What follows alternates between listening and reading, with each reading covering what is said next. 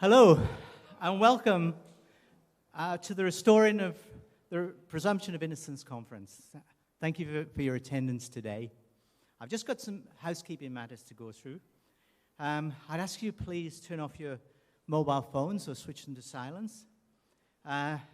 Please don't take any photographs or videos of the presentations or of the audience. The privacy of all attendees is to be protected. Anyone who disrupts the proceedings or disturbs other people will be removed from the venue. Filming for live stream and videos will be focused only on the presenters on stage, and the audience won't be included. No audience members are to be photographed without their permission. Toilets are located at the back right-hand corner of the venue. Barista coffee, tea, and snacks can be purchased at the bar if required. Coffee, tea, water, and water is available throughout the conference. At the near end of the bar, as well as tap water, there's also bubbly water. If you want to leave the venue for any reason, please see security for a wristband. You cannot re-enter the venue without one. Anyone who is RSVP'd to the Lord Dudley event this evening, who would like to ride in the taxi bus, please go to our registration desk and confirm you still wish to ride to this event. Now, I will introduce you to our MC for the day, Peter Deakin, KC, who is a former barrister and author. Peter.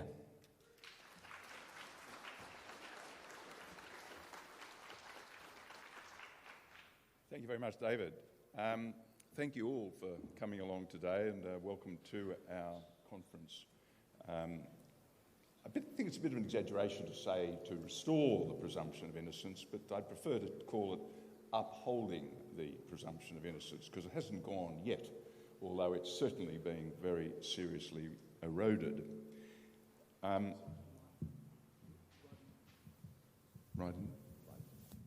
Okay. So on behalf of all the organisers, thank you all for coming. Special thanks to Mothers of Sons and the other sponsors. Without their generous support, this important event would never have been able to be put together. I'd like also to echo what David said about disruptions to what's going on today. It's very important that everyone here has paid money to hear what the speakers have to say, and I would ask everyone to avoid interrupting them. I don't think it's fair to them, and I don't think it's fair to the majority of people who do want to hear what they have to say. Please bear that in mind.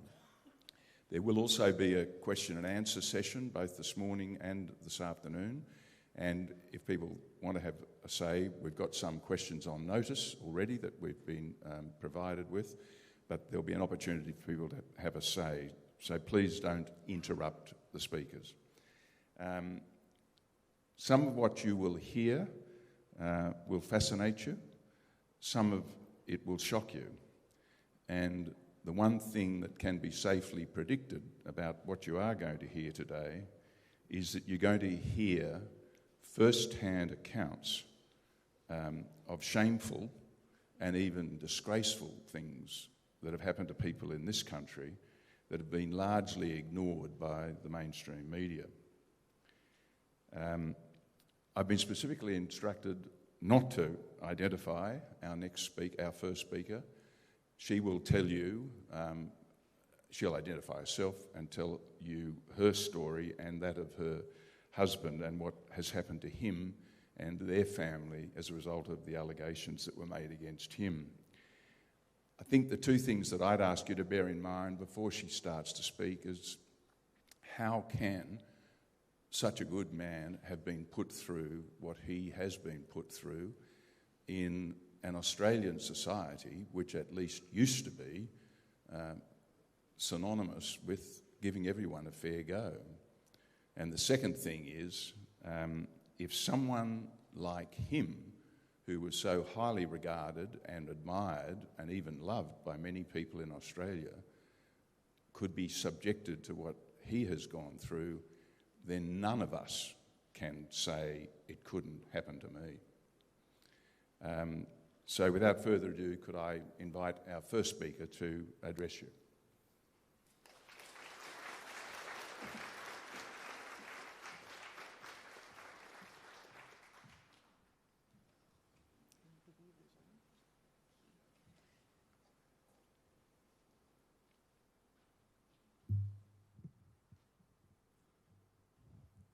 that okay for here?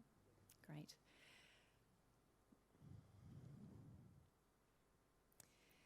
Almost 7 years ago, in early October 2017, my partner and I were walking along a Sydney street when a good friend and colleague ran out of a cafe to greet us. 4 years earlier, my partner and this friend had performed together in a professional production of an iconic music theatre stage show. She hugged us, held our hands, and told us both how much she had loved working with my partner on a TV series over the past 2 years, a series which had just finished airing. She gushed, "It was the best time of my life." Only months before, she had sent my other half a photo of herself sitting on a toilet with her red underpants pulled down around her knees as part of a joke. I had also received a text message from her around that time. "Oh, Ness, we were out of control together, not going to lie. Nikki and Eric," these being their TV character names, "hosting a TV show together is gold. We laughed and laughed. Hope you're wonderful. Can't wait to see you soon. Kiss, kiss, kiss. Love, love, love." She left us on the street with more hugs and with a promise to meet up for dinner. 8 weeks later, on January the 8th, 2018, a story broke that decimated the life I once knew. 3 women from the 2014 Rocky Horror Show had gone to the press to accuse my partner of bullying, intimidation, harassment, and indecent assault in the workplace. Our friend was one of the 3 women. My name is Vanessa Scammell, and my partner's name is Craig McLachlan, a Gold Logie, ARIA and Helpman Award winner, one of Australia's most popular actors and personalities. Today, I ask you to listen to me too as I share my experience of what happened in the wake of that fateful day. Much of this you'll be hearing for the first time, for as I have discovered, accusations make much better news than an exoneration. The story I tell centres around a vicious public lynching. It's a story about mobbing, betrayal, abandonment and duplicity, but most of all, excruciating emotional pain and distress. The story I tell involves a movement that has eroded the cornerstone of the most basic of human rights, the presumption of innocence. As a tall poppy, Craig was an easy target when the requirement was to find a poster boy for the MeToo movement in Australia. Flirty, over the top, charming, funny, irreverent, occasionally seen in roles wearing next to nothing, as the characters demanded, and the clincher, a big personality. I'm here to speak of the carnage that is wreaked upon an accused person, their partner, families and friends, brothers and sisters, mothers and fathers, sons and daughters, when page 1 guilt is assumed, when fair process is relegated to second place, and when certain groups of the media and social media run public assassinations without nuance, care or humanity, let alone tested and tried hard facts and evidence. The believe all mantra that was associated with the frenzy of activity back in 2017 still lingers and carries a dark and dangerous side when men are falsely accused. Accusations of this kind are often complex, but they can also be used to promote fear and cause irreparable damage. Fear because we are told we must believe. Fear because if you don't comply and publicly support accusers, you will be damned and cancelled along with the very people who have had allegations made against them. I'm not here to diminish the experiences of women who have been through untold pain and horror. I'm here to tell of my experience and to discuss the particulars of the nightmare in which I became unwittingly involved. What is not widely known is that I toured with Craig for the entire 2014 Rocky run. I was in the theatre, in Craig's dressing room on an almost nightly basis, spending time with the cast and predominantly our former friend.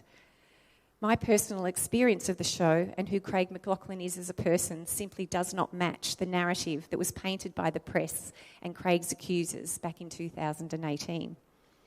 The most distressing part of this tale was the clandestine and underhand way supposed friends, colleagues and the press collaborated to ensure Craig's annihilation. For prior to this, there had never been any indication made to Craig or me that anything was amiss. In fact, quite the opposite. Years of friendly communications.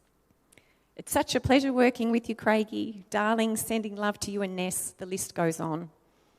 There had never been a complaint made about Craig involving sexual harassment or indecent assault to the management, creative team or producers during the Rocky Tour of 2014, not in 2015, not in 2016. Not until the remounted show of 2017-18, when the new cast was announced, when, coincidentally, none of Craig's accusers who had applied, auditioned or been approached were successful in being recast. The secret and strategic planning of when the story was to be released seemed to be at odds with the accusers' claims that they only came forward to protect the new female cast members of the show. For they hadn't come forward to protect cast members during 2014. They hadn't come forward for the new cast members in the 2015 tour. But more than 2 months after the 2018 cast was announced, after the rehearsal period had completed, after the Christmas break, after the show had opened in the new year of 2018, they most certainly came forward. Later, it became clear that the timing of the release of the story was calculated to maximise the damage to Craig, to wreck his career, destroy his reputation, and inflict as much pain and humiliation as humanly possible. One of the journalists said it all. Ultimately, we want him out of that job. These prophetic words were uttered before contact had ever been made with Craig, a journalist who had never met him or had directed a single question to him in relation to the allegations, but she had decided he was to be removed. The first communication we had from journalists was on January the 4th, 2018, when Craig received an email outlining broad allegations asking for his response. His accusers were not named. With horror and desperation, he asked the journalists, "Who are these people making such heinous allegations?" No answer was forthcoming. We had no idea as to who these people might be until 4 days later, when the story hit the press in the biggest showbiz way imaginable. Australia's golden-haired boy from Ramsay Street was obliterated. Front page and centre was our former friend, alongside 2 other cast members, with dressed-down doer appearances, in contrast with images of Craig in lascivious poses as the star of the show, Frankenfurter, complete with curled lip, corset, high heels, fishnet and lipstick. The result? Without any official investigation, any due process, without any consideration of his 30-year stellar career, Craig was cancelled from everything he was a part of.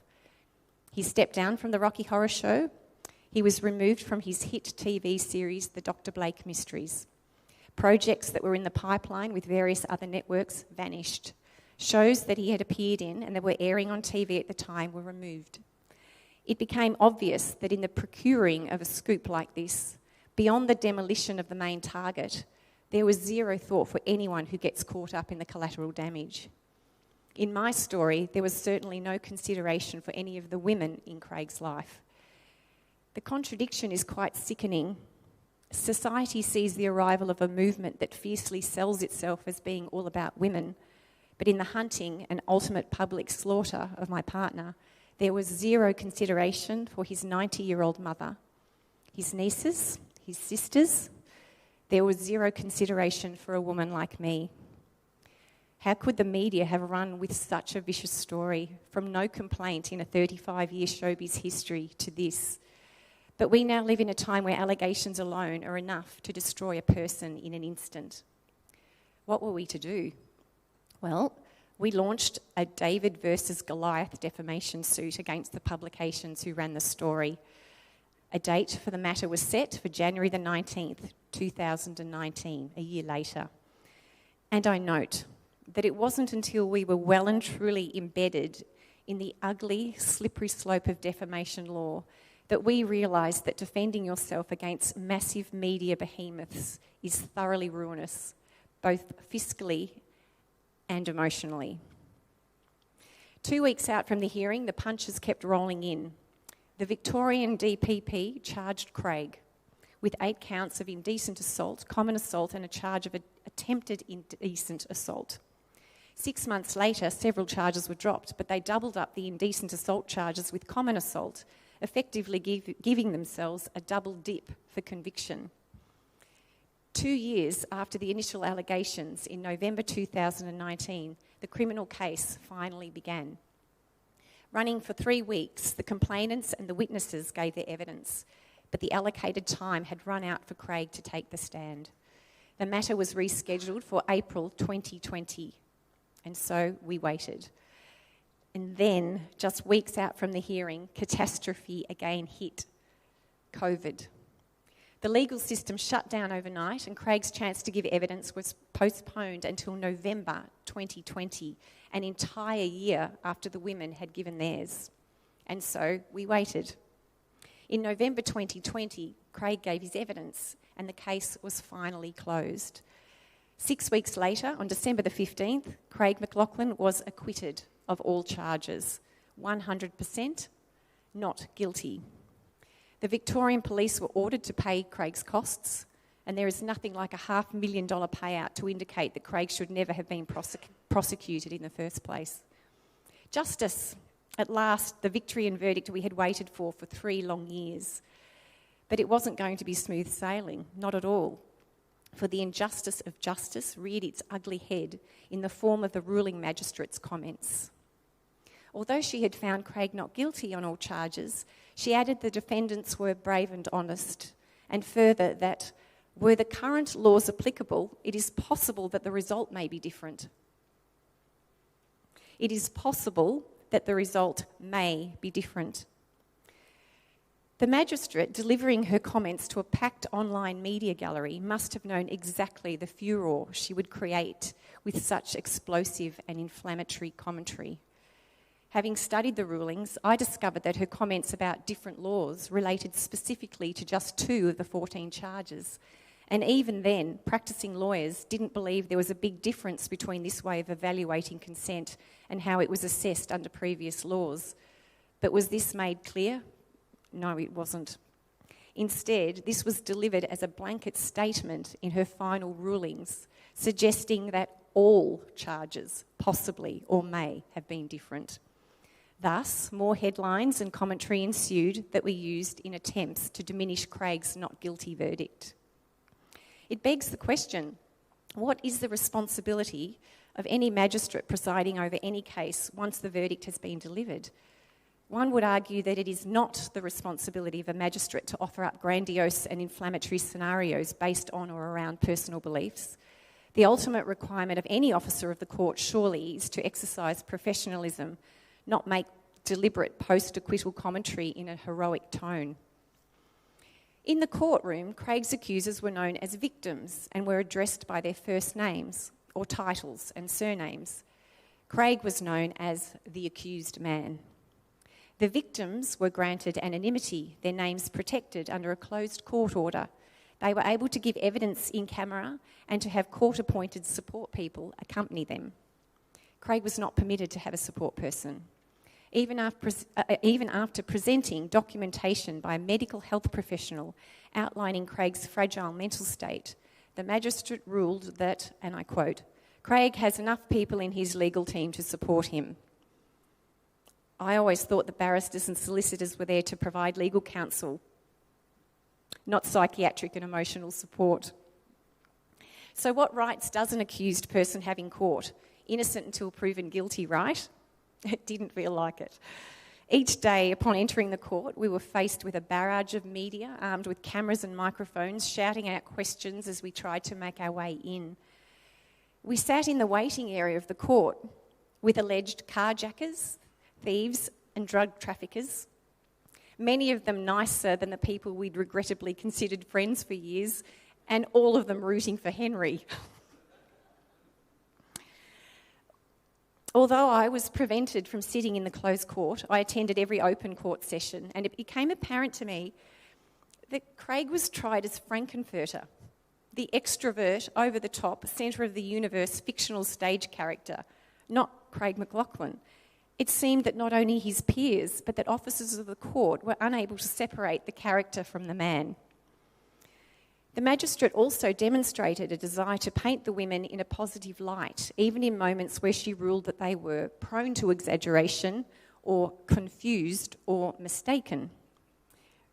An example is when one of the complainants was described as playful, a bit wicked, even after being presented with evidence that this cast member was front and centre when it came to joking and mucking around, that her humour was sexualised and shocking, that she would pinch Craig's backside, give him and another male colleague wedgies during performance, would pull down Craig's shorts, openly discuss her genitalia, and spoke in cruel and vulgar doggerel about her female colleagues. On the other hand, Craig was described by the magistrate as having an egocentric state of mind and that he was self-entitled with no checks or balances. I would be forgiven if I thought the magistrate had simply Googled the character breakdown brief for Frankenfurter, for these are the very words that he used to describe the character of Frank, the cross-dressing, sweet transvestite from transsexual Transylvania. After the case, the magistrate was investigated due to a series of complaints about her conduct as an officer of the court. She was found to be within the law, but her questionable legal comments and rulings were not part of the investigation. Now, throughout this, one of my biggest questions has been, how is a decision to lay charges made? The author, Century One, sums it up with this quote. In high-profile cases in Australia, the seriousness of an alleged offence appears to factor in a blinding and extraneous #MeToo phenomenon, allowing for the consistency in the DPP's decision-making to be eroded by what the public defines as public interest, end quote. In laying charges, it is the duty of any prosecutor to look beneath the surface of the matter, and only then, if they are satisfied that there is sufficient evidence to justify a prosecution, then they must decide whether the public interest requires a public prosecution to be pursued. When charges are laid, bound by law, the prosecution must establish to a criminal standard that the average right-minded person would consider the allegations so offensive to current community standards as to be indecent. Which leads me to the community standards of the 2014 Rocky Horror Show. As Craig's barrister submitted, backstage at the Rocky Horror Show with the cast getting around nearly naked in fishnets and briefs is not the same environment as a school speech night. And further, there was a great deal of physical mucking around, ostensibly affectionate, overtly suggestive, camping it up, goosing, provocative poses, lap-sitting in the wings, hugs and kisses, a constant stream of dirty jokes, insincere protestations of admiration and undying love, showing off, sexual suggestion, nipple tweaks, and all of it de rigueur. Yet there was a refusal by the complainants to countenance any of Craig's hyperbole or pranks and jokes. Instead, they chose to place a morbid construct on each experience and interaction they had with him, portraying him as a lone wolf behaving in an egocentric manner backstage, separate to all others. And what about intent? For someone to be convicted, the prosecution must prove that the accused intended to act out an assault, knowing the person was not consenting. How could sitting on someone's lap be considered an assault when it was common practice within the entire cast? When the cast member who made the allegation of lap-sitting was herself photographed straddling Craig's thigh just weeks before the 2014 show ended. And herein lies the danger of information that is intentionally and conveniently left out. The danger of not understanding the context of the community in which all these actors were a part. For without context, the truth can be manipulated, distorted and twisted to suit the desired narrative. Further, how does one tell the full story when a closed court order is in place? What happens when open justice cannot be achieved? I recently wrote to the Principal Registrar of the Victorian Magistrates Court, inquiring about obtaining permission to access closed court materials. I noted in my letter that one of the complainants had publicly revealed her identity on multiple platforms and that she had been part of the criminal case. This was ignored in the response I received. Rather, my attention was drawn to the fact that closed court orders are necessary to avoid causing undue distress or embarrassment to a complainant or witness. What about the embarrassment and distress of an accused person? The accusers remain protected, labelled as victims, and yet there is nothing in place for the accused man who now finds himself acquitted and unable to tell the full story. Should people who go to the press with untried allegations be protected by the courts? As the lawyer Rebecca Giles stated, There are cases where malicious lies are concocted by a party with the sole intent to damage an accused. The accuser, even when faced with clear evidence of dishonesty, walks away from the devastation caused with the protection of anonymity and little remorse, having achieved their intended objective of publicly smearing the reputation of the accused, who is left emotionally and financially depleted. Let me now take a moment to share some of what we experienced. As the complainants' names are protected under Victorian law, I will refer to them as C1, C2 and C3. C2 initially relayed several stories about her best friend, who was also in the 2014 production. She said that during a scene, Craig had removed her friend's underwear, kissed her on her private parts and groped her. Under cross, she swore adamantly that her best friend had told her this, making these allegations very serious indeed. But when these claims were presented to the best friend, the alleged victim, each and every claim was rejected by her as being false. She agreed the claims were lies and grossly untrue. It never happened. Yet these contrived allegations were made to journalists, incorporated into C2's police statement, and were referenced in the initial email that Craig received that became part of sensational headlines. This brave and honest witness had clearly fabricated a most dishonest story. C2 also gave a detailed description in relation to a common assault charge that she had allegedly witnessed during a scene whilst on stage on May 9, 2014. During cross, however, it was revealed that C2 on the evening in question had in fact left the stage before this scene was performed and did not return for the remainder of the show. But more perplexing than this falsity was that the magistrate went on to suggest in her rulings that perhaps C2 had been able to witness this assault from the wings. A suggestion that C2 certainly hadn't made, and a comment that shows gross ignorance not about just the geography of the set and the backstage area, but more worryingly, since when does a magistrate offer up alternative evidence? In court, C3 spoke of a dressing room feud that led to her being relentlessly bullied for the entire tour. In January 8 publications, it was printed that Craig was the bully of the Rocky Horror Show. But under cross, C3 admitted the bully was not Craig, that in fact he'd been kind and supportive. She eventually disclosed under oath she'd been relentlessly bullied by her female castmate, C1. Brave and honest? C3 also claimed she had witnessed Craig go up behind C1 during a cast warm-up, that he had laid behind her with his hand on her hip, moving his hips into her lower back. Craig was charged with assault based on her allegation. But had C1 been assaulted? The journalist had asked C1 about it, and her response, well, that hadn't happened. Craig hadn't done what was alleged. And so the charge was eventually thrown out of court. But was this explained in the press? No, it was not. And in any case, it's all too little too late. Based on the evidence, or rather the complete lack of, how could this charge have been laid in the first place? Someone, please tell me. But the worst of the claims was the allegation made by C1, an allegation Craig vehemently defended.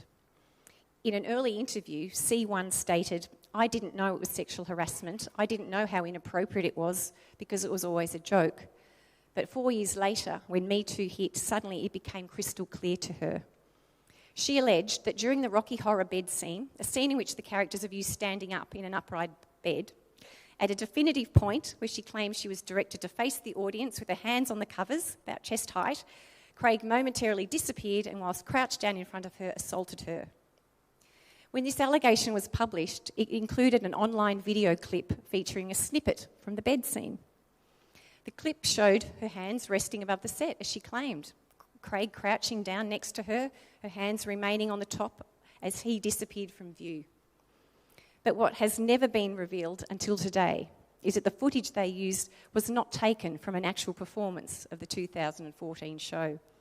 It was in fact footage of the bed scene, tweaked and redirected specifically for use in a TV commercial.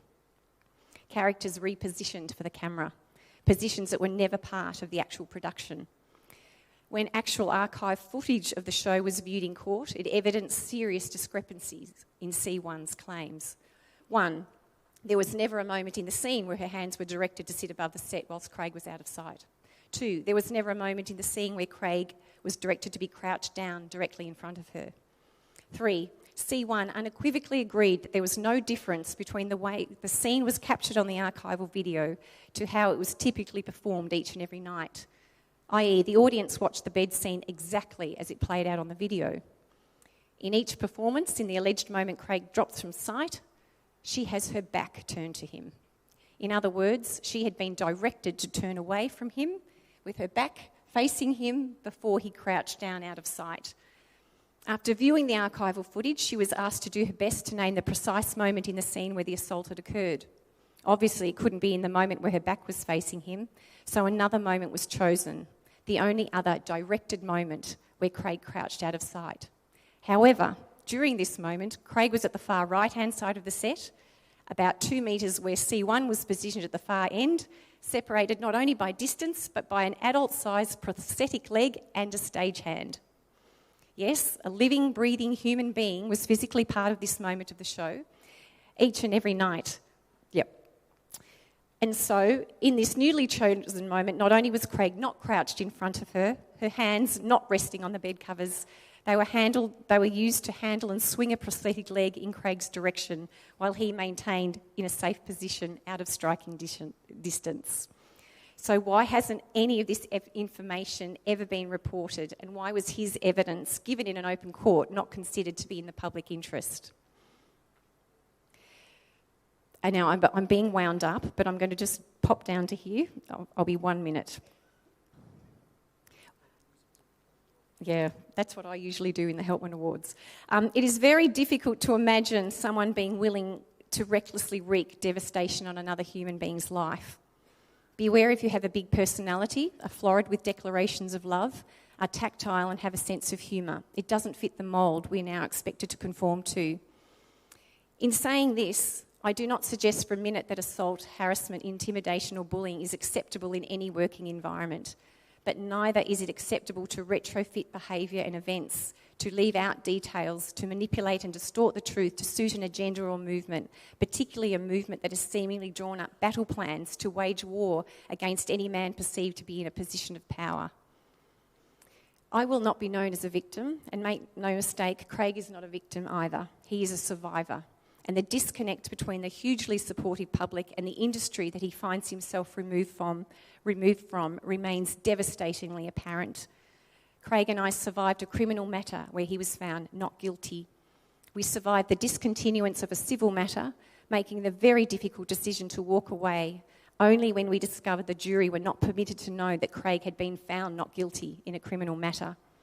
So here I stand as a survivor, needing to let people know that not all headlines are the truth, that there are always two sides. There is what is known as my truth and the truth, and boy is it hard to get the truth out there. I would like to think laws will change, that defendants' rights will be better protected, that eventually there will be repercussions for people who go to the press before police. We must be able to have faith in the justice system, yet tragically for so many this faith has been shattered. We cannot successfully live in a society where a headline or front page demolishes due process, and we must not accept a diluted and corrupted version of due process.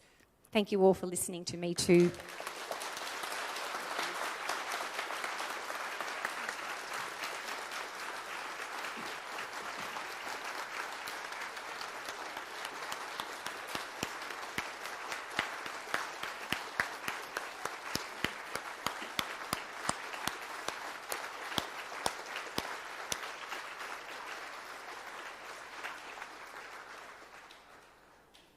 Thank you from the heart, Vanessa. Thank you and Craig for sharing that terrible story with all of us, and our sympathies still go out to you for all you've endured. We are running a bit behind time. Bettina Arndt is our next speaker. I'm not going to try to give you all the details of her life and achievements. Most of you know her very well, but she, as you know, continues to carry out courageous work, performing a respected role as a respected media commentator and a passionate advocate for issues affecting men under siege at the moment. After working for many years as a sex therapist, she became increasingly concerned about what was happening to men and the erosion of free speech, and she spent the last 3 decades speaking out about the unfair treatment of men under siege, as well as continuing her campaign on broader gender and social issues. In 2020, Bettina received the Order of Australia for her work performing gender equity through advocacy for men, an award which promoted a ferocious but ultimately unsuccessful campaign by some to have her award cancelled. I think it only served to stiffen Bettina's resolve to continue her good work, which we're all very grateful for. So, ladies and gentlemen, could I ask you please to welcome and applaud Bettina Arndt.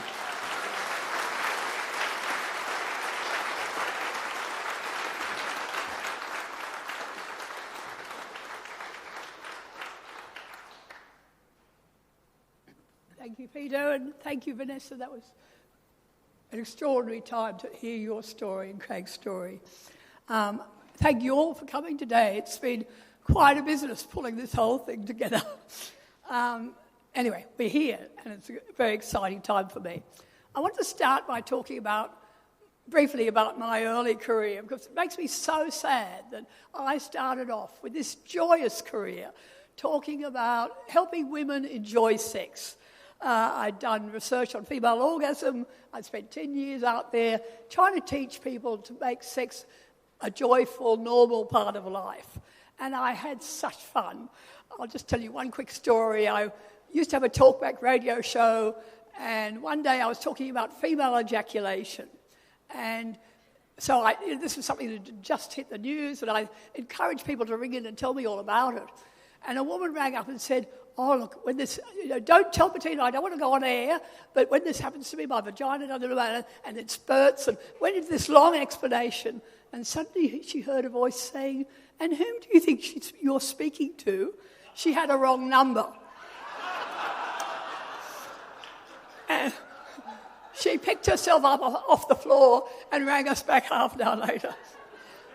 I was once known for having audiences rolling in the aisles, and now I scare the pants off them when I talk about what's happening to sex. And I think that's really tragic. Sex has become such a battleground, absolutely weaponized against men. Women are taught to see themselves victims, cowering from dangerous men. In New South Wales at the moment, the sex most people have most of the time is now illegal. We have affirmative consent laws, which means that if you've been married for 20 years, it is illegal for you to make love to your wife without checking every inch of the way for affirmative consent. Can I nibble your ear, dear? May I pull down your trousers? We don't do that in our normal relationship.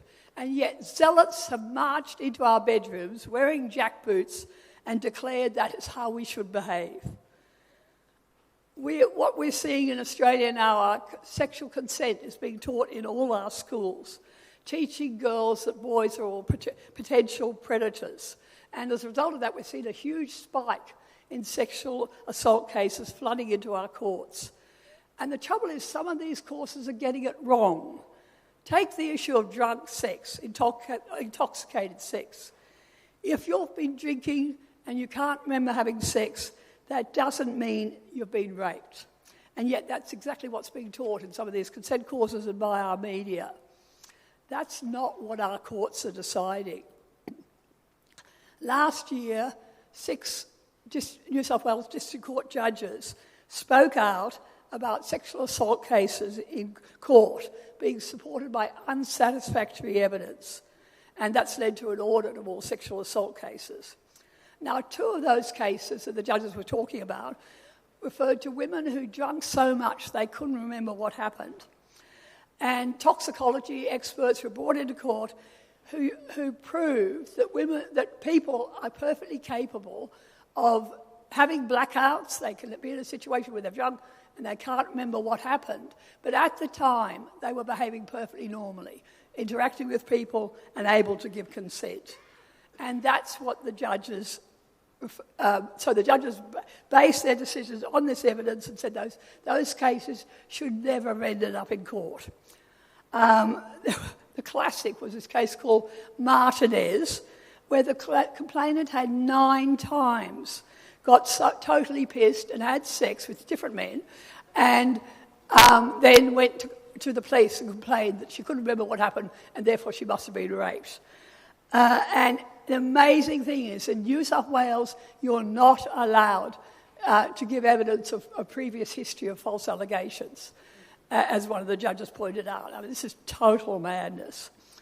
Think about what happens to a man who's been accused of this sort of a crime. He's publicly named and shamed. They lose their careers, their reputations, their friends. Their families often spend hundreds of thousands of dollars to defend these cases. We've got people in this room today whose loved ones have been through this sort of dreadful ordeal, or who've been through it themselves. And every week I hear from dozens of these people, and it breaks my heart. We're in the grip of a moral panic, an orchestrated campaign to create hysteria about women not being safe. And it's absolutely a feminist campaign. It's part of a long-running attack on male sexuality. The 19th century suffragettes had a slogan, "Votes for women, chastity for men." I mean, think about that craziness. I know that some people object to me blaming feminism, and I know there are still feminists out there who believe in fair treatment for men and women. But the anti-male activists who control all our institutions also call themselves feminists, and they are using laws and regulations to target men. And I believe we have to name the enemy and talk about who they are and what is the ideology that's pushing them. The notion that women aren't safe in Australia is utter nonsense. We live in one of the safest countries in the world for women. Violence against women has been going down for many years. Rape is treated... Can someone get me a glass of water? Rape is treated very seriously in our justice system, as it should be. It attracts some of the highest sentences of all crimes and has one of the highest conviction rates of all other crimes. Thank you, my darling. Almost all... So that wasn't always the case. Obviously, there was a need for reform to encourage women to report this crime and protect them from being traumatised in the process. But the tilting of the justice system to favour victims has gone too far, grossly undermining the presumption of innocence for accused men. Now, almost all sexual complaints are being pushed through to court. All you need is the complainant's statement, and that's enough. You don't need any other evidence. No proper police investigations to see if there's anything to contradict a woman's story. Remember the Sofronoff inquiry? I'm sure most people here know all about that, where the prosecutor, Shane Drumgold, behaviour was being investigated in relation to the Brittany Higgins case.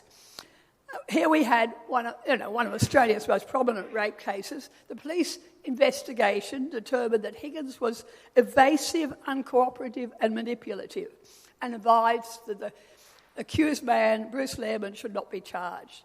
And yet here we have this zealot, this prosecutor, Drumgold, who ignored that advice, who pushed the case through to court. He withheld critical evidence. He jumped through all sorts of hopes to try to get Bruce convicted.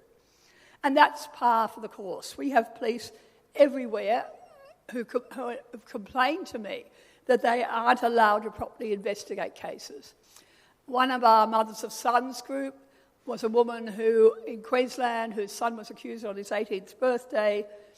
The girl's story fell apart in court when it was revealed the police had evidence that she had DNA evidence from 2 men in her vagina and not from the accused man. And when that family left the court after the boy was exonerated, the jury stood applauding them. They were so shocked at what that boy had been through. So this is what's happening across the country. And many of these cases still do fail in court, thank goodness, because of our decent juries. Margaret Caneen, who's one of our great Sydney barristers, she spoke a few years ago at the Rule of Law Institute, and she talked about the fact that this high failure rate actually suits the activists because they can constantly turn around and say, these cases are all failing, this means our system is not working, and therefore we need to reform the justice system further. I mean, isn't that just brilliant? You shove all these lousy cases through, they get thrown out, and then you can say, oh, well, we need a whole different system to deal with this issue. And what they also do is claim low conviction rates by expanding the number of women who claim to be sexually assaulted. So when we're talking about rape now, or sexual assault, we're now including any sexual act involving force or coercion, including attempts to force someone into sexual activity, as well as any sex involving alcohol. Our Attorney General, Mark Dreyfus, who's a total feminist lapdog, has set up a new law reform commission inquiry into further reforms of sexual assault laws, which are including the possibility of lowering the standard of proof and even floating the idea of an alternate system for adjudicating rape. He wants to take all rape cases out of our current system, like kangaroo courts. The kangaroo courts we already have in all our universities, where secretive committees make decisions that have no oversight, which fail to protect the legal rights of accused men. They would love to do this for all sexual assault cases. Remember Brittany Higgins thanked Justice Michael Lee for his trauma-informed approach in relation to the defamation action where he found Bruce Lehrman guilty of rape on the balance of probabilities, a most extraordinary decision.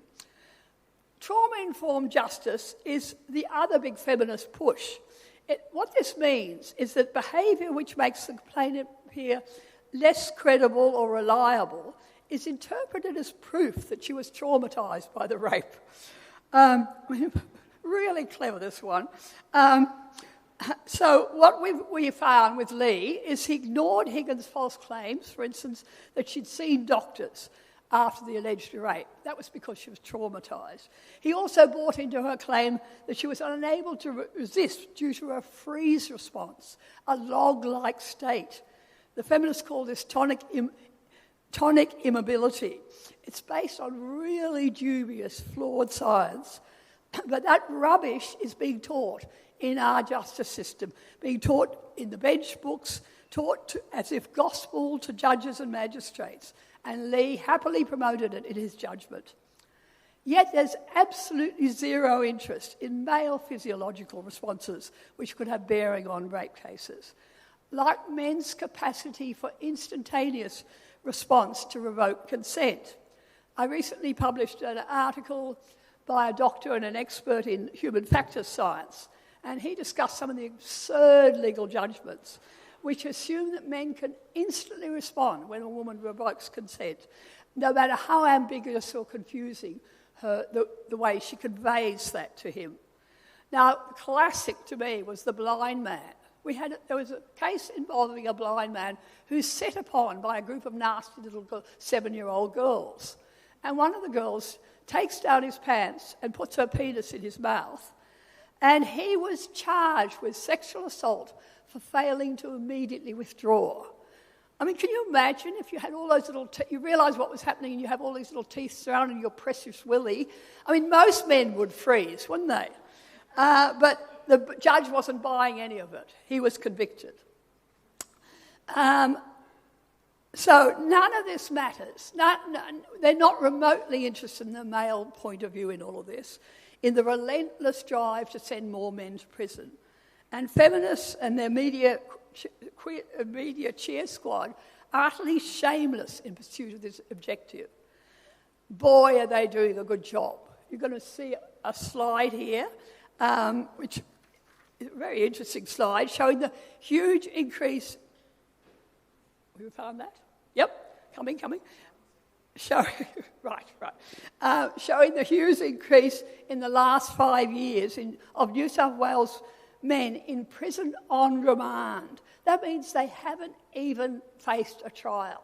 They're in prison often for months, sometimes on years on end, without a proper trial. And look here, what you can see here, well, normally the number of unsentenced men in custody has, nationally, the number of unsentenced men in custody has almost doubled, reaching 16,000 in the past decade. And it's, as you can see here, almost all due to the crimes feminists are targeting: sexual assault, domestic violence, stalking, etc. They make up 98% in remand prisoners. Feminists are doing a brilliant job locking up men without a trial. See that? Now I've got another graph coming now, which is going to show the sexual assault cases reported to police in New South Wales. And these have increased 30% in the last 5 years. Now, have a look at, can you see early 2021? That's the Brittany Higgins wannabe spike. Isn't that amazing? All these women wanting a touch of Brittany's fame and maybe fortune. Now, I mentioned earlier that New South Wales is holding an audit currently of all sexual assault cases, and it'd be really nice to think this could be leading to some reform, but don't hold your breath.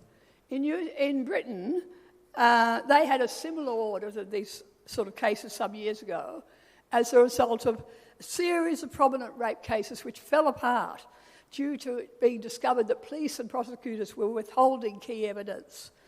Usually we're talking about mobile phone evidence, which often is the one way a man can produce information that could exonerate him. So they had this audit, and after that there was a report published which was scathing about the fact that prosecutors routinely withhold evidence from defence, as Scammell did in the Higgins case. Prosecutors must always act in the interests of justice and not solely for the purpose of obtaining a conviction, said the report. Tell that to our prosecutors. But unfortunately, the UK inquiry and all the discussion around it turned out to be all window dressing. UK feminists were quickly on the march again, demanding more men be sent to prison, and that they had a new campaign to get phone evidence not being allowed to be admitted in these cases. Sexual assault and domestic violence are the twin pillars of the feminist crusade to destroy men. I'm not going to say too much about domestic violence because we've got two other speakers on this really important topic. I just want to briefly say that there's very good reason why domestic violence is such a powerful lobbying tool for the feminist movement. Protecting women from dangerous men is vital. We'd all agree with that. It's an absolute motherhood issue. And we're all prepared to do what it takes to make this happen. But feminists are grossly misrepresenting the real risks here. When most people think of domestic violence, they're usually thinking about physical abuse. And yet our official ABS statistics show that 0.6 of women were physically abused by their cohabiting partner or ex-partner in 2021-22. That's the most recent data. That figure you won't see if you just browse through the statistics because it's buried in a table, of course, and never promoted. But it's blessedly small. And what we hear all the time is we're bombarded with these huge numbers which come from expanding the envelope to include emotional abuse, financial abuse, even threats of abuse. Saying there's an epidemic of domestic violence in this country is a gross deception and an utter insult to the bulk of decent, safe Australian men. But domestic violence proved absolutely critical because it became the feminist cash cow. You may know about Erin Pizzey, very famous woman. She was the first person in Britain to set up a refuge for women, and she quickly discovered when all the women moved into the refuge, she had a problem with violent women who are aggressive towards their partners or to their children. And she started to speak out about this. She was also a victim of violence from her mother, so she knew about violent women. And when she spoke out about it, the feminists took her out. She had death threats, her dog was killed, she had to leave Britain, and the refuges that she'd set up were taken over by the women's movement because they realised they were starting to get real funding, including government funding. And Pizzy's been talking for half a century about what happened to her and about how this led to this establishment of this enormous source of income for feminists across the world who manipulate domestic violence to attract funding. I mean, it's just an amazing story. And Australia is an absolute world leader when it comes to manipulation of domestic violence in order to fund an army of femocrats. We were very excited recently. There's an organisation called Our Watch, which is one of the key centres of the domestic violence industry in Australia. And they've always admitted they're using domestic violence to remake society. They have very big goals. It's all about redistribution of power between men and women. And they push the narrative, of course, that only men are violent, that tackling domestic violence requires teaching respect for women, shaming men for their misogynist attitudes. They never mention the real triggers for domestic violence, like drug and alcohol abuse, a mental illness, poverty, a background in a violent family. And they never mention that we have 50 years of research showing that women are just as likely as men to initiate, or even more likely to initiate domestic violence or perpetrate domestic violence. Anyway, with what we noticed recently, some of the key players, the two key players in the domestic violence industry, Jess Hill and Michael Slater, recently announced that shaming boys and men wasn't working. They weren't succeeding in changing attitudes. And what I loved, they gave an example of the failure to change attitudes, the fact that there was a survey showing 41% of Australians believe domestic violence is committed equally by men and women. Yay! I mean, I was terribly excited by that, because I like to think I had a little bit of a role in instilling that common sense into our community. But what's happened is the Albanese government set up a new expert panel to review domestic violence policies, and it's business as usual. Even Hill and Slater are on the panel, but they've just announced they're going to keep shaming boys in our schools and men in our workplaces. There are far too many people employed by this industry to allow change to the narrative. And they're constantly, of course, expanding the definition to make sure the numbers stay up there. Last year they had a big push on financial abuse, and they got the banks to line up to say that they would freeze the accounts of people who were accused of financial abuse. And now they've got coercive control, which is already law in New South Wales and soon in Queensland. Now, that's a manufactured problem cooked up by an American feminist not so long ago, describing vague behaviours that are impossible to prove, let alone possible to define, let alone prove. We have a spoof video on the Mothers and Sons website, which is all about what we're talking about here, right? And we have an example here. She's a housewife spruiking this new product, new coercive control. Get your man sent to jail with new coercive control.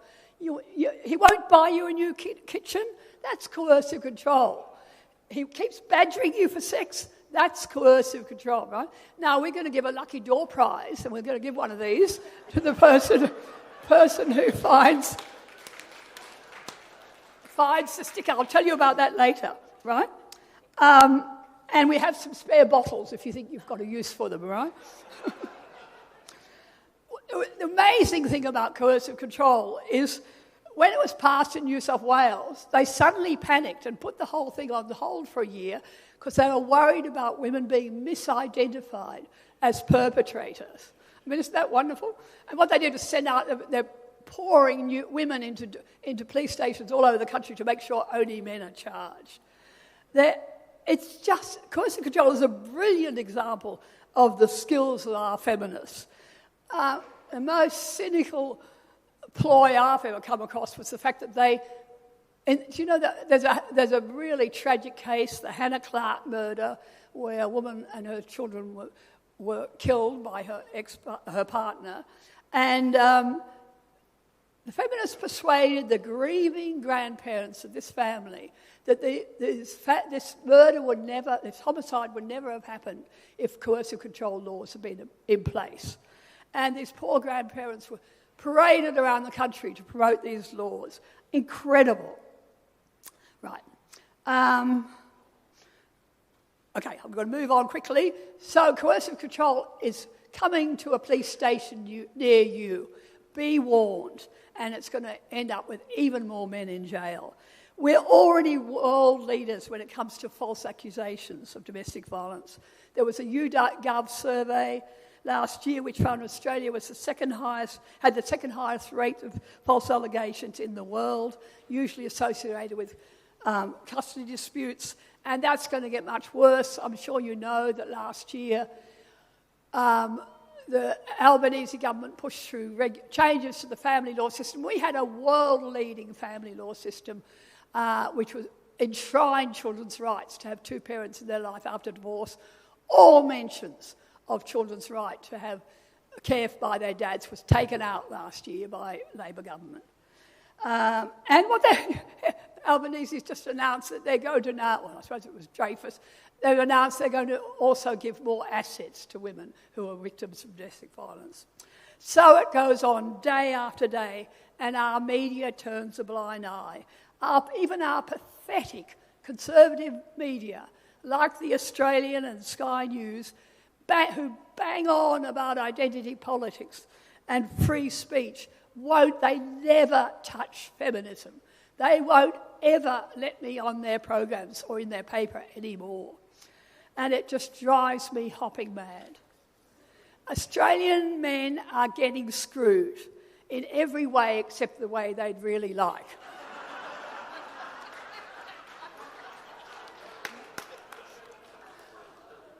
Tomorrow is Father's Day, and I think we owe it to the great dads in this country to do more to protect their relationship with their children.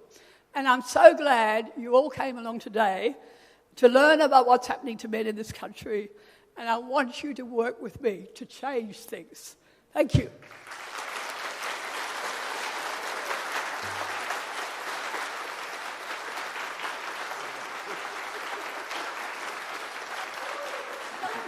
There's a sticker on it.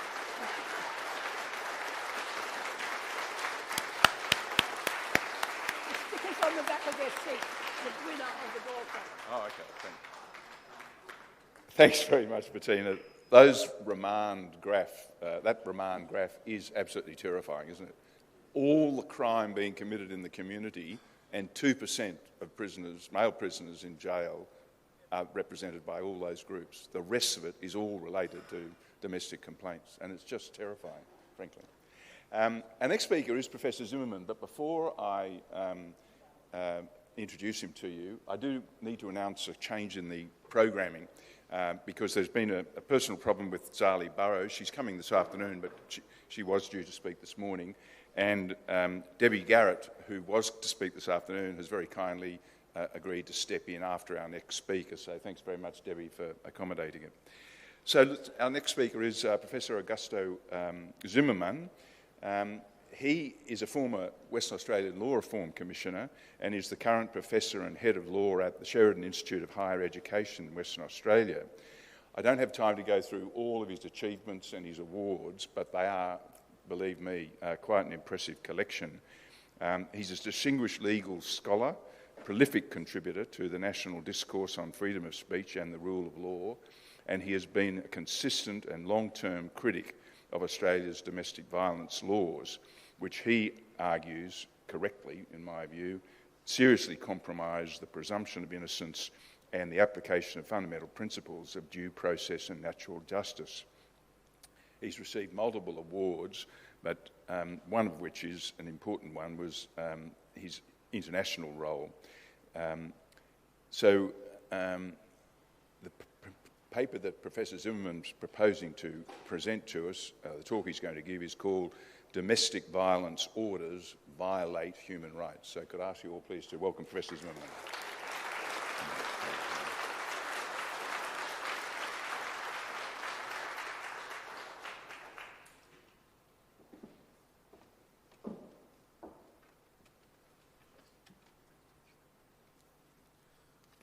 have a glass of water? Glass of water. Thank you. It's a privilege to be here, and I must thank my friend Bettina for this opportunity. And it's something that doesn't give me any excitement to have to discuss these issues, because I had to unfortunately interact with the victims.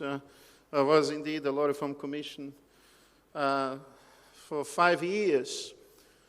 I'm really honored and delighted to have this opportunity to comment on this subject and express my feelings even about what can indeed occur to innocent victims of the system.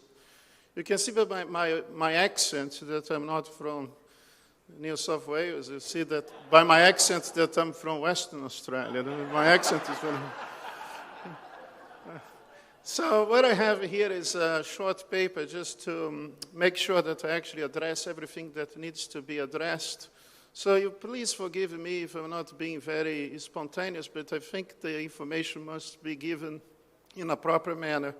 And some accounts of the victims I will disclose then after 10 years. And it will be published, hopefully, in Quadrant magazine. I'm saying this before I communicated this to the editor, but I hope he will be kind enough to publish this paper. Although violence by women against men is a phenomenon that has received little attention in the media and in government for nearly 4 decades, actually 5, I must say, the best research reveals that men are also frequently targeted.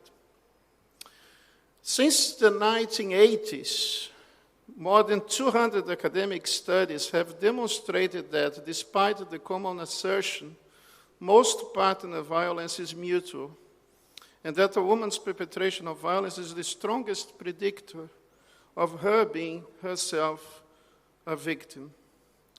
There is a misleading feminist narrative aimed at presenting domestic violence as solely a male problem, thus placing all the blame on men as a collective group.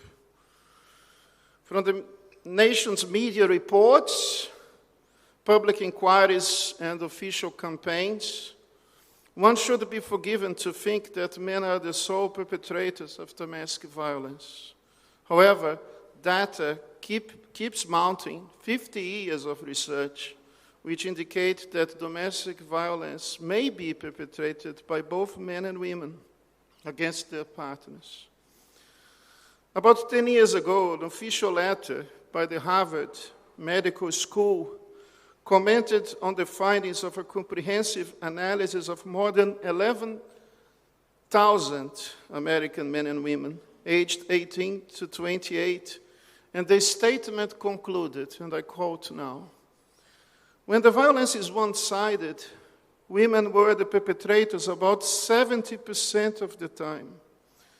Men were more likely to be injured in reciprocally violent relationships, 25%, than were women when the violence was one-sided, 20%. That means both men and women agreed that men were not more responsible than women for intimate partner violence.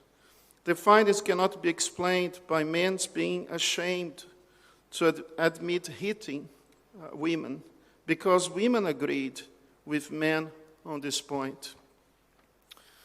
The Harvard Medical School's statement was based on a seminal work published in the American Journal of Public Health in 2007. Written by 4 experts in the field, it seeks to examine the prevalence of reciprocal, that's 2A, and non-reciprocal domestic violence, and to determine whether reciprocity is related to violence and injury. After analyzing the data, which contained information about domestic violence reported by more than 11,000 respondents on 18,000 heterosexual relationships, the following conclusions were reached. 1. A woman's perpetration of violence is the strongest predictor of her being a victim of partner violence. 2.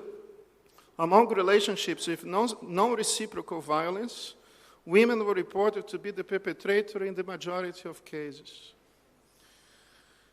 3, women reported greater perpetration of violence than men did, 34.8% against 11.4% reciprocally. The Partner Abuse of State of Knowledge project is broadly regarded as the most significant international summary of the data available. This is undoubtedly the world's largest and most comprehensive research on domestic violence, summarizing 1,700 peer-reviewed studies and published in the prestigious peer-reviewed journal Partner Abuse. The results, which are summarized in a comprehensive 2,300-page review of the relevant research literature, notably identified higher rates of female-perpetrated domestic violence than male-perpetrated domestic violence, 28.3% versus 21.6%. Across the studies, it was found that 43% of men and 41% of women reported coercive abuse. As for motivation, the authors of this literature review concluded that men and women often perpetrate domestic abuse from very similar motives. While domestic violence against women is constantly highlighted by the mass media, domestic violence against men is rarely reported. Men who sustain domestic violence face numerous obstacles when encountering the social service. These victims suffer from a complete lack of support, and there might be even the assumption that they must be the perpetrators. To test the availability of social service providers to male victims of domestic violence, a Melbourne-based psychiatrist once contacted the men's referral service run by the government of Victoria. This is how he experienced his interaction, or that's how he reported. I rang them on one occasion in relation to male victims. Both times I was told that if I had dug deeper, I would have discovered that the victims were actually the perpetrators. The funding model is set up to fit with the narrative about gendered violence, allowing funding to only go to female victims and never to male victims. This means that some service providers embrace a radical feminist narrative to domestic violence.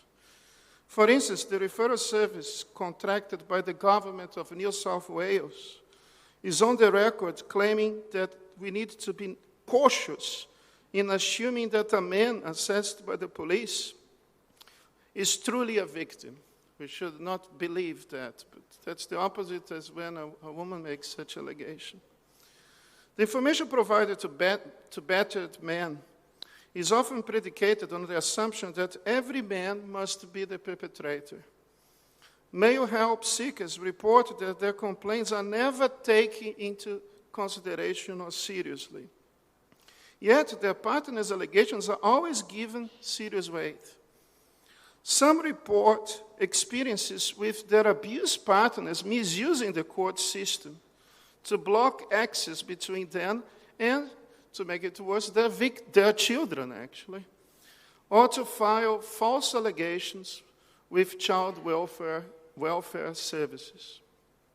It is also reported that some men have stayed with their violent female partners to protect their children from their partner's violence. These men are worried that if they leave their violent wives, the system might still grant custody of their children to the abuser, to the female partner who is the abusive one.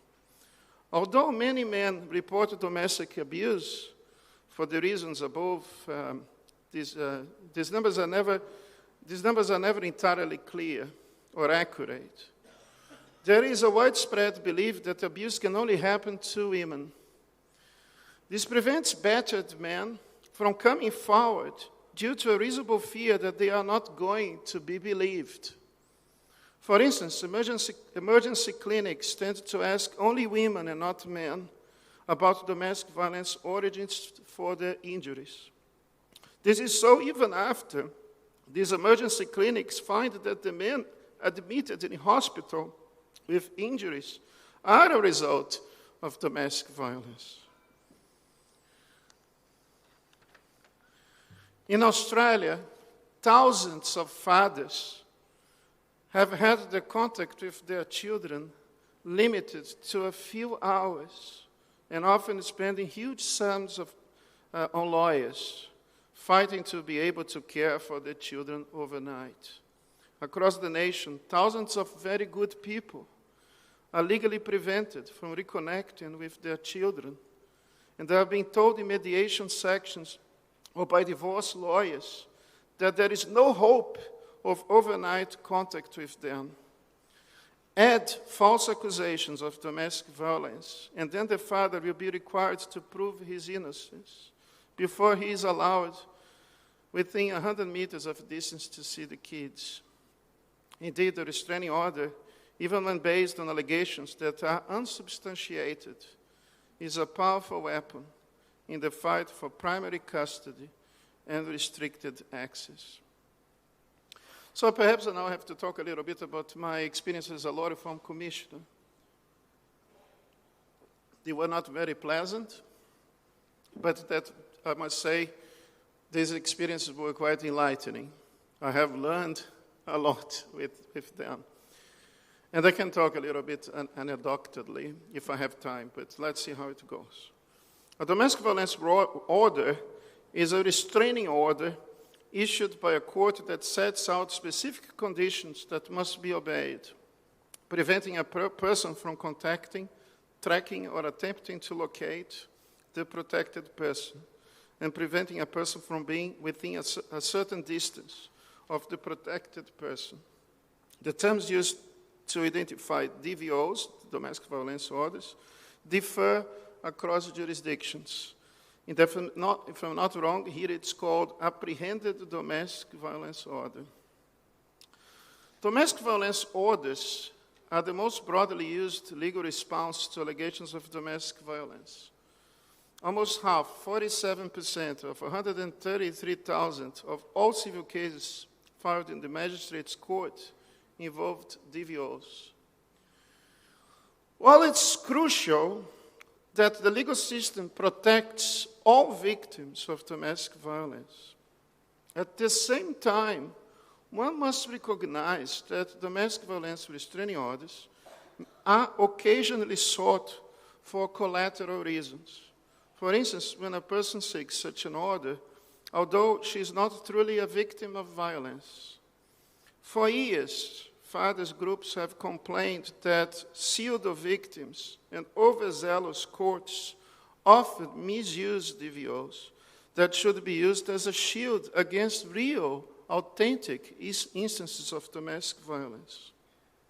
Many cases of domestic violence have ended up in our courts where allegations have been entirely disproved, and sometimes many years after the alleged offenders found themselves evicted from their home, alienated from their children, arbitrarily arrested, suffering incommensurable damage to their personal and professional reputation, and financially bankrupted after facing huge court costs to defend themselves from false and malicious accusations.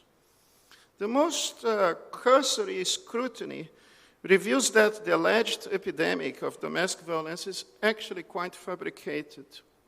None of the statistics purporting to quantify the incidence of domestic violence are entirely based on convictions through jury trials or even formal charges. These accusations are based on reports that are not necessarily substantiated.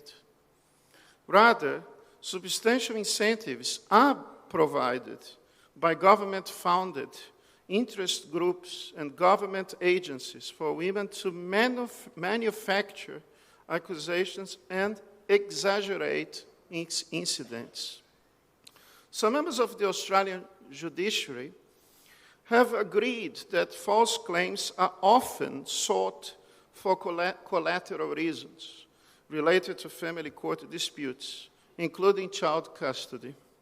For instance, a survey of 38 magistrates in Queensland reveals that 74% agree that DVOs are often used for tactical purposes related to family law disputes. Likewise, another survey of 68 magistrates from New South Wales indicates that 90% of them agree that DVOs are commonly sought as a tactical device to aid applicants with court disputes and or to deprive former partners of contact with their biological children. Some empirical studies indicate that men who are accused of domestic violence are constantly threatened with lies during court proceedings. These important findings show that men who fear being victimized by false allegations of domestic violence are fully justified in having such fears. A major problem here is how restraining orders are issued and the grounds for which they can be made. There is a notorious lack of scrutiny about the nature and substance of these complaints. Of course, while it's not possible to know if every DVO is legitimately applied, some applications are known to be grossly unmeritorious. Timing is a possible sign that someone is seeking a DVO for reasons other than concern for physical safety. A common example is when, after initiating custody proceedings, unethical lawyers instruct clients to apply for a restraining order so as to obtain an upper hand at family court proceedings. According to David Collier, a retired judge from the Federal Family Court, these orders have become a major weapon in the war between parents who want to secure full custody of their children.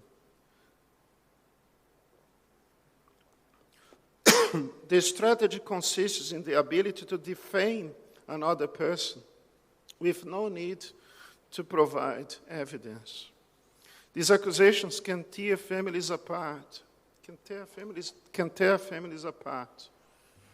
but are based on the mere allegation of another person. I have more to say, but I have only 7 minutes now. Perhaps I should go back to what I have promised to do, to talk a little bit about my role as a law reform commissioner in Western Australia and what happened to me. I served as a law reform commissioner in Western Australia from 2012 to 2017. I don't like to talk so much about this because I feel very distressed. I received many phone calls from the victims. Some of them suicidal. I just find it unbelievable that anybody could support such a thing. Because these laws that have destroyed many people's lives, and I feel quite emotional about this. I received phone calls of people telling me that after contacting me, they would commit suicide. They have lost everything. How on earth someone has the courage to defend such a thing? Good people, children, have taken their lives because of this. I served as a law reform commissioner in Western Australia from 2012 to 2017. During this time, my fellow commissioners and I conducted a comprehensive review that ultimately led to the enactment of the Restraining Orders and Related Legislation Amendment, Family Violence Act 2016. In December 2013, our commission published its discussion paper presenting 53 specific proposals for reform and raising 29 questions for discussion. The paper followed a comprehensive consultation with more than 150 individuals expressing their concerns about family and domestic violence. The Commission ultimately received 43 written submissions, and we conducted additional official consultations to resolve matters arising from these submissions. Published in June 2014 and entitled Enhancing Family and Domestic Violence Laws, a final report comprehensively addressed all the facts of legislation dealing with family violence. Our report explicitly recommended, among other things, that such laws should necessarily provide a fair and just legal response to family violence. Our recommendations were considerably ignored by the government. The Restraining Orders and Related Legislation Amendment 2016 in WA, which received royal assent on 29th of November 2016, updated the definition of domestic violence and promoted a new view of domestic violence that extends to normal interactions between partners. More specifically, the new legislation dangerously extended the relaxation of evidence rules that were available for entering orders to final decisions. On the occasion, the then Attorney General contended that a new family violence restraining order was designed to reduce the onus of the proof, because that would be better to deal with the matter. And the police minister of the day declared that, and I quote from her, "We are sending a message to the courts that we would prefer to err on the side of the accuser and err on the side of granting such a restraining order." This woman is a criminal, because to make such a statement is absolutely outrageous. So this is extremely dangerous because it removes the presumption of innocence. And it assumes that it is entirely acceptable to commit mistakes on the side of the person who makes an accusation. The removal of evidence erodes the right to remain innocent until proven guilty. In our final report, the Commission rejected these moves, noting that they were likely to exacerbate the existing problem of overuse and abuse of restraining orders, which are known to be used for tactical purposes in the context especially of family law litigation. The extension of the removal of evidence, even to a grant of final restraining orders, is particularly abhorrent. This is totally against what the Commission recommended. And I then had to have very unpleasant interactions with the then Attorney General. I would like to just have a peaceful and quiet life. But then he started to say that the changes were based on my report. And I don't want to have blood in my hands of being accused of having such thing in my hands. So I had to speak out. And I went to the newspaper. The journalist from the Australian newspaper contacted me, asking if these changes were based on our report. And my comment was that this was a joke. This is a lie.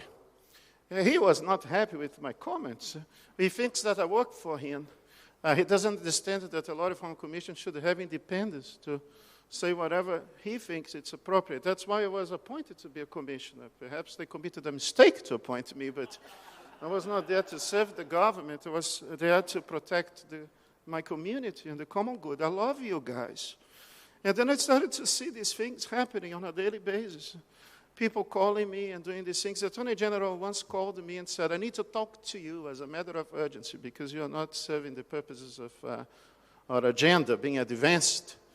And he wanted the government, the Liberal Party, to be re-elected. In those days, I was still a member of the Liberal Party. I was a senior vice president of the Liberal Party in my division, and they thought that I was compromising the prospects of the party to be returned. And then he called me saying, "I want to have a conversation, a very serious conversation with you." And I said, "Look, I'm not available for you this week. I have to pick up my kids from school tomorrow, and I have to promise to have some drinks with some of my friends." You have to wait about a month or so. I'll give you the time. And just to make sure that I can put this man in his place, he actually told me that I should to reconsider my role as a commissioner just for trying to do the right thing. And then I told him, look, I think you have to reconsider your role as an attorney general because you are not properly qualified for the job. You are going to further undermine due process of law. And, after this, it's such a traumatic, terrible thing that I now write about other subjects. And due to this experience of people calling me suicidal, people losing everything, having the bank accounts exploded, the stories are quite similar, actually, of total obliteration of a person's lives. And you think that could be perhaps a person who is not equipped or qualified enough to be able to defend himself. But these are law professors have becoming the victims. These are barristers becoming the victims. Everybody can be victimized by this. Isn't that a terrible situation in this country, that a perfectly innocent person can have his whole life utterly and completely obliterated just on the basis of a false accusation? How on earth a human being would have the courage to defend such a thing? It is actually perhaps a demonstration that how evil some people can be. And I promise you, God willing, that I'll continue to speak out. God bless you and protect you, and I promise that I'll continue to fight the good fight. Thank you very much, and God bless you. Thank you very much. Thank you. Thank you. Thank you. Thank you.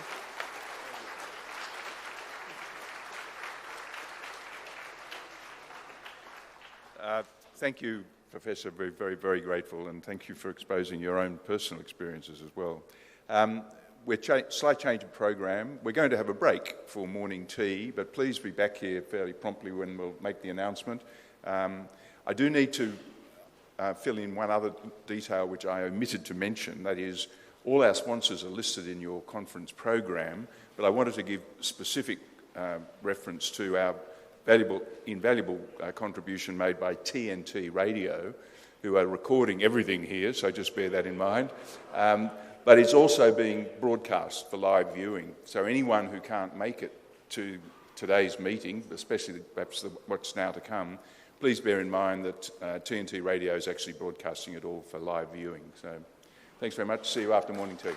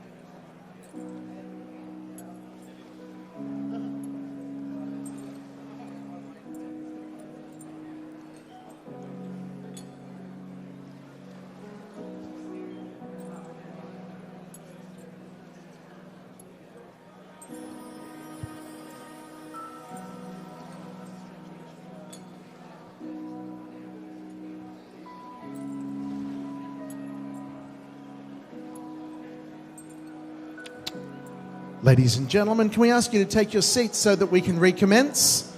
We hope you've enjoyed your morning tea. Please take your seats.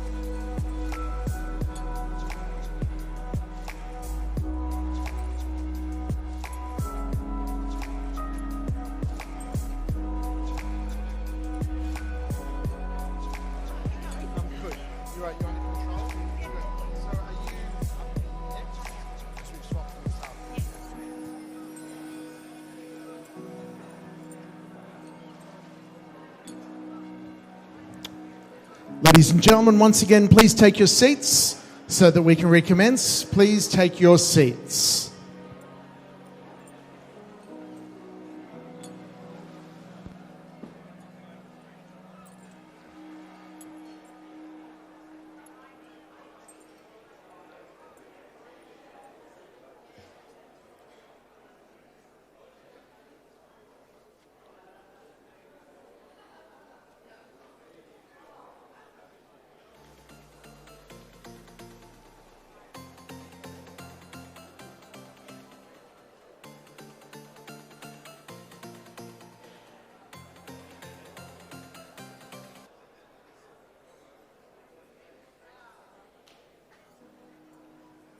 Still got a few minutes up our sleeve, but they're obviously being fed to.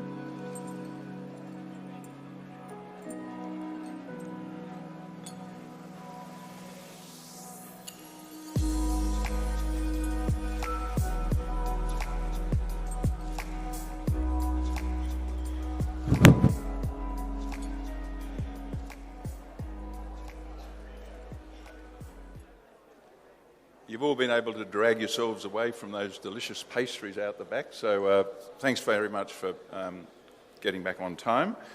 I have mentioned her previously, but our next speaker is Debbie Garratt. Dr. Debbie Garratt has more than 30 years of diverse professional experience across health, adult education and counselling sectors. She's a spokesperson for the Mothers of Sons organisation, integral to this whole function today. And as you're probably all aware, they're the mothers of children, of boys particularly, fighting for fair treatment of men and boys in our courts. It was Debbie's unfortunate experience that her son was falsely accused of sexual assault against a minor, and she's going to talk to you about her personal experiences and those of her son, and she's going to focus on the immediate and lifelong impacts of false allegations such as those that her son had to deal with, both for the accused person and their families. And she'll also share some advice with us to parents about how to protect your sons in dealing with false allegations, handling police, and even dealing with those terrible people, the lawyers involved. So would you please welcome Dr. Debbie Garratt.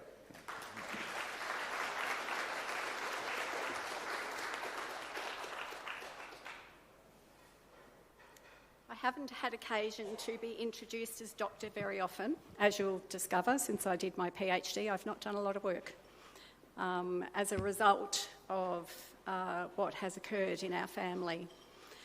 So today I'm going to talk to you about the story of our son Lucas.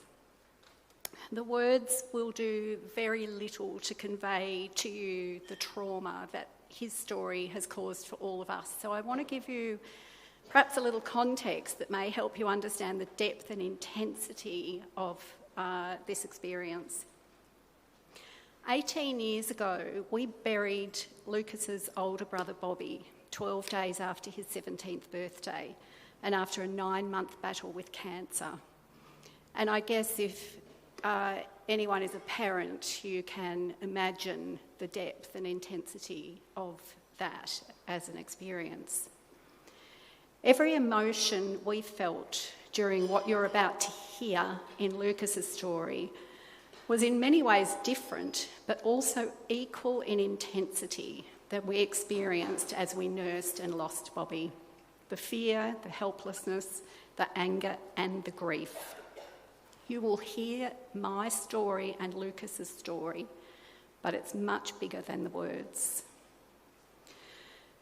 So Lucas and I have spent some weeks talking and thinking about how to distill what's been a 6-year ordeal for our family into a 30-minute talk. We've also shed many tears right up till last night as we've relived it. I'm not going to cry. If Lucas does, he's not here, but I'll feel it and I might cry.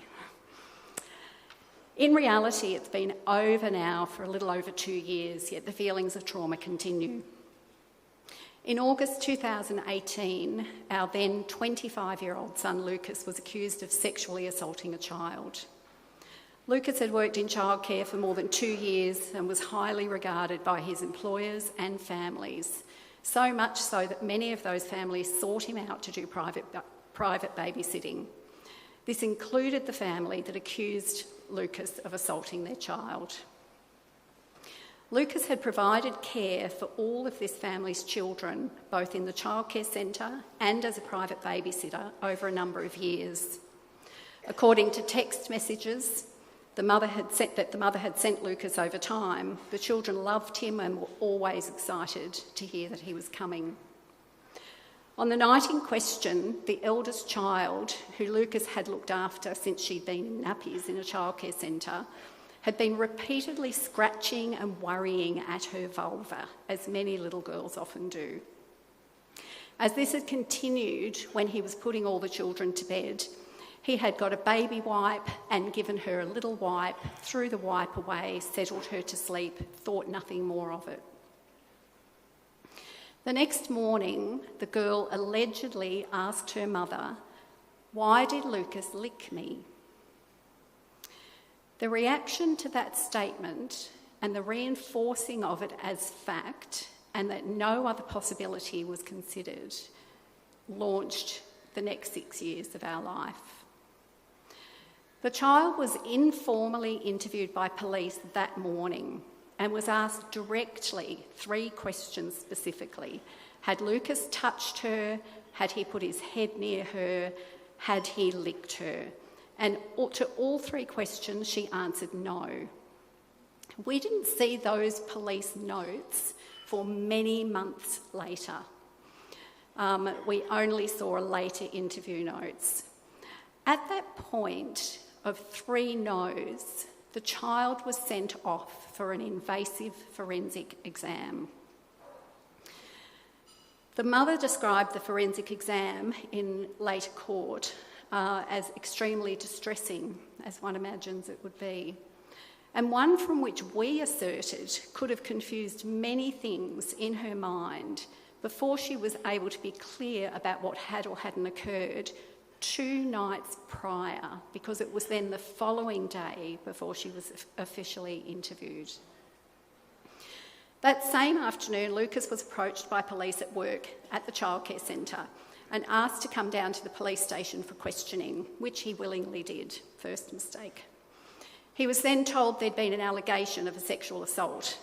He denied any assault, willingly provided DNA swabs. He told us later he was He just wanted to ring the parents and explain. He was very confused. The police drove him back to work at the childcare centre and told him that nothing may come of the allegations and to carry on his life as usual. He heard nothing at all for 6 months.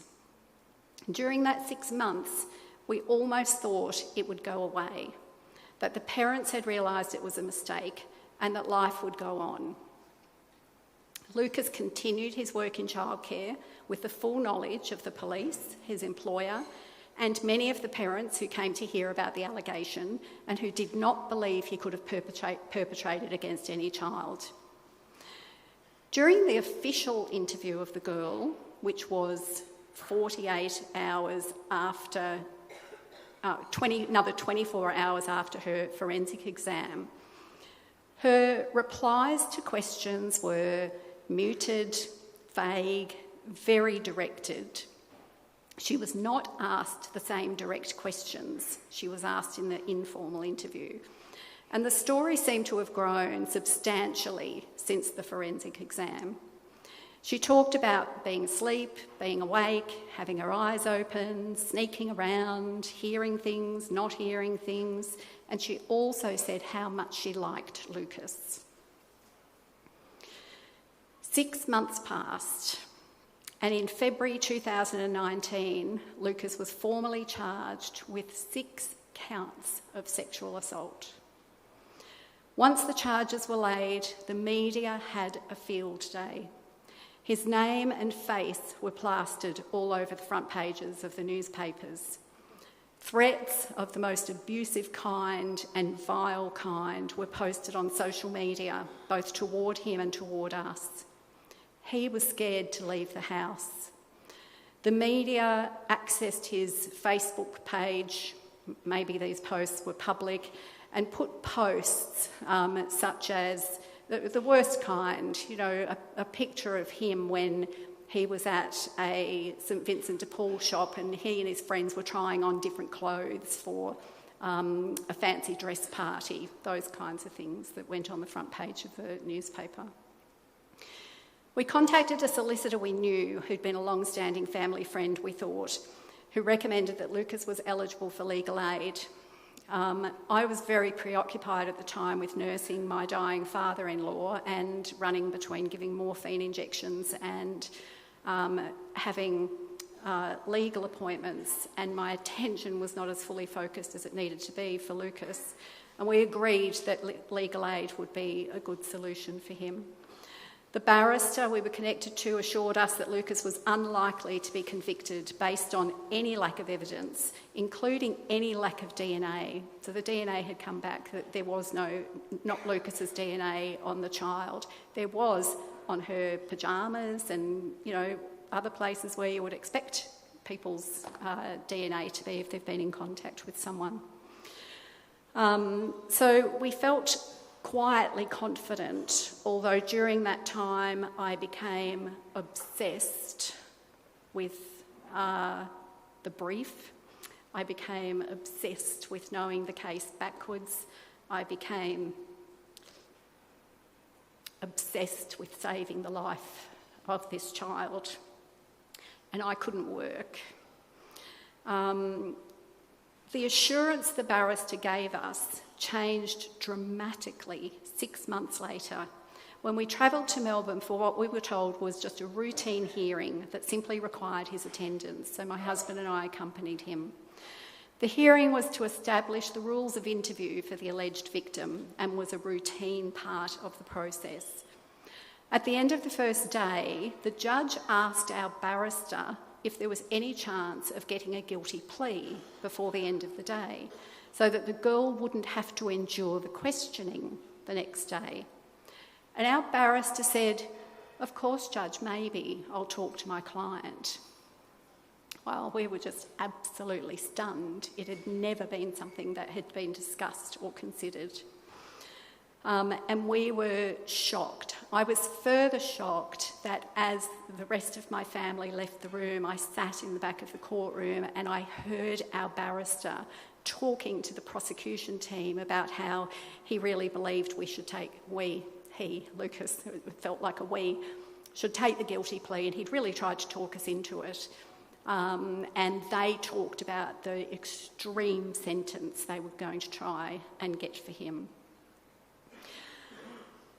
Lucas was then told, and we were told by our own barrister, that he was unlikely to be acquitted after 6 months more of telling us this was not going to even probably get to trial. That juries rarely acquit in these cases. That the current political climate wasn't very good for him. And that given that the judge had suggested a plea, it doesn't look good.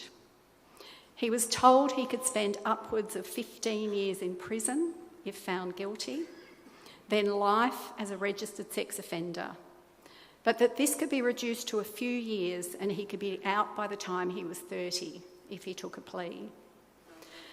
This pressure included the fact that he had to decide within the hour and that a guilty plea would save the child from the trauma of testifying. We all sat in a public area outside the courtroom with the barrister telling us time was running out. Lucas rang friends, he paced, he cried. I kept trying to get more information. What is in there that we don't know about that's made this change? We were frantic and quite frankly out of our minds that we let this next step happen. I remember saying to the barrister, "What about the truth?" And the barrister almost yelled at me, saying the truth was for religion, not courts.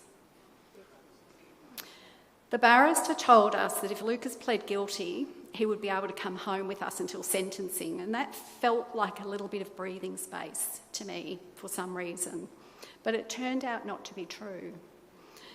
Pleading guilty was also going to come with an added burden for Lucas in knowing how many people had believed in him, his employer, families of children he'd been caring for, his friends, family, who would now believe him capable of such a thing. That hour was like we'd been thrust into a different reality. I remember being so shocked and so scared at the turn of events. And Lucas made the decision based on real fear and potentially the loss of his life until he was well into his 40s to plead guilty.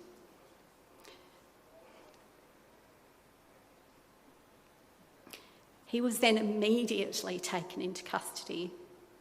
We had no idea where he was for several days. It was 10 days before we could see him in a 10-hour round trip by car, the first of many. That first night we went home without him, I knew he and we had made a terrible mistake, and I couldn't work out how we had let it happen. I began researching lawyers. On our first visit to him in prison, he talked about the barrister telling him that he would have to get a good report from a psychologist in order to get the reduced sentence the barrister had promised. As part of that report, Lucas was told he would have to both admit and explain his guilt and explain why he had committed the assault. Now, Lucas knows I have worked with offenders before, I've worked with victims before in my practice, and he said to me, "Mum, why does someone do this? What am I going to say? Because if I can't think of a why, they're going to not give me a good report." I couldn't help him make up a lie about why he did something, and I didn't do it, and I couldn't do that. I told him we would fix this, we would get better legal advice, and we would get him home. I had no idea if such a thing was even possible. After finding and engaging what turned out to be a committed and caring legal team who really believed in Lucas, it took 7 months of him being in prison to get a hearing to have his plea reversed, something we were told happens in less than 10% of cases. At our first 3-hour meeting with the new lawyer, he knew everything about the case from the brief I'd sent him, whereas I'd always been hand-feeding the previous barrister, and it was like he had never read the brief.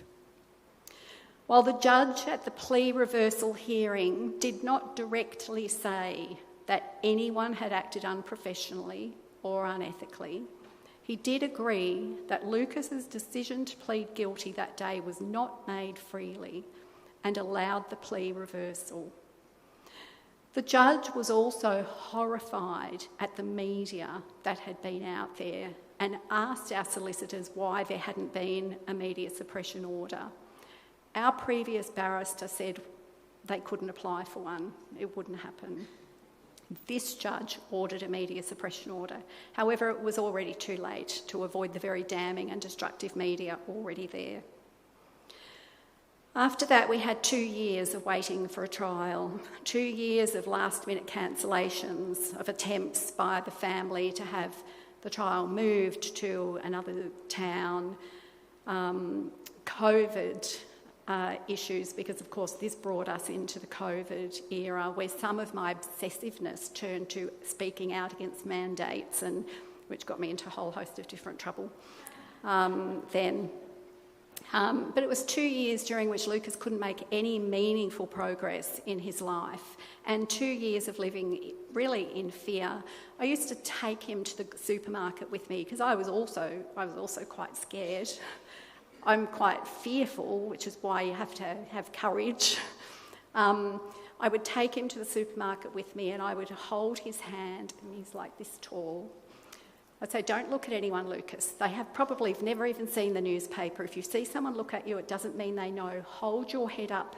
Everything's okay. We're going to do all this together.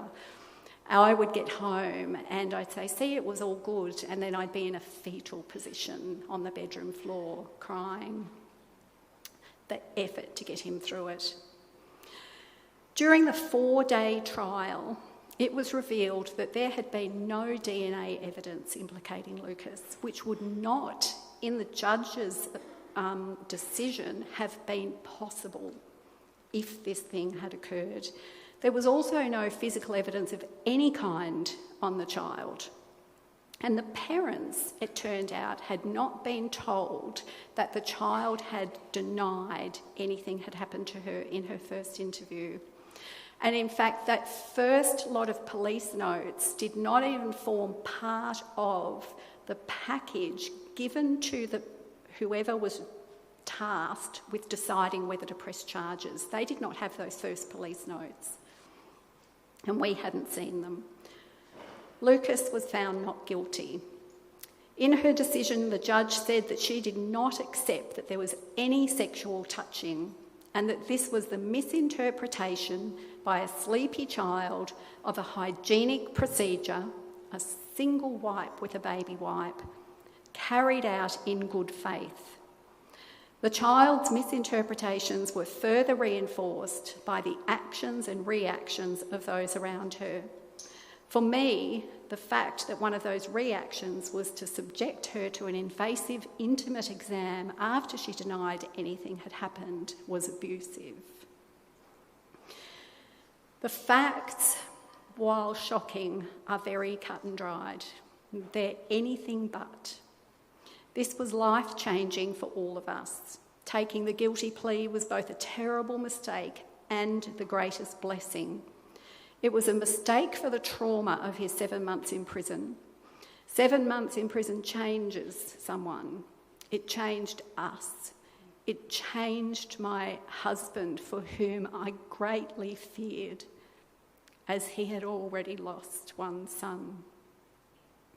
It was a blessing for our realisation in retrospect that he may well have been convicted. He likely would have been convicted of this crime if we had kept that barrister to represent him. The whole process cost us in excess of $120,000, money that can never be recouped, and this was cheap compared to what I have heard others have had to pay. Lucas and my husband had to attend the trial without me because I was unvaccinated and not allowed in the courtroom. This was a huge burden for all of us. Of the few friends I had at the time of the charges, some never spoke to me again after I told them in my effort to seek support. The few that remained were lost as we awaited trial, and I spoke publicly against lockdowns and mandated COVID vaccines. Since the trial, Lucas has had to leave 2 jobs, as someone would invariably know about or find out about him and talk would start, and in one case there were veiled threats. The best advice we had from people around us was that he should leave town, away from all of his supports. It's now 2.5 years since it was supposed to be all over, yet only last year the mother who had accused him accosted and abused me in the street. I was with another son and my young granddaughter while she screamed and swore at me for daring to mount a defence for my son, swearing at me for getting him lawyers. She told me she had been watching me. She knew my granddaughter's name and the fact that my eldest son was raising her as a single dad. She knew that my granddaughter visits her mother on occasion and to what town. She wondered how I would feel if my granddaughter was assaulted on one of those visits. I still cannot fathom how any mother, even more so a mother who believes her child may have been assaulted, could suggest or wish for such a thing. It's important to understand that the impact of allegations against a man and of this kind are not limited to the time of occurrence or just to the man accused. They do not occur in a vacuum. The trauma of this event on top of everything else we were experiencing and COVID, and I nursed my father-in-law and recently my father, both of whom died at home. This all called a complete halt to my career at a time when I had just finished my PhD, published my first book and had a thriving practice. Lucas spent what should have been the years where he found a partner and set himself up for life living in fear. There are children in our family who consider Lucas their most favourite uncle and they all adore him, and who will need to have this explained to them at some point, given how much still exists on the internet. If Lucas wants to travel, he will be asked about charges in his past, not just convictions, and he will have to explain those to visit some countries. He will have to explain to future partners what happened and hope that they will believe and trust him. Allegations also impact the families of the accusers, who may come to believe things that aren't true. We never forget that there is a child who is growing up believing she was sexually assaulted because she's been told it often enough. It's now her truth, and that will be impacting her. As to the mistakes, the first mistake, sadly, that Lucas made was to enter a field where he was so at risk, in childcare. He understood the risk. We'd talked about it. I'd worked in men's advocacy. In his naivety, he truly believed if he did nothing wrong, he could never have a problem. The second mistake was to talk to police without a lawyer. Again, we raised kids with the, mantra, I guess, the person in the uniform is the good guy. And it was pre-COVID. I didn't actually really get how corrupt the world was at that time. He didn't think twice about going with the police or talking to them. He didn't think twice about giving a DNA sample. Third, and I took responsibility for so many of these mistakes because I took responsibility for trying to fix it all. But I sought advice from a lawyer hotline that is lawyer-based, but I was advised at the time he was I took that advice when the allegation happened. They told me that until he was charged, there was nothing a lawyer would be able to do. We should have sought out competent legal representation then, not waited. And this may not be fair to some very good legal people, but I would argue that if you aren't paying for a service, they have no investment in your outcome. I wish we had sought the best legal people from the start. They were worth every single penny that we paid them. I want to thank everyone here today raising awareness of these issues. I have other sons, I have a husband, I had a dad, I've got grandsons, and there will be other family members. And I hope that all those women and all the Twitter watchers, ex-watchers today that I already saw this morning, will not forget that nobody is immune to this happening to them. In the current climate, every man is potentially at risk. Speaking out is really hard, but we have to keep doing it. Thank you.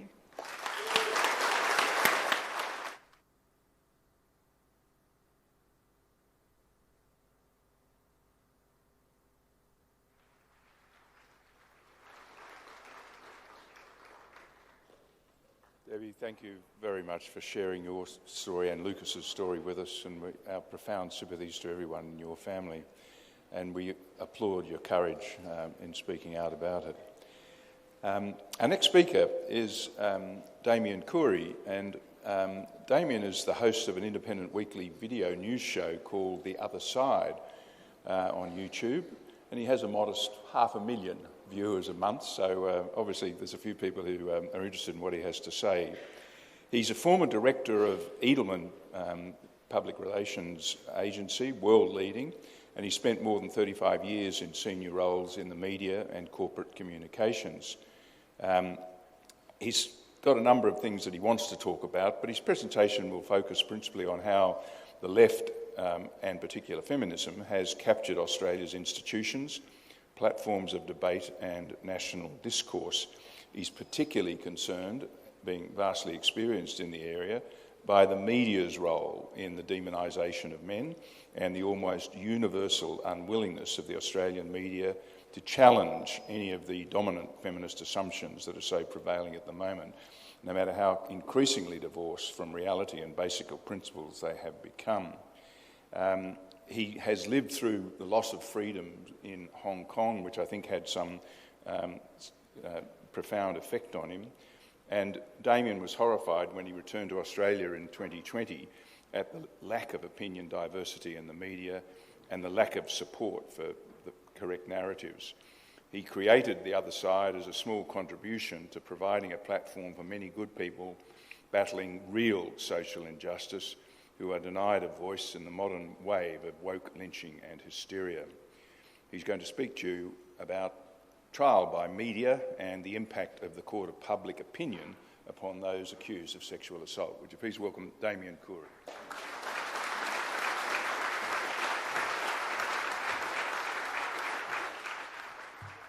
Great, thanks, Peter. Hi, everybody. Thank you for that very kind introduction, Peter. It is true that we're doing pretty well on YouTube now. We could always do better, so please do tell your friends about The Other Side. But a small shoestring operation coming out of a studio in Redcliffe City, north of Brisbane, should not be beating the national broadcaster or commercial news networks on any of its video views, but we kind of are now, occasionally at least, enough times at least. What's really great is that a whopping 85% of our viewers are Australian. And that is something very uncommon for Australian YouTubers, because most Australian YouTubers have to do American content to actually get the clicks and get the numbers. And we, I can't stress enough the dangerous world we live in, where one company, Google, who own YouTube, have control over just about all the television that anyone in the world can watch, because YouTube is the new television and they do have absolute control. There are other platforms, but they cannot get a leg up. All right, so what I do want to say, though, is that if you fight and if you use all of your professional skills and you back the best people who've got those skills, you can make a significant change, even though we do live inside a culture of very self-interested politics, media and education. And we really do need to make change. Because while the presumption of innocence at law is critical, let's see if this works, yep, sorry. While the presumption of innocence at law is critical, as a famous media pioneer in the United States once said, politics and the law are downstream of culture. So we do need to fix the culture first. Andrew Breitbart's book, Righteous Indignation, whether you like his politics or not, is an exceptionally enlightened read. It tells the story of a justice crusader's shift from the traditional political left to the right as he grew up, but also of someone who was extremely politically and culturally switched on. Andrew died too soon and too young at just 43 after collapsing in 2012 on a street near his LA home. He'd been diagnosed with heart disease a year earlier, but his impact lives on. Before Trump, there was a grassroots political movement in the US designed to counter the rise of left-wing cultural influence before the word woke had even been invented. It was called the Tea Party movement, and Breitbart was a significant driver. He was the mentor of Steve Bannon, who was the media brains behind the first Trump campaign. We've been dutifully taught and told to hate all of these people, of course, in Australia, but they have had a phenomenal impact, which in Breitbart's case has long outlived him. Wikipedia says of him, Breitbart created Breitbart News, now a far-right news and opinion website which has been described as misogynistic, xenophobic and racist by academics and journalists. A more honourable testimony of a man's character I could not imagine. And then this. Breitbart was a proponent of the cultural Marxism conspiracy theory, claiming that there are academics attempting to undermine Western culture. Well, we know that's a lie, so he's clearly a nutjob. The reputational attack and hit pieces and hatchet jobs were much worse when he was alive, I can assure you. The attacks levelled against this bloke would be enough to give anyone heart disease, sadly.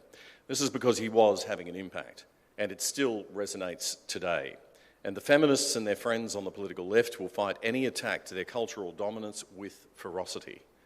Of course, they are the nice side of our society. They are the sane, noble ones, fighting for ethical and moral goodness.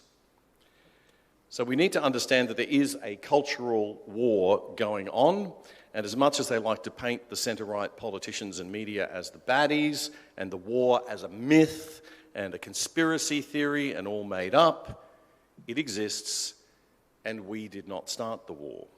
They did.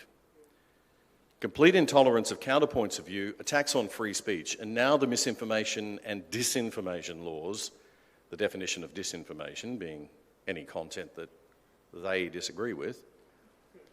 Yes, we have to fight back. There is a culture war going on, and we have to fight before we can't anymore.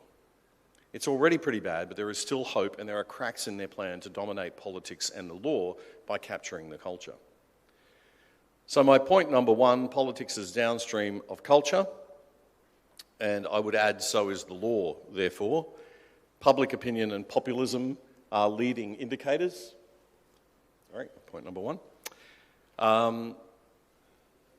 So how is culture formed? How is culture formed? It's formed slowly over time by a million tiny steps, or in the case of our culture, it's been death by 1,000 cuts, or a million cuts. The left side of politics knows this full well, none more so than the extremist feminists. They've been at it hard for the past 60 years, and they have won. We must fight back, but to do so, we first need to understand where the playing fields are.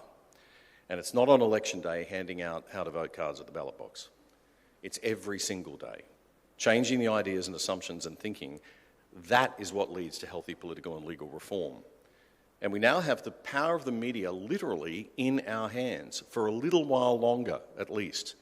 Social media has empowered the masses, and the elites hate that they cannot control what we see and hear as much as they used to anymore. But we better get cracking. With the radical feminists know the power of social media, like the mad effing witches. 63,000 followers on X alone. Here's what they said during their campaign to have this conference shut down earlier this year. I hope you can read it, because I don't want to have to read it out aloud. Can everybody read that at the back? I'll just let you read that for a second. It's delightful. Oh, that's a bit too close. Nice try.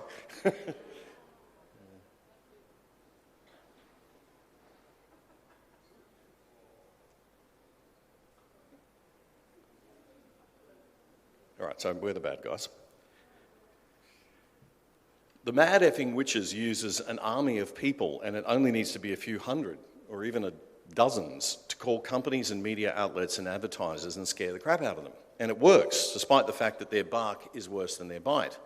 9 media, who own all the conservative, or what used to be the conservative radio stations, have massively shifted their editorial stance to the centre. They'd do it more if they could capture an audience under 50, but they're having trouble with that. Even Sky News is far more cautious about offending the woke cultural ruling class, lest they lose their YouTube revenues that Google provides and their sponsors. And who could blame them? It is a terrible state of affairs. But we can turn the tables on them because it does only take a few. But the key is organisation and professionalism. Amplify what good people who know what they're doing are already doing. Don't just like a post, share it as far and wide as you can. Set up an anonymous account on social media if you're worried about personal or professional impacts. But please do something. The dominant socialising institutions that shape culture have all been captured by the left over the past 60 years, and it may take us almost as long to gain them back, but we are now turning the tide, so that's a start. They are, firstly, education, primary to tertiary, and we see the encroachment into primary now, of course, with the gender ideology. Number 2, media, obviously, so the mainstream media and social media. Number 3, the family influence, the kitchen table. And number 4, religion, the decline of Christianity in the West. So don't think it doesn't matter if you don't push back at your kid's school when you see ideology being shoved at them that you don't agree with. Be brave, speak up, find allies, they do exist, and you'll be surprised. And as the MFWs say, it can be fun. Number 2, media, don't think it doesn't matter what you say on social media. It does. Repost and support those who are sticking their necks out for the things you believe in. Set up an anonymous account if you like, and get active, not passive, and get rowdy like the witches. Be prepared to get into the mud. Be colloquial. Be a bit rude. Number 3, don't think it doesn't matter when the family all eat dinner in their own rooms on their own devices. Insist the family do all meet at the same time every day as much as is humanly possible for a sit-down dinner and conversation. Find out what kids are thinking, challenge their ideas, promote polite, healthy, open debate, and encourage real critical thinking over the Marxist critical theory that they may be having shoved at them at university or school. Oh no, that's hard. I've got teenagers.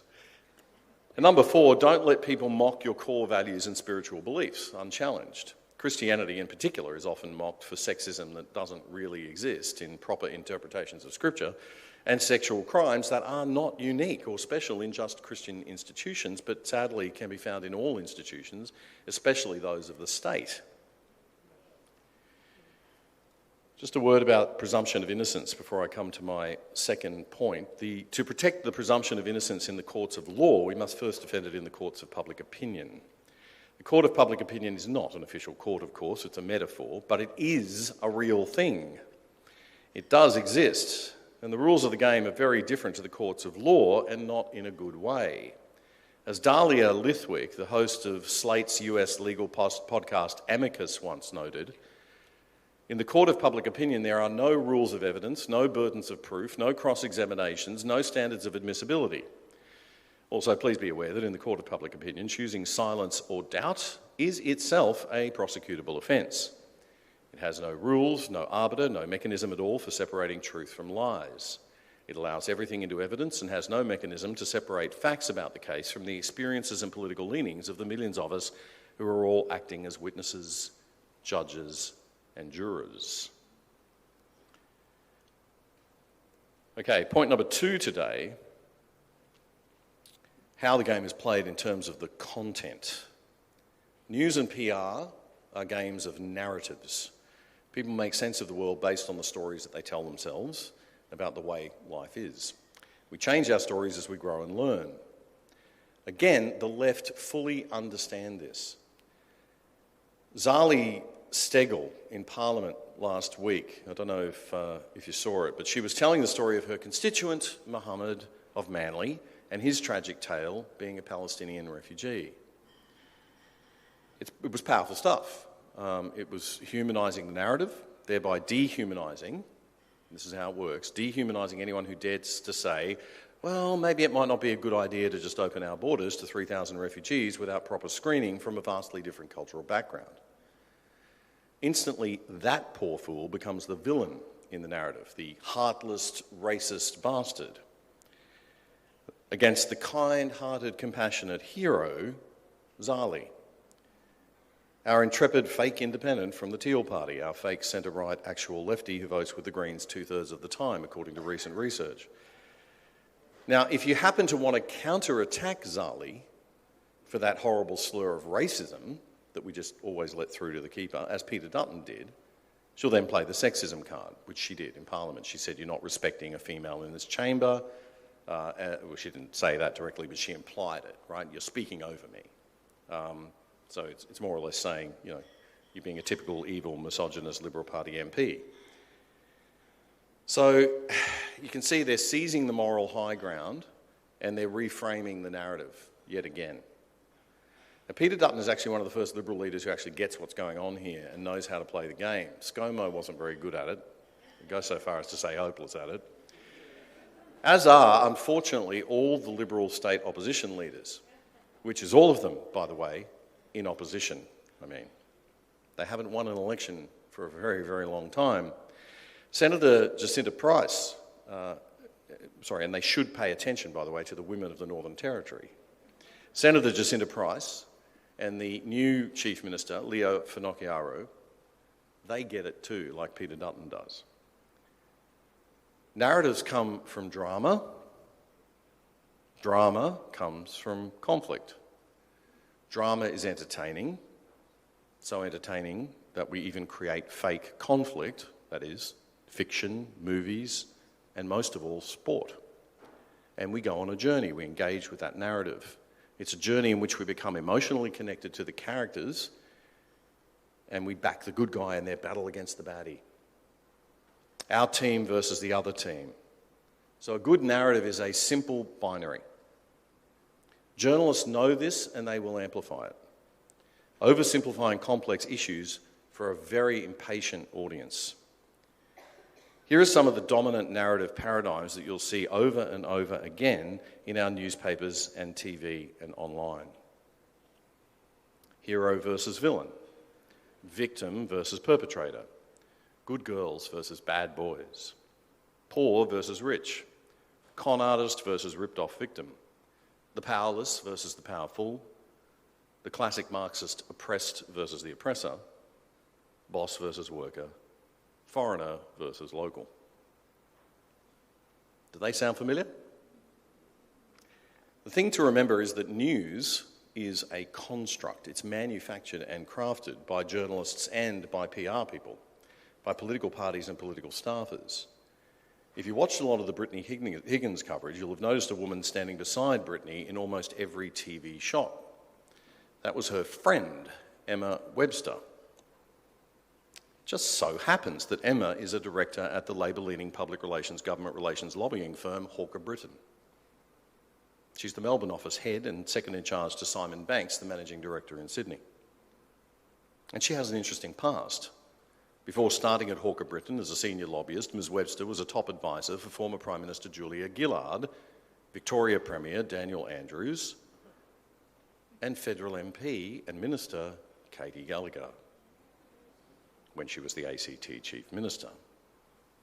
Now let me be very clear here. There is no wrongdoing. I'm not implying any wrongdoing.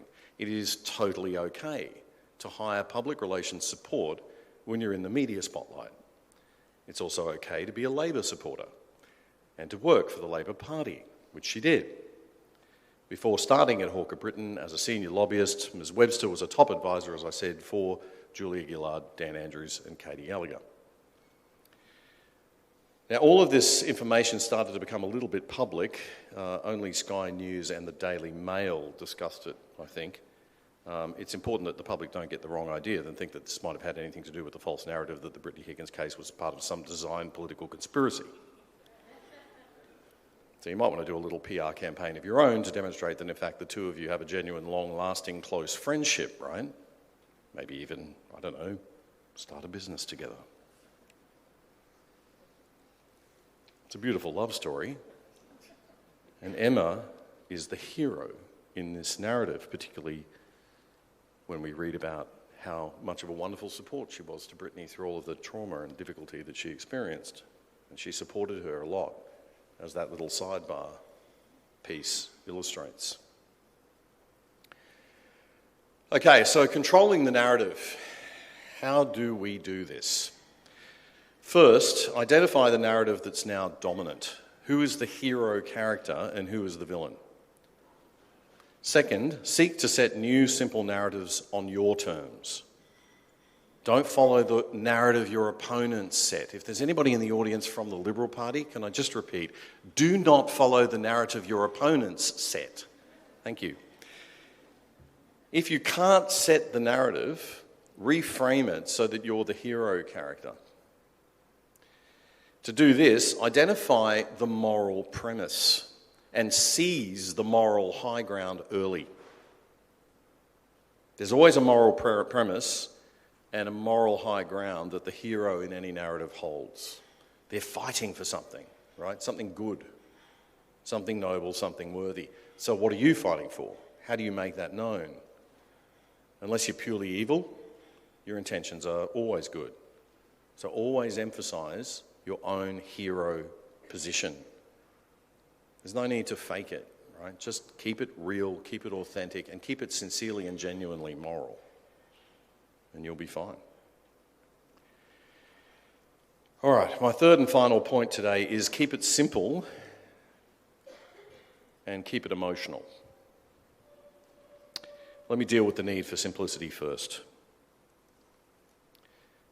We live in a world of information overload, and there's a massive gap now between the information that's available out there and the capacity of people to consume it. So while everybody says, you know, we can all be media, there's so much information, you can consume everything, we haven't evolved brains yet. Maybe the kids are these days, who knows, but we haven't evolved brains yet that can actually take in more information or take in as much information that's out there. So that gap's getting bigger, which means that we really do have to kind of find ways to grab people's attention and hold their attention.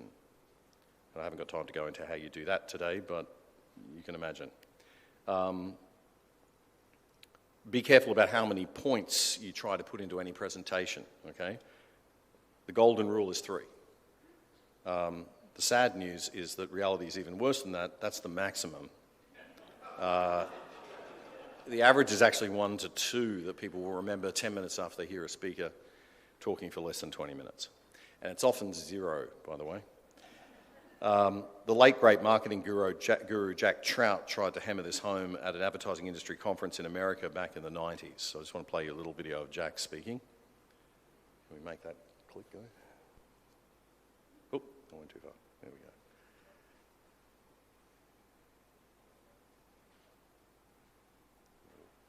we go. So it has to make sense to people when you go out and tell your story.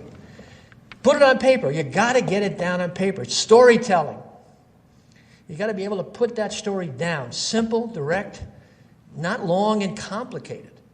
I mean, one of my great stories is one of the famous Hollywood producers in the movie business. People were always coming up to him, he said, with an idea for a movie. And he said, what I did is I gave them my business card. And I said, put it on the back of the card and send it back to me. And the average person, he said, would say, I can't put this idea on the back of a business card. And he said, if you can't put it on the back of a business card, you don't have a good idea for a movie. You got to keep it simple and write it down. The next thing is, does it explode in people's minds? In other words, in essence, positioning. Does it really register within people's minds? Does it really help? I get it. So that's it. It's simple. That's the key here. It has to explode or get into people's minds very quickly and easily. So keep it simple. Remember I said earlier the media do binary narratives, black and white, no greys, no complexity. So thank God we have courts of law and rules of evidence and the presumption of innocence. What the left understand better than anything is the power of emotion over rationality. So I'm going to finish with a quick video on that. They didn't always realise that. Professor Drew Weston is a leading US psychology academic who literally co-wrote the textbook that's used most widely in American universities for Psych 101. Professor Weston also worked as a political consultant and advisor to the Democrats in the 2008 campaign to elect Barack Obama. And he published a book that year about neuroscience and communication and politics called The Political Brain, which he promoted in this 2008 story on CBS News.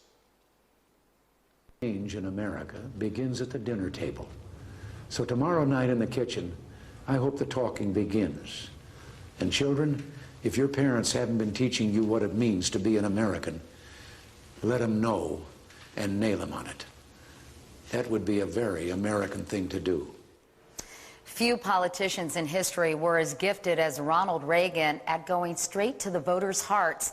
Making that emotional connection verbally and non-verbally is more important than ever. And everywhere you look, candidates are communicating with that in mind. That I believe. Whether it's a candidate's arched brow, the way he holds his head, or how she injects humor. So there is a disagreement. Well, I'll talk to him later. These are all critical to the way voters respond. Substance still matters, but it's not what ultimately gets someone elected, according to consultant John Neffinger. You instantly size somebody up based on their posture, their facial expression, the way they carry themselves. All of these things give you a gut-level sense about somebody. And that's what it is that voters are reacting to at the end of the day when they choose between one candidate and the other. Call it the year of the feeling candidate who understands the importance of emotional appeal. It's simple, says author Drew Weston. If you want to win the hearts and minds of voters, you better start with their heart, because otherwise they're not going to be listening to much about what's on your mind. That's the advice he's given a number of Democratic candidates. Who exactly, he won't say. But he does say there is scientific proof that when voters make choices, it's not about an intellectual connection. So where the brain isn't lit up is all up here and down here, which are essentially the thinking circuits of the brain. That's basically the dead zone in much of politics. And you can plug away at those 2 millimeters of neural turf if you want through an entire election. You do that and you're going to lose. Weston says Democrats should be warmer and less wonky, unlike Michael Dukakis, when asked if he would favor the death penalty if his wife were murdered. No, I don't, Bernard, and I think you know that I've opposed the death penalty during all of my life. Do you have feelings? Are you a man? Do you respond the way a normal man responds when asked a question like that? But today's candidates seem to be listening to Weston's advice. My dad had real grace. He never, ever gave up. So I know what it's like to watch a loved one suffer. You know, I'm from a middle-class family in the middle of the country. And it's okay to show that you don't have all the answers. Weston says John Edwards aced this response to a question about gay marriage. But I personally have been on a journey on this issue. I feel enormous conflict about it. I think it was a great response. And I think the reason it was a great response was because he showed honesty. Do you think if candidates are honest and forthcoming and true to themselves, people forgive positions they don't necessarily agree with? Yes, in fact, the data are crystal clear on this. People prefer someone who shares their values, but what they don't like is someone who doesn't display theirs, who you don't know where they stand on things. But being too human, too spontaneous, can and will be used against you. Hillary Clinton's laugh has been analyzed this week, even mocked by Jon Stewart. What's your response? I wonder if you want to respond to the former mayor. Would have to.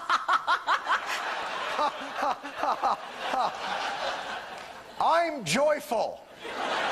The bottom line, Weston believes, is authenticity counts. And most of all, he says, candidates should go for words that will send hearts soaring, not heads spinning. I don't remember Martin Luther King's "I have a plan" speech. I do remember I have a dream. And what Democrats need to remember is that if people don't dream with you, they're not going to listen to your 16-point plan. Yep. I have a dream, right? Not I have a plan. And if they don't dream with you, they won't listen to your 16-point plan. So the two takeaways from that video are, one, it's heart before head. It's not heart without head, right? You've got to have the rational backup argument as well, but you've got to get attention. You've got to emotionally engage people first. And boy, have we got that in spades here today, right? So there's plenty of material to work with. The second thing is to just remember to keep it real, to keep it genuine and authentic, so that it doesn't come across, particularly these days since 2008. Okay, so just to finish up, just to recap the 3 points that I made, so perhaps you'll remember them. First one, politics and law are downstream of culture, so we've got to fight the culture war harder than the feminists and the left do. Secondly, identify the narrative, the moral premise, and the characters in the narrative. And thirdly, keep all of your communications simple and focus on emotionality and authenticity. Thanks very much for your time.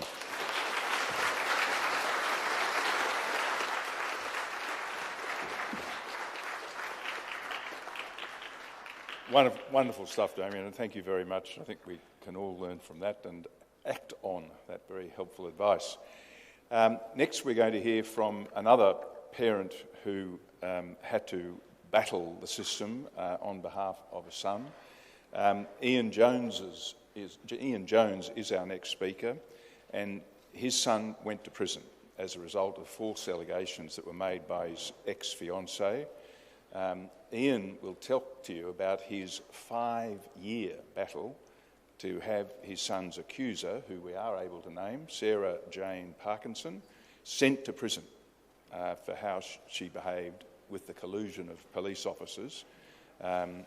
She has already been released, but the authorities have refused to take any action against the police involved, and they've also refused all applications for compensation to be paid for Ian's son's wrongful imprisonment. Please ask you to welcome Ian Jones presenting his talk, Punished for False Allegations.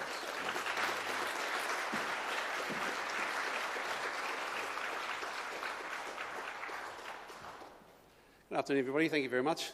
Firstly, I've got to apologise. There's a taxi running around Sydney that has my reading glasses inside it, so I might have to wing this a little bit, but like most of you, you will find all these things are burnt into your memory and they just does not disappear. Before I start the presentation as a whole, there are 3 women in particular I need to pay respect to and acknowledge. One is my ex-wife Michelle, who throughout this did what all mothers do, love their sons, support their husbands, and just be good, supportive women. The second one, I'll add with a caveat, was Senior Sergeant Lisa Alexander from the AFP, and I'll explain that caveat a bit later. And the third is Bettina herself. Without Bettina, this case would not have got the attention that it did. Prior to this, I had been in contact and emailing 60 Minutes, Current Affair, ABC, Four Corners. We could not get traction on this at all. And it wasn't until Bettina put us in contact with Kate Legg from The Australian. The Weekend Australian article came out, and within minutes of that hitting the street, we had every major media organisation on the phone wanting the story. So thank you, Bettina. I owe you a great debt of gratitude.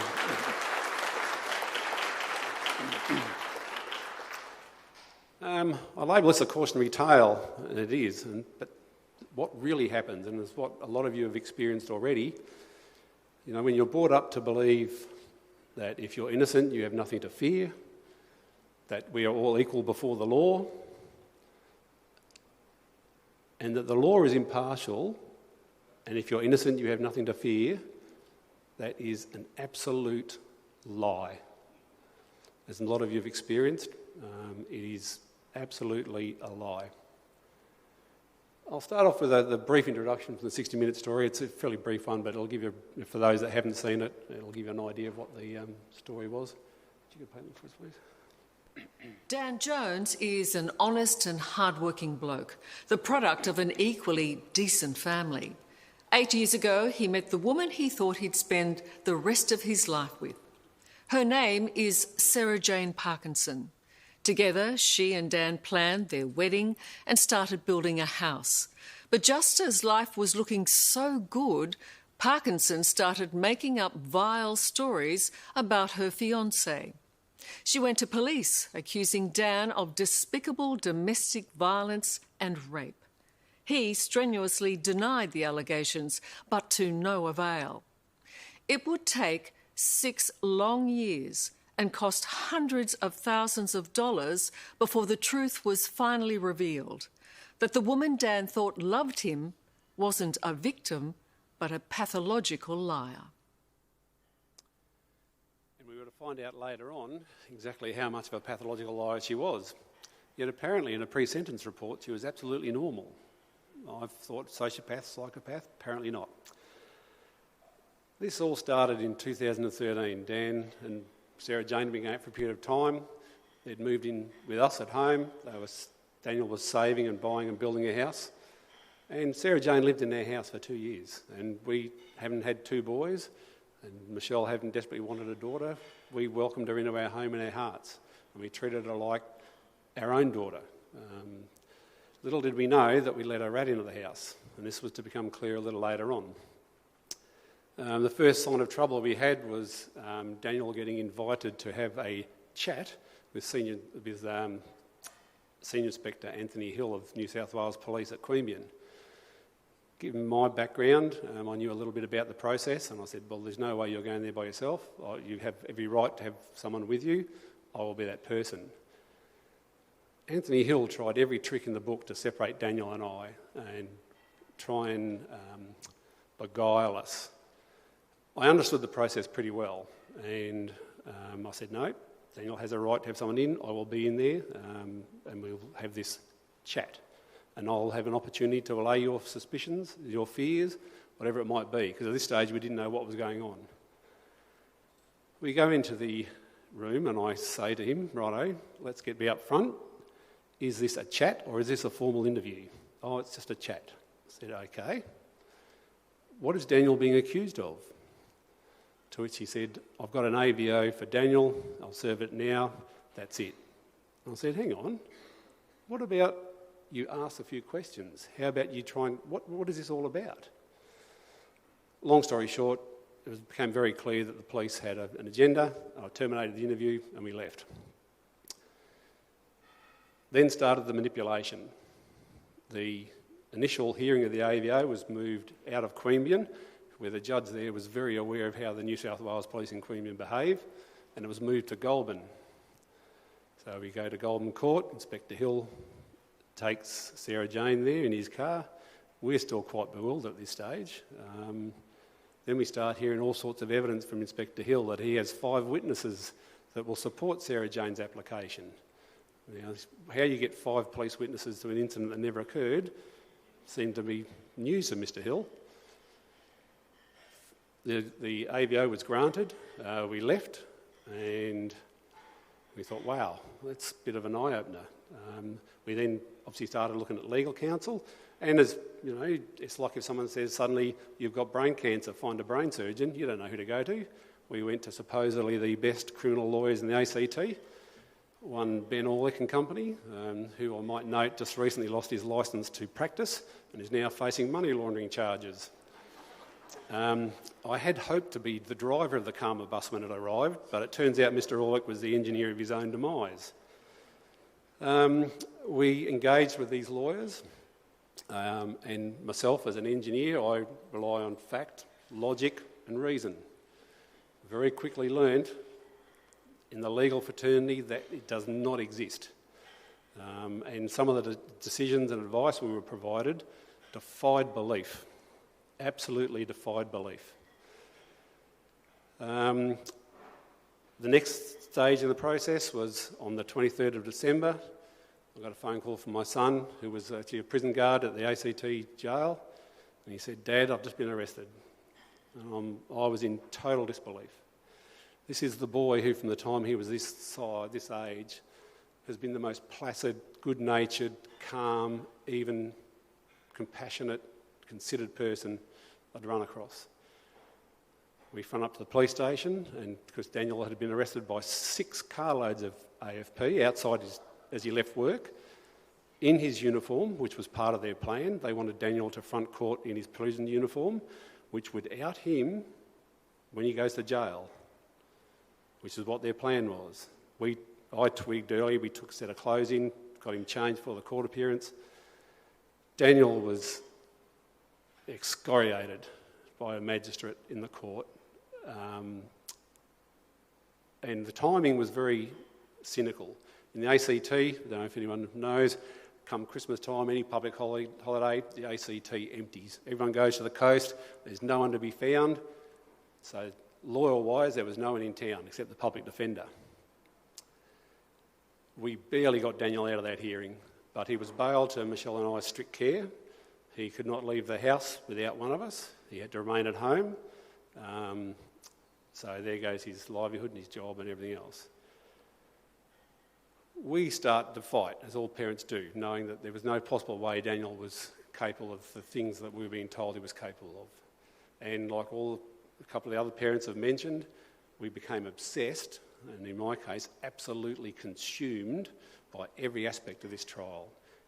Every bit of, well, when I say every bit of evidence, there never was any evidence. There was never any evidence other than her word.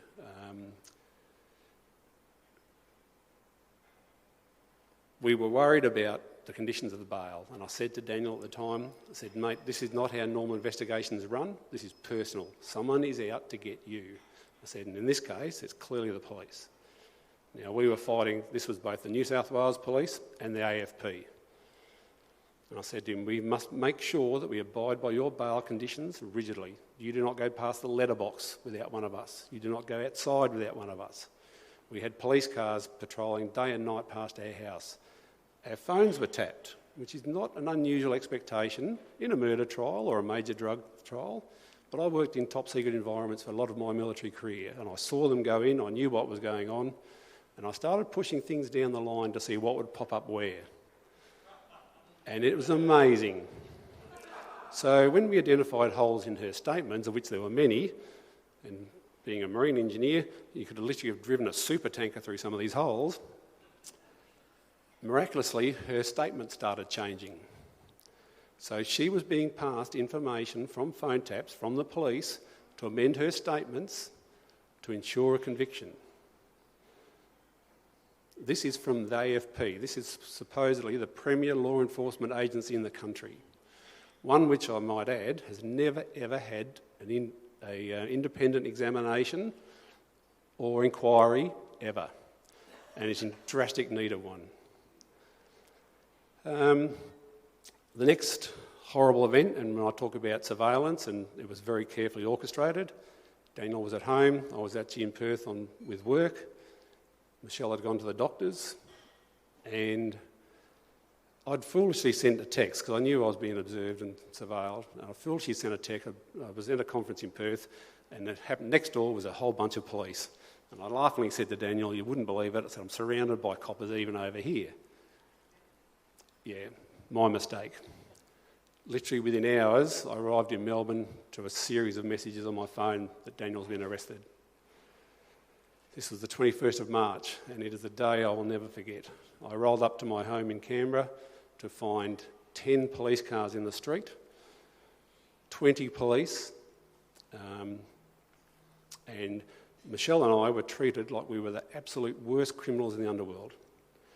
This is a family who I'd spent 24 years in the military, a lot of time in Customs and Border Force, both been in professional positions, both had very, very high Commonwealth clearances. I had the highest. No criminal record whatsoever. I'm a motorbike rider, so I've got a few speeding fines, but other than that, nothing. We were absolutely squeaky clean. And if there was anything in our background, that would have been highlighted. I would not have the clearance that I did.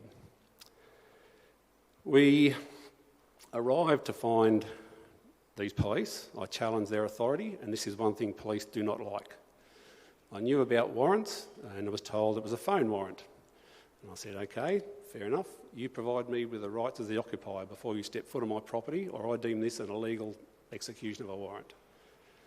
Well, when you've said the wrong thing. I was threatened, harassed, and goaded into trying to get a reaction so they could arrest me. It was very clear what they were trying to do. One Station Sergeant Donna Hoffmeyer and Sergeant Mark Batty went to extraordinary lengths, and I'll be quite vulgar here. At one point, Sergeant Batty was talking to me, and I had a bit of a laugh, and he said, do you think it's funny, do you? And I said, well, mate, you're pretty jumpy for a copper. And he said, you will not think it's funny when you're in jail and I'm back here fucking your wife. He very nearly got a reaction out of that, but I was very careful because I knew that was exactly what they were trying to do. Long story short, Daniel was they manipulated Section 9D of the Bail Act in the ACT very carefully and very calculatingly. Daniel was incarcerated in the Goulburn jail, maximum security, because they could not put him into Canberra where he was employed. To see your son arrested and appear in court in prison greens, but in a maximum security jail like Goulburn, the worst day of my life was the first day we visited him in jail, and we went through all the security checks and all the procedures and all the briefs. And when I left him that day, that was the worst day of my life. I've done and seen lots of things in 24 years of military service. Nothing prepared me for that. The feeling of absolute helplessness and just frustrated that there was nothing I could do to protect my boy. When I say boy, he was now, I think he was 28 at the time, 27. He was a man, a good man. We started the legal fight, as you do. Started realising what a costly exercise that is, and some of the absurdities of advice that we provided. We had the photograph of Daniel with my newly born grandson, which categorically proved Daniel could not have been where she said he was at the time. I'll put that one up. Yep. Even the date timestamp, all the geometric data was there. It proved Daniel could not have been there. So I said, great, give that to the DPP, get it to the police. I want Daniel out of jail. I want a bail hearing. Well, let's get him out of there. And I note that, as a prison guard, if anyone found out who he was in Goulburn jail, he was dead. No ifs or buts. If they found out he was a prison guard, he was dead. Our legal advice was, hold your powder, hold your shot, don't waste it, keep this in your back pocket. I'm like, hang on, my son is in maximum security jail at risk of death, and you're saying hold your fire? This is where we learnt the other legal trick. The minute you question a lawyer's advice, they try the old you've lost confidence trick. That gives them the ability to walk away, that's it. Having spent, at that stage, probably about $150,000 at least, we could not have afforded to brief another legal team, plus the time, plus all the effort and the heartache. We wanted Daniel out of jail. I foolishly listened to that advice. Well, we had no choice at the time. I questioned also that I was going to be the next target. Now we were fighting a rearguard action. It made sense. I was the next logical target. And lo and behold, I have an AVO served on me for allegedly strangling Sarah Jane to get her to withdraw a statement which no one ever knew she'd made. I said to the lawyers, fight it. And that is my instinct. After all my years in the military, you fight. You fight through. You don't stop. You don't retreat. You obtain your objective. I said, fight it. And I was told, oh, don't do that. You don't want to be seen to be the aggressor. I'm like, hang on a minute. What do you mean aggressor? I said, she is blatantly lying. We know she's lying, and you're saying accept this. I said, if I accept this, I know very well what's going to happen. I will be the next person in jail. And I was told, no, that couldn't possibly happen. She'd have to prove an accusation. I said, Daniel's in jail. She's not proved a thing. So we went to court, we accepted the AVO, and what happened? Lo and behold, I get a sergeant from Gungahlin Police Station phone me up one day and go, where are you, Mr Jones? And I said, well, not that it's any of your business. Why? Well, I've got need to have a word to you about breaching the conditions of your AVO. I said, really? What have I done? So allegedly in court, I threatened her. How you do that in a court, I'm not quite sure, but apparently I did. I was not arrested for the pure fact that my legal team finally showed a bit of backbone and started pushing back against the AFP. However, it created a huge conflict of interest for the ACT DPP. And you've heard mention of Mr Shane Drumgold. Well, his predecessor was a guy called John White, who was acknowledged as an absolute zealot when it came to any of these offences. And we know in Daniel's case that internally He was approached 3 times to be told, there is nothing in this case at all. Why are we running it? And his opinion was, run it. Run it to ground. Regardless of the cost to Daniel, regardless of the financial cost to us, regardless of the personal and professional costs to us. You know, as professional people, we had clearances. We had to declare that our son has now been accused and charged. So that had implications to us on our work. Daniel was facing 32 charges, including threat to kill, violent sexual assault. All of this with no evidence whatsoever. Long story short, on the 6th of July, a little bit later, we had a second warrant executed at our house. 6 AFP officers on my doorstep yet again, and within 2 seconds of being at our property, they found a laptop which apparently I'd stolen from Sarah Jane's house. That was the first inkling, or the first dealings we had with Detective Sergeant Lisa Alexander, and I pushed her pretty bloody hard, I can tell you, but clearly she started to realise something wasn't right. But from that point until 8 weeks later, when we finally got Daniel out, they knew that there was a very good possibility that an innocent man was in jail. Did they do anything? No, they did not. Neither did the DPP.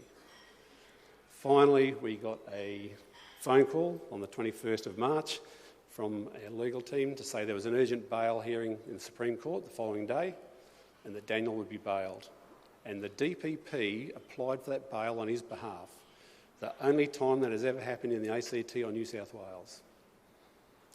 Having said that, once they got him out, they continued to prosecute him for a further 7 to 8 months before all the charges were finally withdrawn.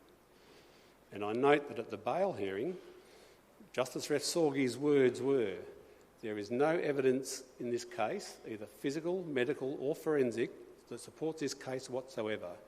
And he said to the DPP, and I want to know why a young man is in jail and why this case has got to the Supreme Court and 32 charges. The DPP sheepishly withdrew. Since that point in time, Daniel's been out. All the charges were dropped because there was never any evidence, and we've started to try and get compensation. Daniel lost everything. He lost his house, his career, his reputation, his profession, everything. We expended upwards of nearly $400,000, both in the criminal courts, my court matters, and the family court matters. And Daniel has not had a single cent of compensation. When he was finally released after 4.5 months in maximum security jail, I went to the Victims of Crime Commissioner and I was told that he could have 2 hours of counselling time. In the meantime, Sarah Jane Parkinson had had numerous hours of counselling, had been given emergency housing and financial assistance, money. Her police boyfriend, as he was now, had also been given emergency accommodation because he was frightened. And yet Daniel was allowed to have 2 hours of contact time. I hit the roof, literally. But as we found in the ACT, you'll have seen Heidi Yates, the ACT Victims of Crime Commissioner, all over Brittany Higgins. She didn't come near Daniel's case, didn't want to know it. Absolutely. And I met with her and the ACT Human Rights Commissioner, also a female. Said, Daniel's human rights have been trampled, our rights have been trampled. Nothing at all. And in the interim, we've been seeking compensation. To this date, nothing, not a cent. We've pursued complaints against the police. The only outcome of that was we finally got her New South Wales now husband, Scott John White, charged and convicted with perjury. But I tell you, that took an awful lot of effort, and to the point of threatening a police sergeant that if he didn't progress, and I had sufficient evidence, that I would charge him with obstruction of justice. That made him change his tune, but this is the lengths you have to go to. Then professional standards, both New South Wales and AFP, covered it up. They covered it up because the phone taps and the passing of information is a federal offence and someone can go to jail for 30 years. It is not in their interest to allow that to happen. So they have buried every single bit of this case, and they tried to bury us. Very close came to burying me. complaints to the professional standards, they lie, they deflect, they delay, and no one has ever been charged with the case that was mounted against Daniel. The only outcome was that Acting Sergeant Corcoran was allowed to resign, despite threatening the police psychologist and his own station sergeant with serious violent death. Mind you, he had a pretty checkered career in the AFP. He was in the close personal protection team for Julia Gillard and was outed for using the Prime Minister's jet to transfer his own goods for his business around the country. But he got off that scot-free, and that wasn't the only thing he was involved in. There's a couple more slides I could probably go through. The one, you've got the slide with the New South Wales and AFP, please. That's it, yeah. This slide here, I smelt a rat right from the word go. This was, and I used the AFP logo and the New South Wales Police logo. They were our antagonists and they were our enemy, and they went to extraordinary lengths to destroy us and stitch us up. They manufactured evidence. They destroyed evidence that didn't suit their case. They harassed witnesses, they threatened witnesses, they intimidated witnesses to try and get them to make alternate statements that would support their case. The next slide, please, is our two enemies. On the left is Mr. Scott John White. He's now an ex-policeman, was charged with perjury and was allowed to walk out of the court with no other penalty applied to him whatsoever. It took 7.5 years to get him. On the right is Acting Sergeant Corcoran, who's now ex and is now returned to Adelaide, where he belongs. He was an acting sergeant. This was going to be his career case. This was why he pursued Daniel. We also believe he was having an affair with Sarah Jane Parkinson at the time, which may or may not have influenced his thing. But like all of you have found, you're brought up to believe in honesty. And in the military, I went by the rules of honesty, loyalty, integrity, courage. If you're going to lead by example. Don't do anything you don't expect anyone else to do. When you see this lot in operation, my God, what a rat's nest. Queanbeyan Police Station in particular is acknowledged as a particular rat's nest, and they all cover each other. The few good ones will not out the bad. It is awful. And unfortunately, present company accepted, the legal profession are even better at burying their dead. I put in 2 judicial complaints against Chief Magistrate Lorraine Walker and Bernadette Boss, both upheld. Never advised of the outcome, because God forbid you embarrass a lawyer. And the behaviour of some of those magistrates was absolutely reprehensible. We witnessed things. Daniel was likened to a murderer at a very early hearing, by Bernadette Boss, and we were in the court horrified. Michelle actually got thrown out of court, which I thought was kind of funny, because I figured if anyone was going to get thrown out of court, it'd be me. But she was the bad guy on that occasion. But yeah, their behaviour is reprehensible. And if you think you're innocent or proven guilty, you are not. If you are male, you are guilty as charged, and you've got to fight to prove that you're innocent.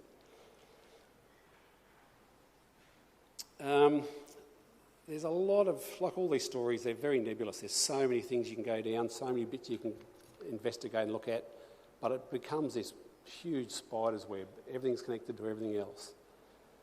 One of the interesting things was when we got Dan bailed finally out of Goulburn, and we wanted to get him back to WA.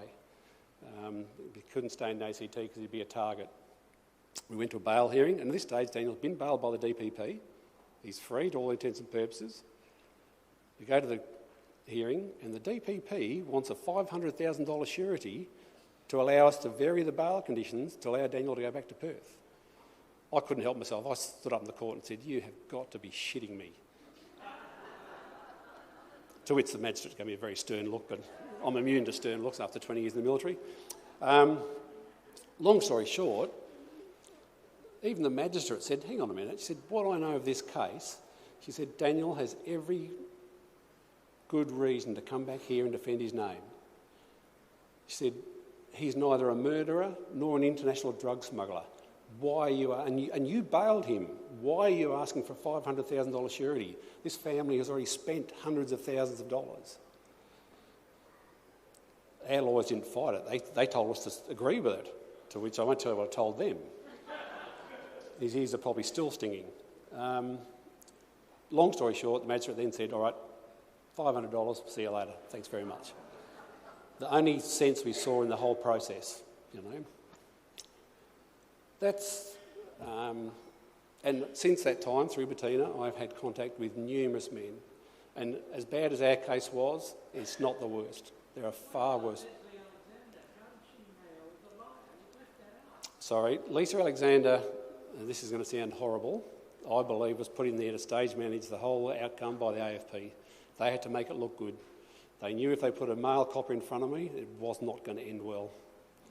They put Lisa in there to make sure that I was, because I'm a traditional male, I respect women, I would never dream of hurting one. They knew that. Lisa did a good job, and I've no doubt that she suffered some things, their backlash from her peers. But there was an awful lot of things she did not go into despite us pointing her in those directions. The phone tap issue, the surveillance, the harassment, the behaviour of the other police officers on the day they executed the warrant. You know, I mean, I was threatened by the station sergeant. The forensics guys wanted to do a check on the garage. They said, look, can you get me the garage remote? I said, yes. I was with the forensic guy. We got to the front door, went to go in the door, and I was threatened with, I would be charged with impeding her investigation. And I went, but I'm doing what your officers told me to do. I'm in company with your... How am I impeding your investigation? So, yeah, there's a lot of things that Lisa did some good, and I no doubt she suffered some things, but there was a lot of things that... And she was put in, I believe, to stage manage the outcome. It sounds harsh, but I believe that was the outcome. And we still have got no further traction with the AFP whatsoever. Everyone's gone to ground, the DPP, the ACT Attorney Generals, the Ombudsman, the victims of crime, you name it, we've been to them, and they've all... It's everyone else's fault. Long story short, I'll wrap this up. Daniel and Sarah... Daniel is reasonably good. He's pretty well balanced. He's actually getting married in October, which Michelle and I are very, very pleased about. He's been able to move on. He's met a lovely girl. She's delightful. We're very happy. And we hope that, you know, he can go on and live his life. I worry about long term what's going to pop up, but we hope that he'll be good. Well, this is our nemesis there. So in the middle, there's Sarah Jane and her mother, who was equally corrupt. Nasty family. That's about it in a nutshell. I mean, it's a bit of a personal thing, but it does show that, you know, it happens a lot. It happens to normal people. We were a middle-of-the-road family. We'd escaped unscathed. You know, we got through the teenage years with the boys, which were the danger years. We thought we'd done our job as parents. We thought we can back off, and then this hit us, you know. It's a cautionary tale. It can happen to anyone. And in this environment, the way it's structured, you know, the cruel and manipulative use of AVOs, DVOs, whatever they are in each state, and the court system is so heavily biased against males, it is atrocious. So this conference is vital, and I think hopefully if we can get some traction and get some movement and hopefully change this awful narrative that man bad, woman good, would be a good thing. So, but yeah, look, thank you very much for your time. Appreciate it. Thank you.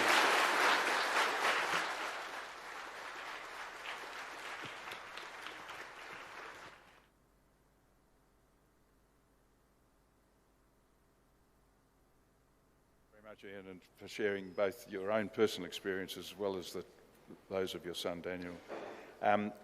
One housekeeping thing which I should have mentioned earlier is that we have been successful in keeping this very, very positive meeting away from people who are opposed to what we stand for, but they are out there trolling and giving this venue every bucket they can tip on it.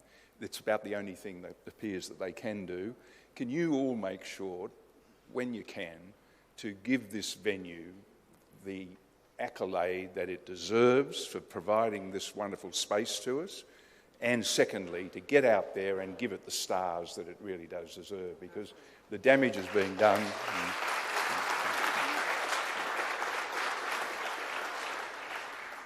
I just want to say Zali Burrows is supposed to be speaking this afternoon.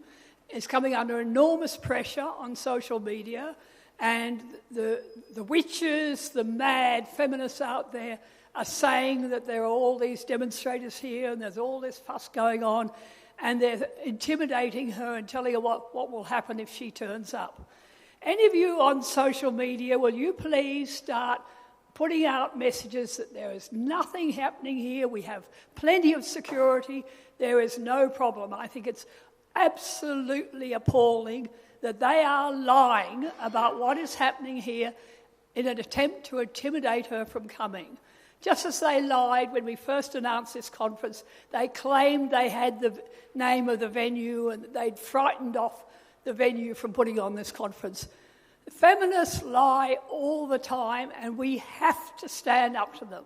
So any of you who are on social media, please get on there now and say this is a very peaceful conference, having a proper discussion of this critical issue, and there is no need for anyone to be concerned about security. Thanks. So let's adjourn for lunch.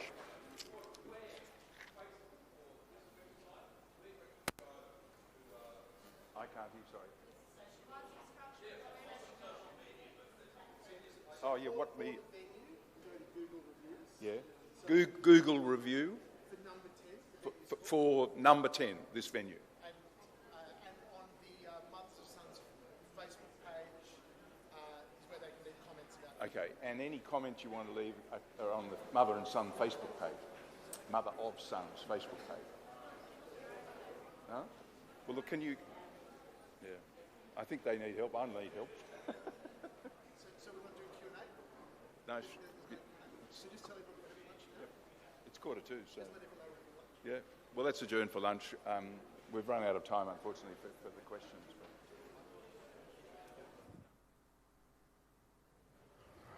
All right, ladies and gentlemen, thank you very much. It's lunchtime now, so we invite you to enjoy your lunch. In terms of your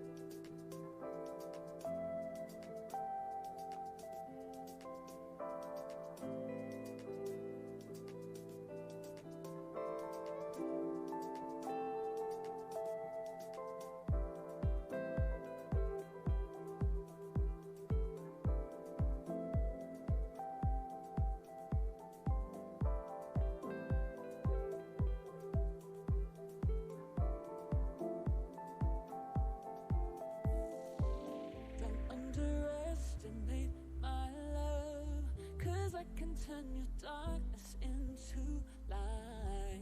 If you just believed in what we've got, then you would feel this paradise.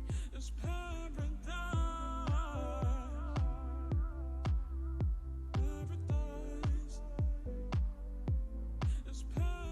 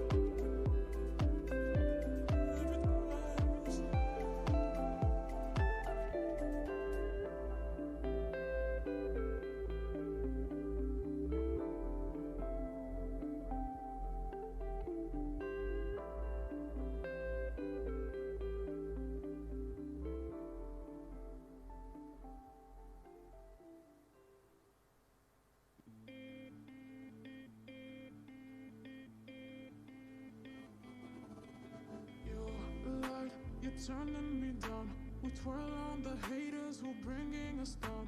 I come through the city, I take all it with me. I don't need no man who'll be bringing me down. You're the light, you're turning me down. We twirl on the haters who bringing us down.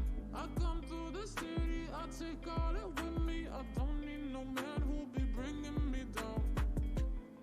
I can't define it, I just know the feeling you evoke. I can't ignore it. Got me in the moment, you see. Come a little closer to me. It's the roller coaster. Got me in the moment, you see. Come a little closer to me. It's the roller coaster.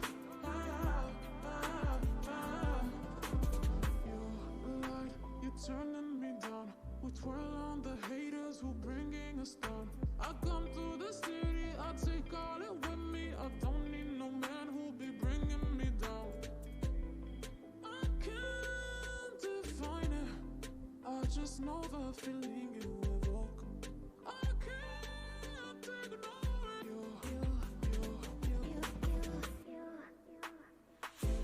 Got me in the moment, you see. Closer to me, it's the roller coaster. Got me in the moment, you see. Come a little closer to me, it's the roller coaster.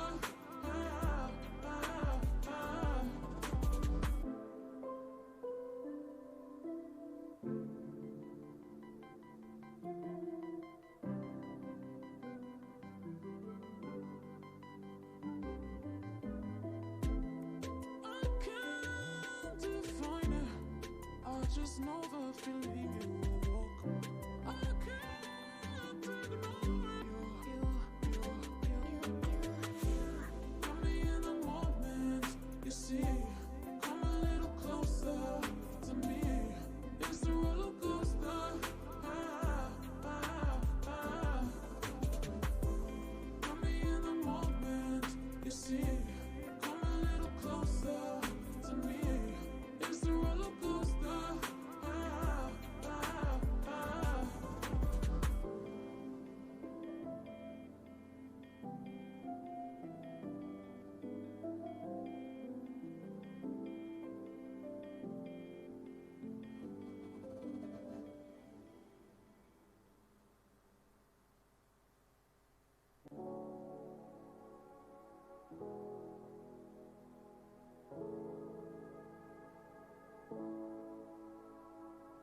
I've been driving through the clouds. Just wanna see your face, waiting for the sun to come out. I've been driving through the clouds, waiting for the sun to come out. Just wanna see your face, wanna see your face. 'Cause it's the only thing I'm needing. I don't wanna be you.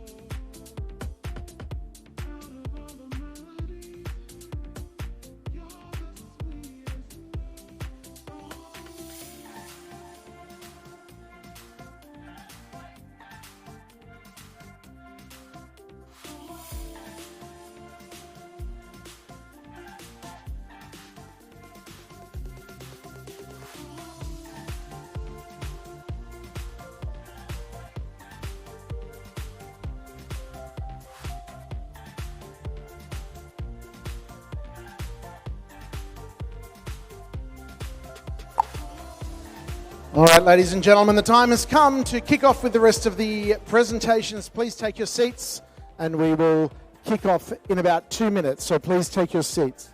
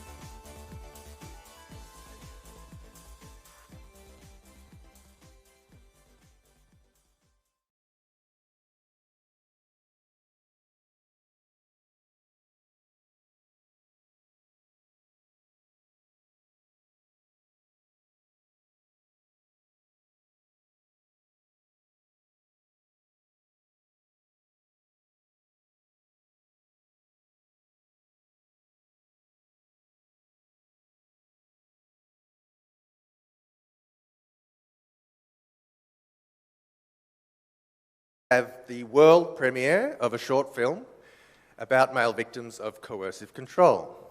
Now, this is a 7-minute excerpt from the full 14-minute film. The film features actors reading the actual voices of Australian male victims of coercive control, and these are quotes taken from a recent international survey carried out by Nicola Graham-Kevin and Deborah Powney from the University of Central Lancashire in the UK. The film provides an understanding of the types and levels of coercive control experienced by male victims in Australia, including emotional, psychological, economic and sexual abuse, as well as isolation.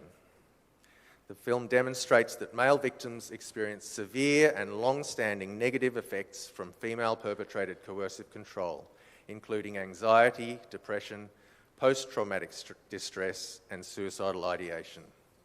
Hopefully this film will provide a human face to the statistics I just outlined for you now. So without further ado, here it is, male victims of coercive control. Voices of Australian men. Experiences of male victims of female-perpetrated coercive control. Taken from an upcoming report by Professor Nicola Graham-Kevin and Deborah Powney from the University of Central Lancashire in the UK. We asked male victims, why were you or are you frightened of your partner or ex-partner? What impact did this have on your psychological well-being? What impact did this have on your sense of choice and freedom? This is their voice. She lies to police, courts, to try to prevent as much access as possible to my son. Plays victim card when she was in fact the violent one and emotional bully. Because she can and has stopped my relationship with my son. She has tried to kill me on more than one occasion, and she has taken the children on a number of occasions until I fall into line and do what I'm told. Let me see. Getting stabbed in my sleep, nearly dying 4 times, and now living with a permanent disability. Yeah, I think I am. She was often violent towards myself and the children. She came at me with a knife on one occasion. She didn't seem to be able to control her anger. Pretty obvious. She destroyed my life, destroyed all of my friendships, controlled everything I did. I was powerless, and there was nowhere to go and nobody to seek help from. She continued to poison my reputation and friendships after we split up for years. I had planned to kill myself. I cried a lot, felt hopeless and useless. In our divorce proceedings, she accused me of being a violent sexual predator and a danger to the children. She laid it on thick and got awarded a fair slice of my life's savings. She lied repeatedly to the court, but even when proved as a liar, the courts backed her version. I was forced to sign that it was all me, that I was a dog. This has taken a lot of counselling to recover my self-respect and dignity. I will never marry again. I went insane. I lost my business, my friends, and became homeless.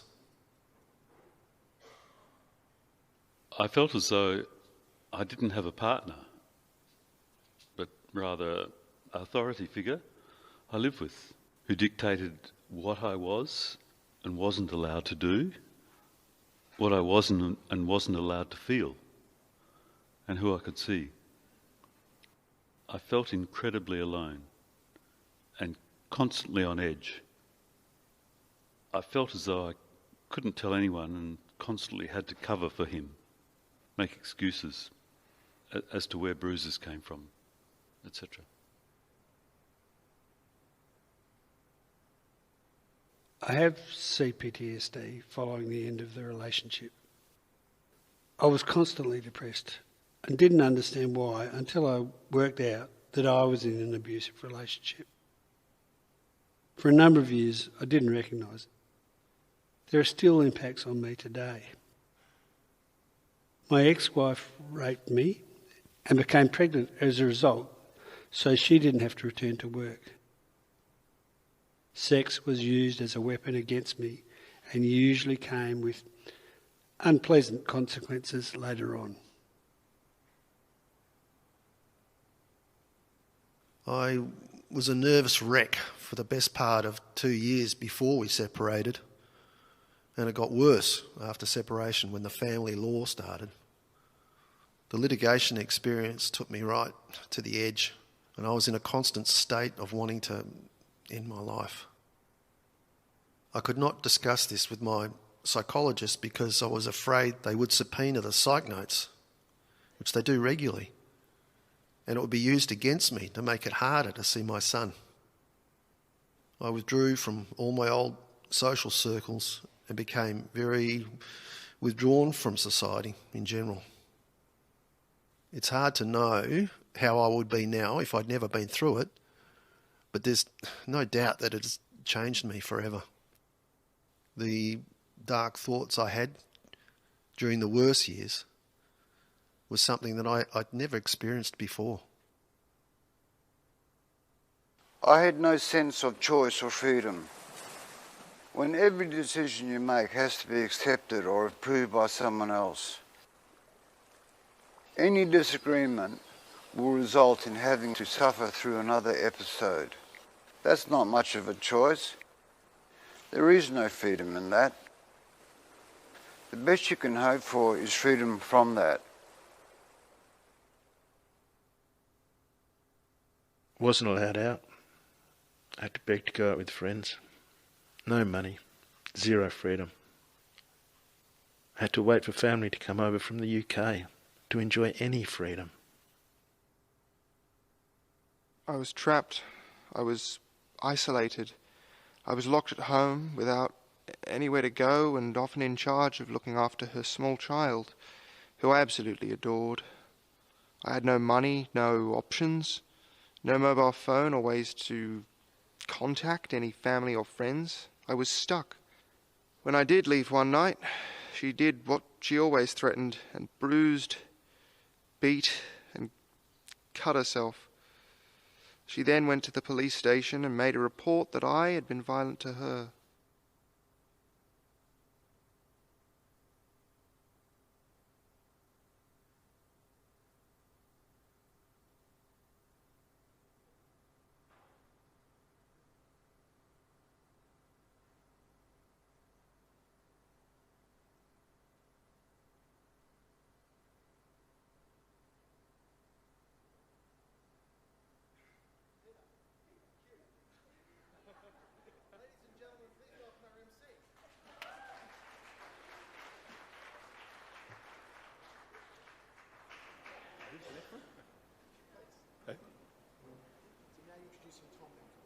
Oh, okay.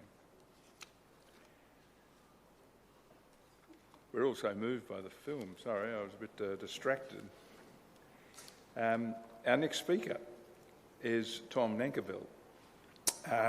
He's a former government policy analyst with extensive experience in economics and social policy research. Along with colleagues, he's established a new website called Gender Research, so genderresearch.org, to critically examine aspects of contemporary feminist doctrine.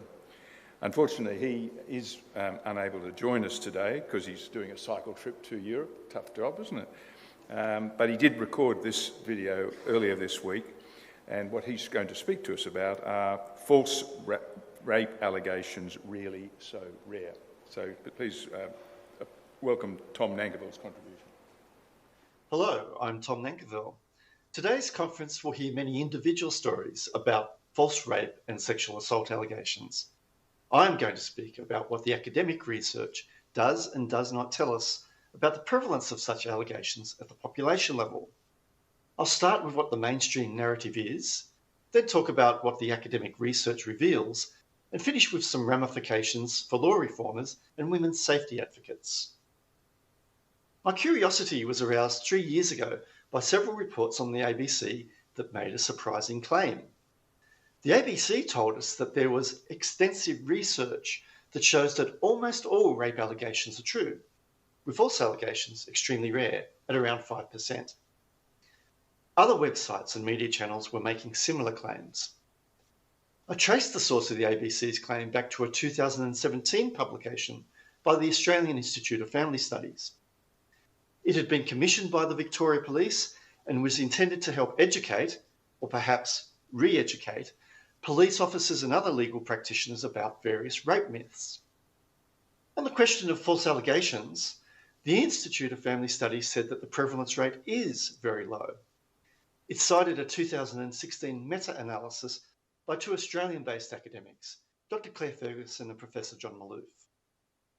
The 5% prevalence figure came from their analysis, although, as I'll come to, Ferguson and Maloof included rather more caveats than the Institute's publication.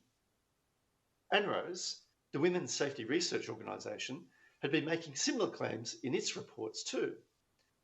This 2021 ANROS report went so far as to assert that it is a fact that false allegations are extremely rare. ANROS then used that powerful conclusion to argue that people, and especially the police, too often distrust women who allege sexual assault, and it called for the default position to be reset, to presume that such allegations are true. Now, importantly for this conference, if it really is a fact that almost all sexual assault allegations are true, this would weaken the case for the presumption of innocence.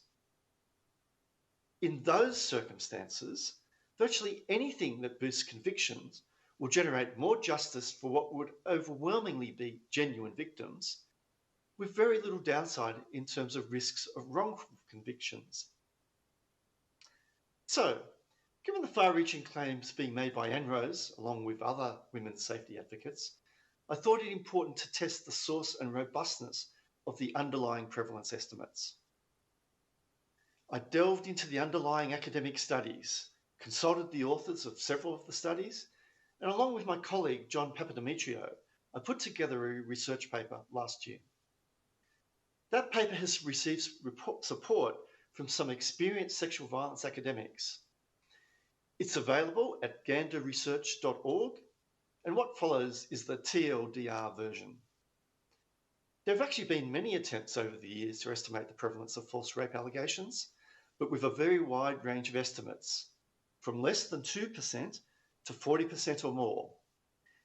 This wide range can be attributed partly to differences in definitions, data, and methodologies, perhaps also the proclivities of different researchers, but it also reflects the inherent challenges in separating fact from fiction in sexual assault cases.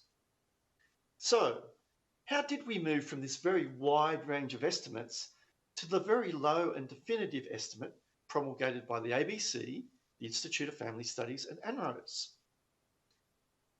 They were reflecting a consensus among a prominent group of sexual violence academics that appears to have crystallised around a 2010 symposium published in the journal Violence Against Women. In what was perhaps the key paper, Dr. David Lysick and his co-authors identified a subset of 8 prevalence studies that they viewed as providing the most credible estimates. These studies were from Canada, the US, the UK, and one from Australia, and their prevalence estimates ranged from 2 to 10%. The 2016 meta-analysis by Ferguson and Maloof, which yielded the 5% weighted average estimate, considered much the same subset of studies. These studies were more methodologically rigorous than others in some ways. However, they all have a critical limitation that comes from the way they classify allegations as false. The studies all follow the approach established by the International Association of the Chiefs of Police, which requires that before an allegation can be called false, there must first be a thorough investigation that finds sufficient evidence to establish that the alleged crime did not occur. This is a high hurdle. And while there are good reasons for this restrictive definition from a policing viewpoint, it means that not all false allegations made to police will actually end up being categorised as false. For example, consider what happens if a complainant fabricates an allegation, but then police are unable to find sufficiently concrete evidence to demonstrate that it was false, say because the complainant stopped cooperating, or witnesses or other evidence that might refute the allegation couldn't be found, or where consent is at issue. In these cases, under the AICP approach, police are expected to classify the allegation using other categories, such as victim withdrew, or insufficient evidence, or perhaps case ongoing. What all this means is that researchers who restrict their gaze to allegations that meet the IACP classification of a false report will fail to take account of the many equivocal and ambiguous cases, a share of which are also likely to be false. This means that studies that use the IACP approach yield just lower bound or floor estimates of the prevalence rate. They will not count all the false cases in their samples. Ferguson and Maloof acknowledged this themselves. They said that the 7 prevalence studies in their meta-analysis omitted wrongful reports for a range of reasons, and that the true prevalence rate would be greater than their 5% estimate, which was only for confirmed false reports. To find the true prevalence rate, one would need to add in the unconfirmed false reports to the 5% confirmed false reports to get the total. So, to get a sense of how many unconfirmed false reports there might be, in our research paper, we first examined a 2005 British study by Professor Liz Kelly and her colleagues, which was the most comprehensive of the 7 studies in the Ferguson and Maloof meta-analysis. Now, this table was taken from Kelly's paper, although I've simplified the presentation slightly. Kelly started with a sample of almost 2,300 cases where sexual assault allegations had been made to police and there was enough information to do analysis. Of these 2,300, just over 200, or about 10%, were originally viewed as false by the police. This was the category of cases that Kelly focused on in coming up with her own estimate that only around 3% of allegations were false. Now, we identified a couple of shortcomings in the math Kelly used to reach that estimate, but that was not the main problem. Rather, as you can see, there were also almost 400 cases, the ones highlighted in yellow, that were classified by the police as having insufficient evidence, and a further 600 or so, the blue ones, where the alleged victim did not complete the initial police process or subsequently withdrew their complaint. There are also about 100 cases, green, where the allegations were tried in court but the accused was acquitted. The Kelly study assumed that none, that's right, not one of these more than 1,100 cases involved false reports. Of course, it's quite plausible that a good number of the allegations in these categories were genuine. We know there are valid reasons why victims might not want to continue through the legal process, including the distress of police interviews and of being cross-examined in court, and pressures from family members or threats from the accused. It is also the case that an acquittal does not mean that the complaint was factually false, given that a guilty verdict requires proof beyond reasonable doubt, a high standard. But while a good number of the allegations in these categories may have been genuine, it's also likely that a subset were false. We examined these categories closely in our research paper and showed that the true prevalence rate for the cases in Kelly's study could easily be up to 5 times higher than her own estimate. With less conservative judgments, higher prevalence rates would result. We undertook similar exercises for the other studies too, where there was sufficient information. Although we were unable to pinpoint the true prevalence rate, what we could say with reasonable certainty is that the view of prominent sexual violence experts and women's safety advocates on this matter is incorrect. That is, their view that it is a fact or that evidence demonstrates that almost all sexual assault allegations are true and that false allegations are rare, that view is itself false. Accordingly, I wrote to the ABC, the Institute of Family Studies and ANROS, pointing out the limitations in the prevalence studies, explaining why that meant that their own reports were in error, and asking that they issue corrections. I presume this would be a fairly straightforward process, given that I was able to point to a key study they themselves had relied on, the Ferguson and Maloof meta-analysis, to help explain their errors. However, in practice, all three agencies were reluctant to come clean. I have detailed what happened and what didn't happen in two compendiums which are available at ganderresearch.org. These events are really worthy of their own speech, but let me summarise. The most protracted and exasperating process was with the Institute of Family Studies. It took some 18 months and more than 50 exchanges before we reached a resolution. The official I'd been negotiating with ultimately agreed to a set of words that would acknowledge that the prevalence rate was uncertain and would remove the Institute's erroneous claims. But then, the next day, the Institute decided to simply withdraw the entire document from its website without issuing a public notification or acknowledgement of its errors, leaving its readers in the dark. The ABC at least issued a correction to some of its articles. However, the correction was neither clear, comprehensive, nor prominently displayed, and alas, it would also have done little to correct the misinformation Arndt had spread amongst its audience. Turning to ANROS, after another protracted process, it recently made several changes to its documents too. Again, it did so somewhat secretively, without issuing any public notification. And the changes softened ANRO's position only slightly. For example, where ANRO's previously held that false allegations are extremely rare, it now says they're just rare. And where once this was a fact, it is now something that evidence indicates, apparently. To try to bolster its position, ANRO's also introduced another data source that aims to capture all sexual assaults, not just those that are reported to police. ANRO's contention is that because most sexual assaults are not reported to police, the ones that are and that are false must be a small share of the total sexual assaults. This argument entails a deeply misleading apples and oranges comparison, as we explain in detail in the Keeping Mum compendium on our website. Most fundamentally, what ANROS has failed to consider is there are also many false allegations of a sexual assault that also are not made to police, but rather are told only to family members or friends, or members of peer groups such as fellow students or work colleagues, or counsellors and so forth. As Ferguson and Maloof allude to, when one considers all allegations, both true and false, outside those made only to police, the prevalence rate of false allegations could potentially be higher than when considering those made to the police alone.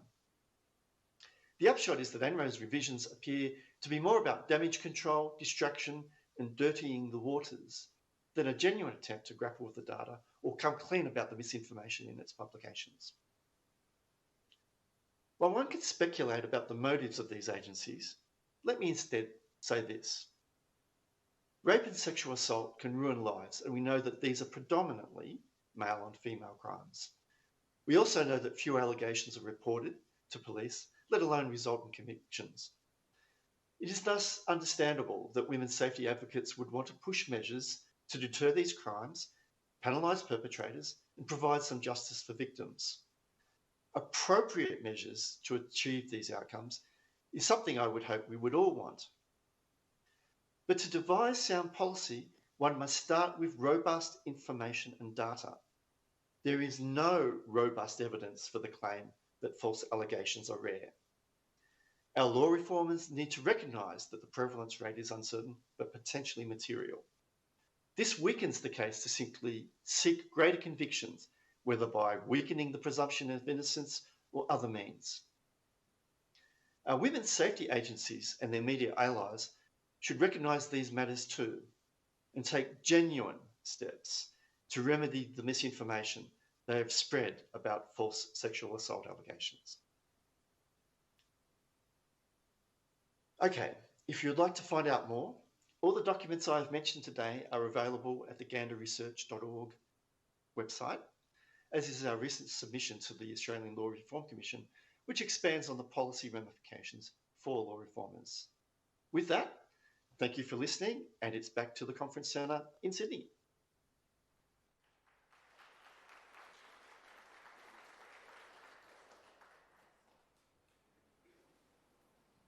Thank you very much, Tom. That was very helpful, and I'm sure we all appreciated it. We're going to have another video, that being presented by Bettina, Arndt. Her video is called Faking the Stats. It's a video on feminist lies, damn lies and statistics, to use that well-known quote.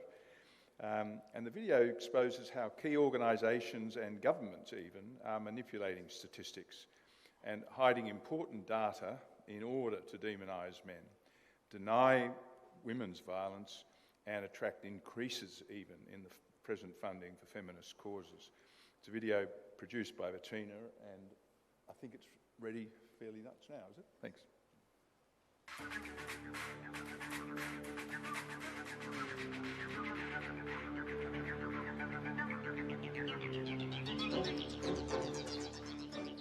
Remember the start of the COVID lockdowns?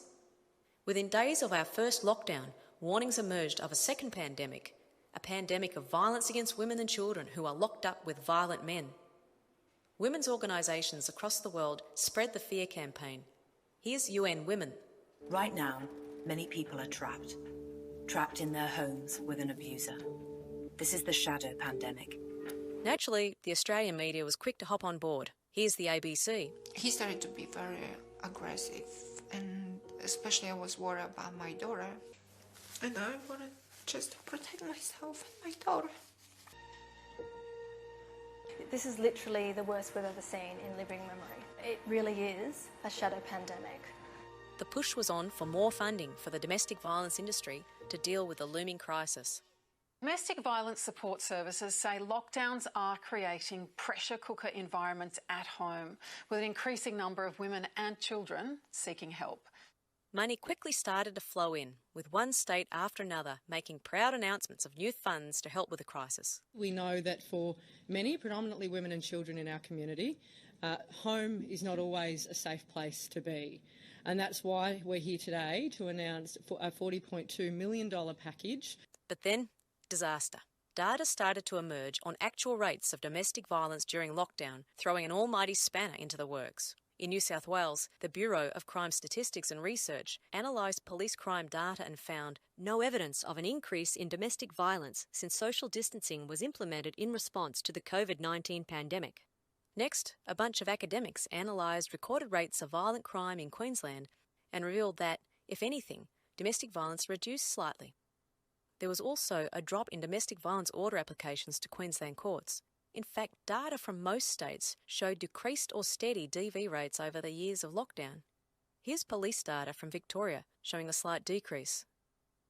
So here it was, clear evidence that our media and our governments had been hoodwinked by the propaganda, wrongly maligning all those good Aussie blokes locked up with their families.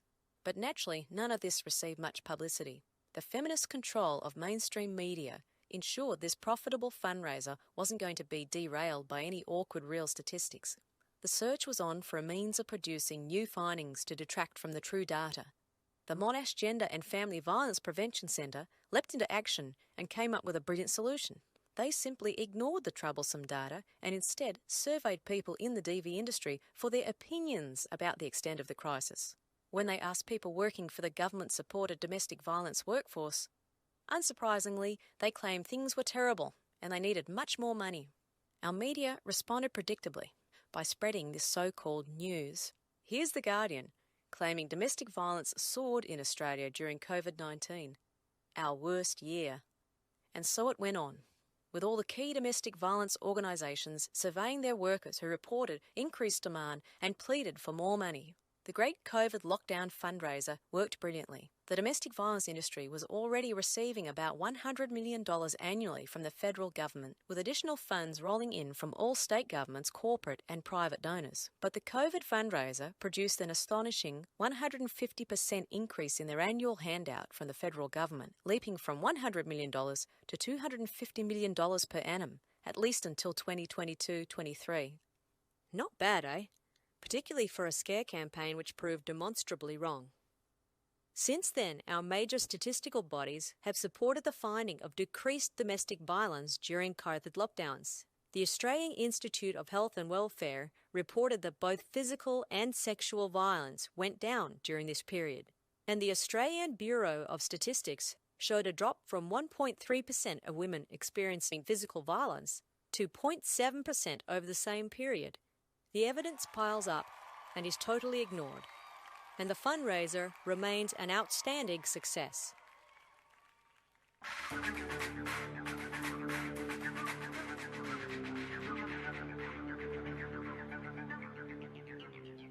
Australia's Parliament recently altered the Family Law Act and removed just about every mention of children's right to care by their fathers. The claim is this will protect children from violent dads. There's no way the activists who push for changes to family law are going to allow the truth to be exposed about where children are most at risk, namely in the care of mothers. It's over 25 years since our official Australian government bodies published statistics on gender of perpetrators of child abuse, despite this information being readily available in the datasets used for their regular reports on child protection. Back in 1996, the Australian Institute of Health and Welfare published a paper on child abuse and neglect, which included the finding that mothers were nearly twice as likely as fathers to be responsible for abuse or neglect, 628 compared to 331 cases. That was according to data from the states for which information was available. The research paper also noted that more emotional and sexual abuse and neglect cases involved children from female single-parent families than from other types of families. When this revealing data was picked up by the media, the sisterhood flexed their muscles, and the next year the AIHW announced their decision to no longer publish figures on the gender of perpetrators of abuse of children. The reason they gave was absurd. They claimed not all states had provided relevant statistics, which was also true for the data that caused the stir in 1996. So, for the last quarter century, our official statisticians monitoring the abuse of the most vulnerable people in our society have been dancing to the feminists' tune. They have refused to release vital information relevant to child protection. But occasionally a crack has emerged in this carefully controlled wall of silence regarding child safety. In 2008, a Freedom of Information request forced the West Australian Department of Child Protection to cough up statistics which showed that mothers were perpetrators in 73% of cases of neglect and abuse by parents in 2007-2008. Mothers were responsible for almost 68% of cases of emotional and psychological abuse by parents, about 53% of physical abuse, and more than 93% of all neglect cases. But that's a rare glimpse at the truth on this issue. In the main, the carefully constructed narrative holds firm in this country, with nothing allowed to detract from the dangerous dad plotline. Here's an article about Who Abuses Children from the Australian Institute of Family Studies. It follows the prescribed script by conveniently lumping together fathers and stepfathers to claim twice as many children are physically abused by dads than mums. Stepfathers include mum's boyfriend, any male passing through the lives of a single mother. It has long been known that these males pose the greatest threats of all when it comes to abuse of children, particularly sexual abuse. Jeremy Summit, then a researcher at the Centre for Independent Studies, conducted an analysis of overseas data which found, for instance, that American children who lived with a single parent with a partner in the home were 20 times more likely to be sexually abused. There's some published information about filicide, when parents killed their own children. A 2012 national study of filicide, which found that although slightly more of the perpetrators were men, children were actually most likely to be killed by their mothers than their fathers. But when a journalist highlighted this finding, the lead author of the 2012 study, Thea Brown, leapt into print with a letter to the editor claiming it was not helpful to demonise any perpetrator group. And after this, data on gender of perpetrators disappeared from all published versions of the article published by Brown and her colleagues. These patterns have since been confirmed. A 2015 examination of homicide data by the Australian Institute of Criminology noted that females accounted for over half, 52%, of filicide offenders. In Australia, we've seen some dreadful killings by mothers of their children. Former Australian water polo player Kelly Lane's murder of her newborn baby Tegan. Ken's mother Raina Thayday, who stabbed her 7 children and her niece to death. 4-year-old Chloe Valentine, who died from at least 39 injuries to her body after being repeatedly forced to ride a 50-kilogram motorbike.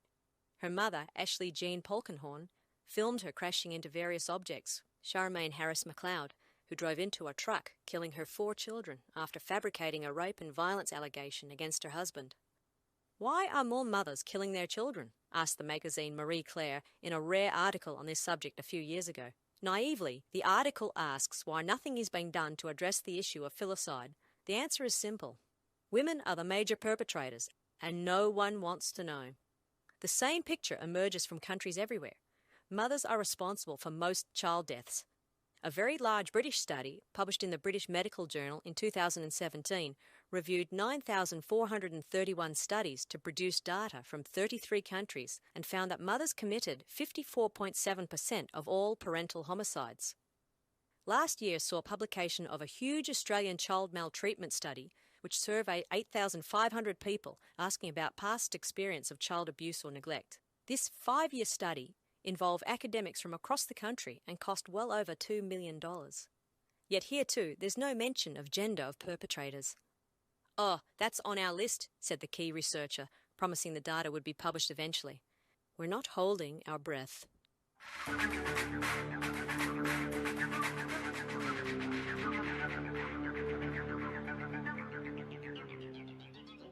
You would have thought the campus activists who forced our universities to set up kangaroo courts would rest on their laurels after this proud achievement. But no. Last year they were in the media again, clambering for the government to do more about sexual assault on campus. They recruited the Teals to speak out. Wentworth's Allegra Spender was on ABC Radio, jumping on board the ABC's latest propaganda claim. The 275 people are sexually assaulted on our campuses each week. Pressure is growing on the federal government to do more to tackle sexual violence on university campuses, with calls for an independent task force to hold the sector accountable. Around 275 students are assaulted in a university setting every week. Is that disinformation or simply misinformation? This wild 275 headline figure played a vital role in media support for the government's attack on the universities. The ABC attributed the statistic to the 2021 National Student Safety Survey. Yet Universities Australia, who ran the survey, said the 275 a week claim was not in their survey results. It appears to have been cooked up by End Rape on Campus activists who extrapolated from the tiny 2.7% of the student population who bothered to answer the survey to the whole student population and included it in a submission to the federal government. The manufactured statistic was derived from an extremely dubious statistical manoeuvre, specifically warned against by the Australian Human Rights Commission, which ran the previous survey. The Commission stressed the respondents were self-selected students who were motivated to respond, which means these responses cannot be regarded as representative of the Australian university student population as a whole. It's rather like counting up the number of different models of car in a smash repair shop and using Mr. Warn drivers about comparative safety of vehicles. Note that this calculation was based on the tiny 1.1% of students answering the National Student Safety Survey who claimed to have been sexually assaulted in the previous year. The survey used the broadest possible definition, which included any sexual contact, such as being kissed, as well as any sexual activity involving drugs or alcohol. About half of these assaults weren't actually on campus but took place in private homes, clubs and other outside locations, so they weren't campus sexual assaults at all. Clearly, that measly result was very disappointing for the activists who'd worked so hard to get these numbers up. The student activists were so disappointed with a minimal 1.1% result that they were inspired to come up with a 275 a week concoction. This manufactured statistic was endlessly quoted by not only the ABC, but also by Green senators and all manner of feminist groups who have jumped on the bandwagon to attack the universities. The Education Minister caved in to the activists' demands and set up an expert independent task force to make sure the universities toe their line, and a new ombudsman to further push them around. Naturally, Allegra Spender was out there celebrating.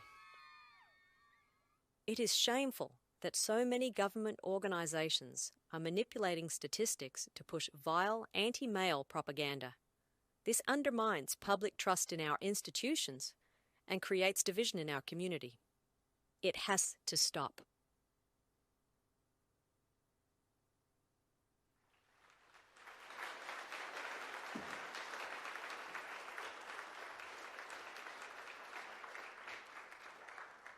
Thank you very much, Bettina.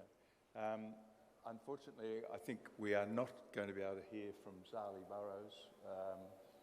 I don't want to go into what's happened, but none of it's good news. So look, I think we might have an afternoon break, and we'll resume in a quarter of an hour, 20 minutes. Something like that? Thanks.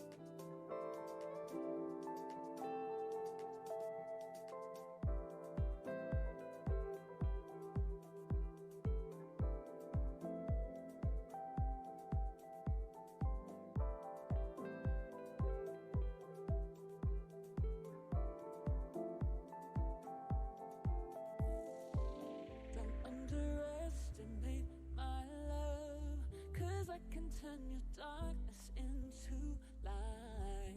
If you just believed in what we've got, then you would feel this paradise. This paradise. Paradise. This paradise.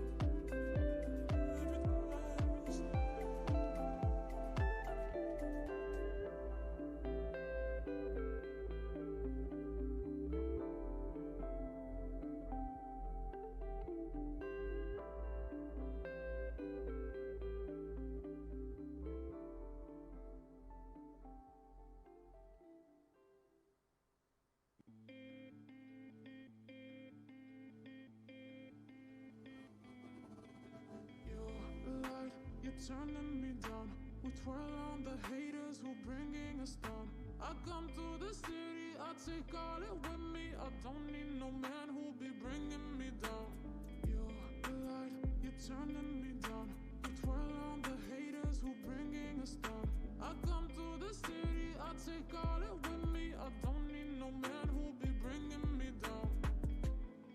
I can't define it, I just know the feeling you evoke. I can't ignore it. Put me in the moment, you see. Come a little closer to me. It's the roller coaster. Put me in the moment, you see. Come a little closer to me. It's the roller coaster. You're the light, you're turning me down. We twirl on the haters who bringing us down. I come to the city, I take all it with me. I don't need no man who'll be bringing me down. I can't define it, I just know the feeling you evoke. I can't ignore it.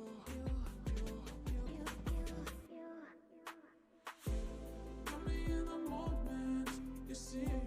Come a little closer to me. It's the roller coaster. Put me in the moment, you see. Come a little closer to me. It's the roller coaster.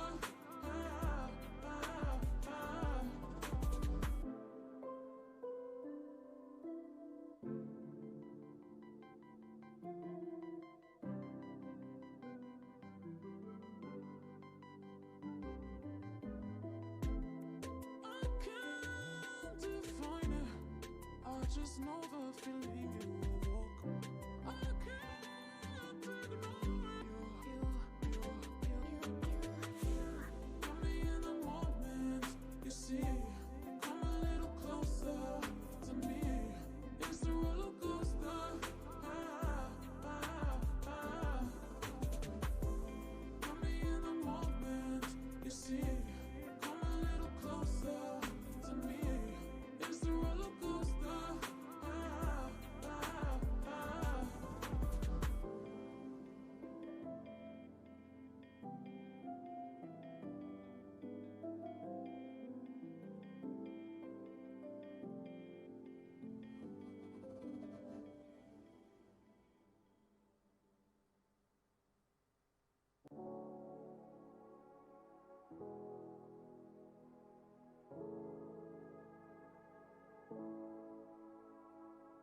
I've been driving through the clouds. Just wanna see your face, waiting for the sun to come out. I've been driving through the clouds, waiting for the sun to come out. Just wanna see your face, wanna see your face. 'Cause it's the only thing I'm needing. I don't wanna be no. Sun to come out. I don't wanna be no.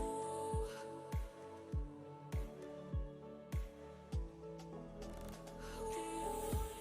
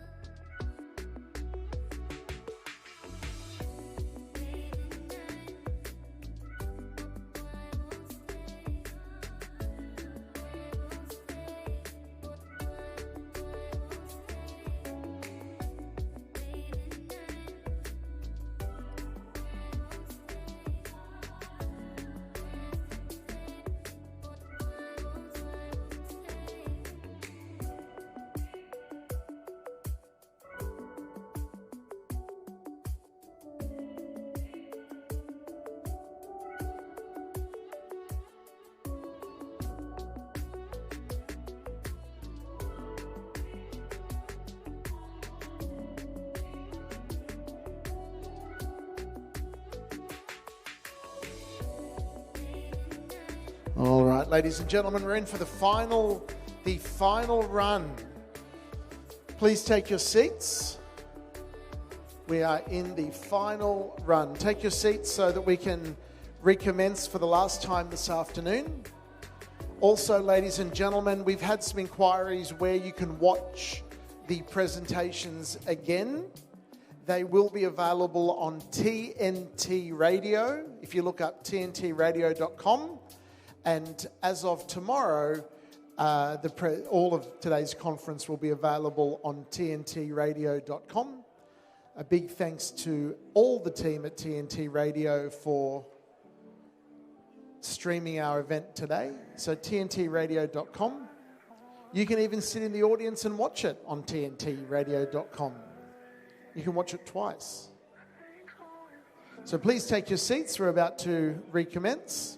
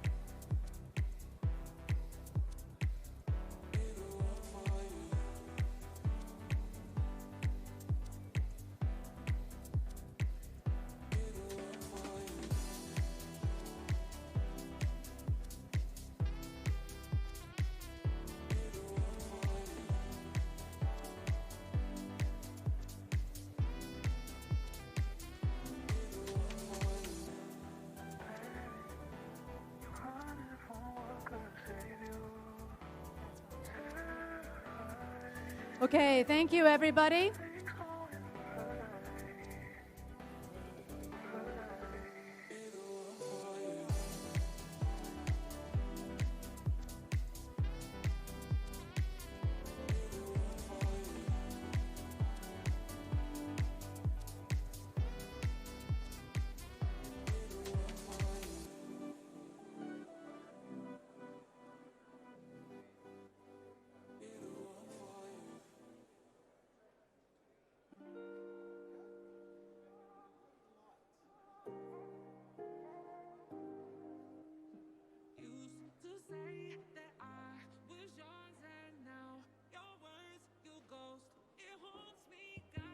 Okay, thanks everybody, and I appreciate that everyone has stayed until the bitter end of this wonderful event.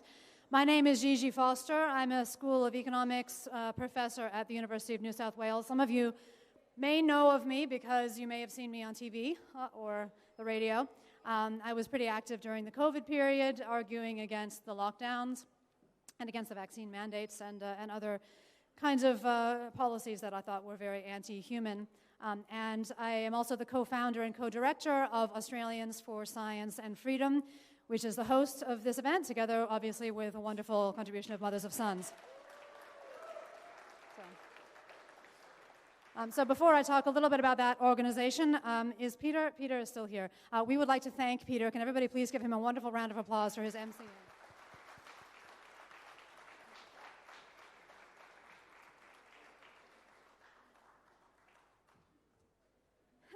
And I think he has to depart quickly because he has, of course, given quite a lot to us, and he has a very busy life. We would also very much like to extend our thanks, of course, to the wonderful Bettina Arndt. Bettina.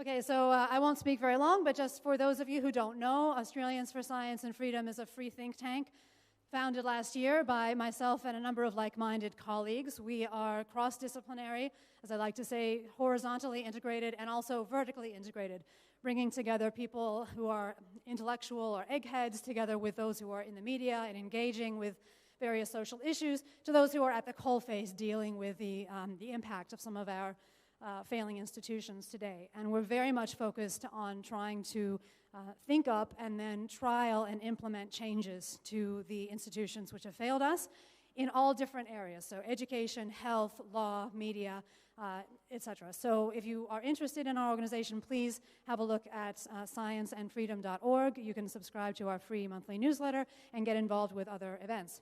So I'm going to just read a little prepared speech here, a little bit about ASF and why we think that this is a very important issue that we've been talking about today. Australians for Science and Freedom are proud to be hosting this conference with our wonderful sponsors, Mothers of Sons. We see that the erosion of the presumption of innocence is undermining personal liberties and having a chilling effect on freedom of speech. There seems to be an acceleration towards a reversal in the burden of proof, with the onus on the defendant to prove his or her innocence, contributing to an increase in arbitrary and potentially unlawful detention. This threatens to create a breakdown of trust in the legal system and the normalization of injustice. In turn, we are witnessing increasing authoritarianism from government, with a weakening in many of our democratic institutions. Left unchecked, there is a grave risk of a slide towards increasing abuse of power, along with the weaponization of the bureaucratic and judicial systems. So we are very, very happy to have here as our final event for the conference a few people to speak on a panel about some of their own personal reflections on the personal and wider ramifications of some of the cultural shifts and the phenomena that we've been discussing today. So we have Dave Richards here, hopefully, yes, who is also a co-founder and co-director of ASF.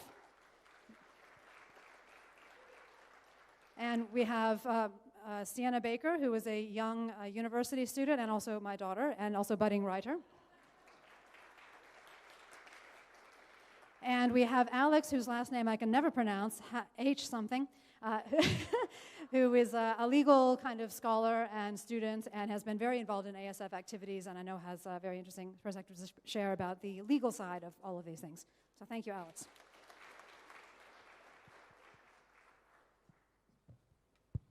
Okay, so I might just start by going down the line and asking each of you why you are here, why you're on this panel, and what your own personal experiences have led you to. And you're welcome to either speak from the lectern or speak from the chair. Thank you, Gigi, and thank you for having me speak today. There is a slide, I think, that you may have that we could put up, perhaps. So I wanted to talk a little bit about the weaponization of the legal system, because I myself went through a period where basically I was targeted, I believe, by the judiciary and by some of the bureaucracy. Basically, as a result of some false allegations, I was effectively suspended from work by the Queensland Health Ombudsman, and also I faced criminal inquiries from the police. And just at the time when the police case was at the point of collapse, this story was published on the ABC, and instantly it appeared in newspapers from the Darwin Times to the Hobart Mercury. I mean, basically, it took me about 2 to 3 months to restore the problem, solve the issues, and basically the whole thing was dropped on the doorsteps of the courtroom, which is seems to be a little bit of the modus operandi of these organizations. And unfortunately, of course, even though everything is cleared, I'm back to work, everything's completely back to normal, all the allegations have been refuted. Of course, these media stories remain on the internet, and it's almost impossible to get them down. You know, I've spoken to the ABC, I've spoken to other agencies, and basically they remain. All I could get from the ABC was a token gesture to say that the decisions had been revoked. And I think this speaks to something that's fundamental in our society, which is, you know, our right to the presumption of innocence. And that is, as the Law Society says, is sacrosanct in our society. And once we start to allow that to become eroded, then each and every one of us as citizens are potentially subjected to this kind of attack and destruction in our lives. And of course, I had to defend this at a time when I wasn't working, and it was extremely expensive. And the average person, I was fortunate, I had support and so forth, but an average person cannot afford the kind of the defense required to successfully defend these things. I feel for so many people who are almost certainly being subjected to these attacks and indiscriminately, and as a result of that, facing possibly detention. We know that detention rates in Australia are 37% of prisoners in Australian jails are held on remand. They've never been convicted of anything. It's that number is increasing. Fairly soon, the majority of people incarcerated in Australian prisons are going to be held there without a conviction on remand, waiting for their day in court. So I just want to let people know my experience, and I'll hand it back to Gigi. Thank you. Thank you, Dave. Okay, so we'll come back for Q&A a bit, but I want to get each person's view. So, Sienna, why are you, apart from the fact that I'm your mom, why are you on this panel, and what do you see as sort of the major issues that these sorts of loss of presumption of innocence has brought up in your life? Yeah, I don't really have a professional or clinical background, obviously. I'm quite young still. But I suppose I see more of the cultural implications of this play out in my generation, which is what I'm most concerned with. I just see a lot of resentment, I guess, between men and women, young men and women, which is a bad thing for many reasons, most of all because, this is going to be the generation that produces the next one and ongoing. So, but I see a lot of kind of women taught that they are inherently kind of going to be either victims already or going to be victimized at some point in the immediate future by any man that they might see or meet or go out with. So they're taught to be scared. And men are taught that they are sort of naturally guilty as well of various misdemeanors which they may have or may not have committed. So this obviously breeds some kind of, definitely a sense of resentment and even hatred. A lot of the time you see that between men and women. And I guess that's a broader cultural kind of outgrowth of this, this assumption about men, which is not helped by the notion that, if you are accused, you're automatically, it's kind of like a believe all women sort of thing. You're automatically guilty. So I see that playing out. That's what I'm most concerned with. Not only the younger generation, I must say. I had lunch with a friend the other day who's just had his 46th birthday, and he was expressing to me this kind of revelation that he had, which was that he interacts sort of poorly with women, even women that he knows completely, like him and get along with him, because he's terrified of being accused of being a rapist, terrified of it.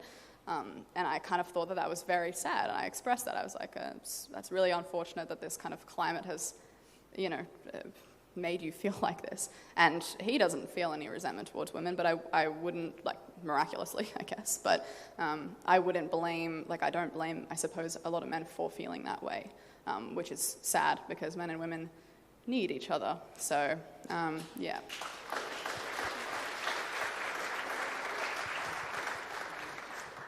Okay, we'll come back to you and your story. Alex, why are you on this panel? Why are you here? What's important to you? Mainly just to teach everyone how to pronounce my last name. Alex Hatzikalimnios, by the way, confuses many. And when I was doing my NAPLAN exam, it took me the whole exam to write it down in little bubbles. So that's mainly why I'm here today. No, I'm kidding. So I don't have a similar experience to some of the panelists up here today, but I am a legal academic, PhD candidate, hopefully doctor of philosophy soon, and I'm a human rights lawyer, not practicing at the moment, but that was my passion, and that was sparked during the COVID pandemic. Everyone in this room probably really sick of hearing about it, and so am I, to be honest, but it is important to learn lessons instead of pointing fingers at people, to learn lessons as to what went wrong and how we can fix that. So, you know, the presumption of innocence at international human rights law is protected in the International Covenant of Civil and Political Rights. Essentially, everyone is assumed innocent until proven guilty. And I think a lot of people who spoke today mentioned how expensive the legal system is. And I think that's probably the largest problem in today's legal system is access to justice. And I experienced this a lot during COVID. I nearly bankrupted myself being a human rights lawyer during COVID, trying to help people who lost their job. And it's really disheartening to see good people not be able to afford justice or access to justice because of their financial situation, and having to defend yourself against a claim from going to a COVID protest or other things that have been discussed today isn't cheap. And I think that's something that really needs to be investigated into as well. And other things from, you know, example of the presumption of innocence. Everyone remembers the guy who punched the horse during COVID. That's what he's still known for, although it's been discussed that he was acting in self-defense, and he's run a defamation suit, and any lawyer in the room knows how difficult it is to actually win a defamation suit, and that is privy to what happened in some of the conversations today. So that's my perspective at the moment there. Thanks, Alex. Thank you. So ASF is very strongly focused on solutions. We really, you know, obviously we are informed by what has happened, not just during the COVID period, but for a couple decades previously. And so I want to go to each of you and ask, from your perspective, based on what you have experienced and possibly are still experiencing, what directions do you think that people who are like-minded and have a desire and will for things to change in this area, what do you think we should be working on? What are the kinds of changes that are feasible, whether it's in our dining rooms, in our communities, within our professions? What can people actually do to ameliorate some of the harms that are arising from the loss of the presumption of innocence and the crumbling of some of the institutions that we've relied on most of our lives and that are failing us now? So Dave, I'll start with you. Well, I think organizing events like this where people can communicate with each other and share experiences, I think we need to speak to it. You know, this is almost a conspiracy of silence. In my situation, for example, whilst my mugshot is all the way around the nation, if I speak about the person who made the accusations, then I can face criminal charges. And of course, that protects the prosecutors. And so there needs to be some way that we communicate. We have an opportunity to communicate, and this is a great start. But it needs to keep going. We need to share our experiences. We need to know that we are not the minority. We are the majority. So many people have gone through this, and the more we talk about it, the more difficult it is for these. I'll call them the perpetrators who are doing this to normal people, family members, you know, the more difficult it is for them to control the narrative while we are giving an alternative discourse. I think that's critical, and I'm really concerned, share Sienna's viewpoint that, you know, families are core to Western societies, Western democracies. That's where children are nurtured. And once, this is an attack on the institution of the family, which it may not survive. You know, in Queensland, twice as many domestic violence orders were issued as there were male births last year. There's more than twice as many domestic violence orders instigated every year than there are marriages. So how on earth is the institution of marriage going to survive this? And those are the figures that people need to be aware of and understand how devastating this is to the social fabric of our society. Thank you, Dave. So basically, yeah. So raising awareness, I think this is very important just from my perspective as an academic. One of the problems that we have is there are very few journals in the academic sphere that will actually accept alternative viewpoints on these kinds of issues. And so one thing we can do is to actually start new journals. So that's one of the things that ASF is actually actively considering doing for exactly this reason, to try to provide an avenue for voice of the, what I think, I agree with you, is probably the majority viewpoint, but a lot of these existing journals have become captured by the same narratives. But also at the community level, of course, having events like this, our upcoming event in November as well, which is our second annual ASF conference at RMIT in Melbourne, and any other in-person events. And anybody in the audience, if you have ideas for events in your community, or even just, a dinner party with a bunch of like-minded people, and even maybe some who you're not sure if they're like-minded, that's how we grow awareness and grassroots strength, I think, in the face of these kinds of unfortunate powers. Sienna, what can be done? Is there something that you have in mind, whether it's a personal individual action at a very local level, or something bigger, broader, that could maybe help? Yeah, it's a tough question. I keep going back to something about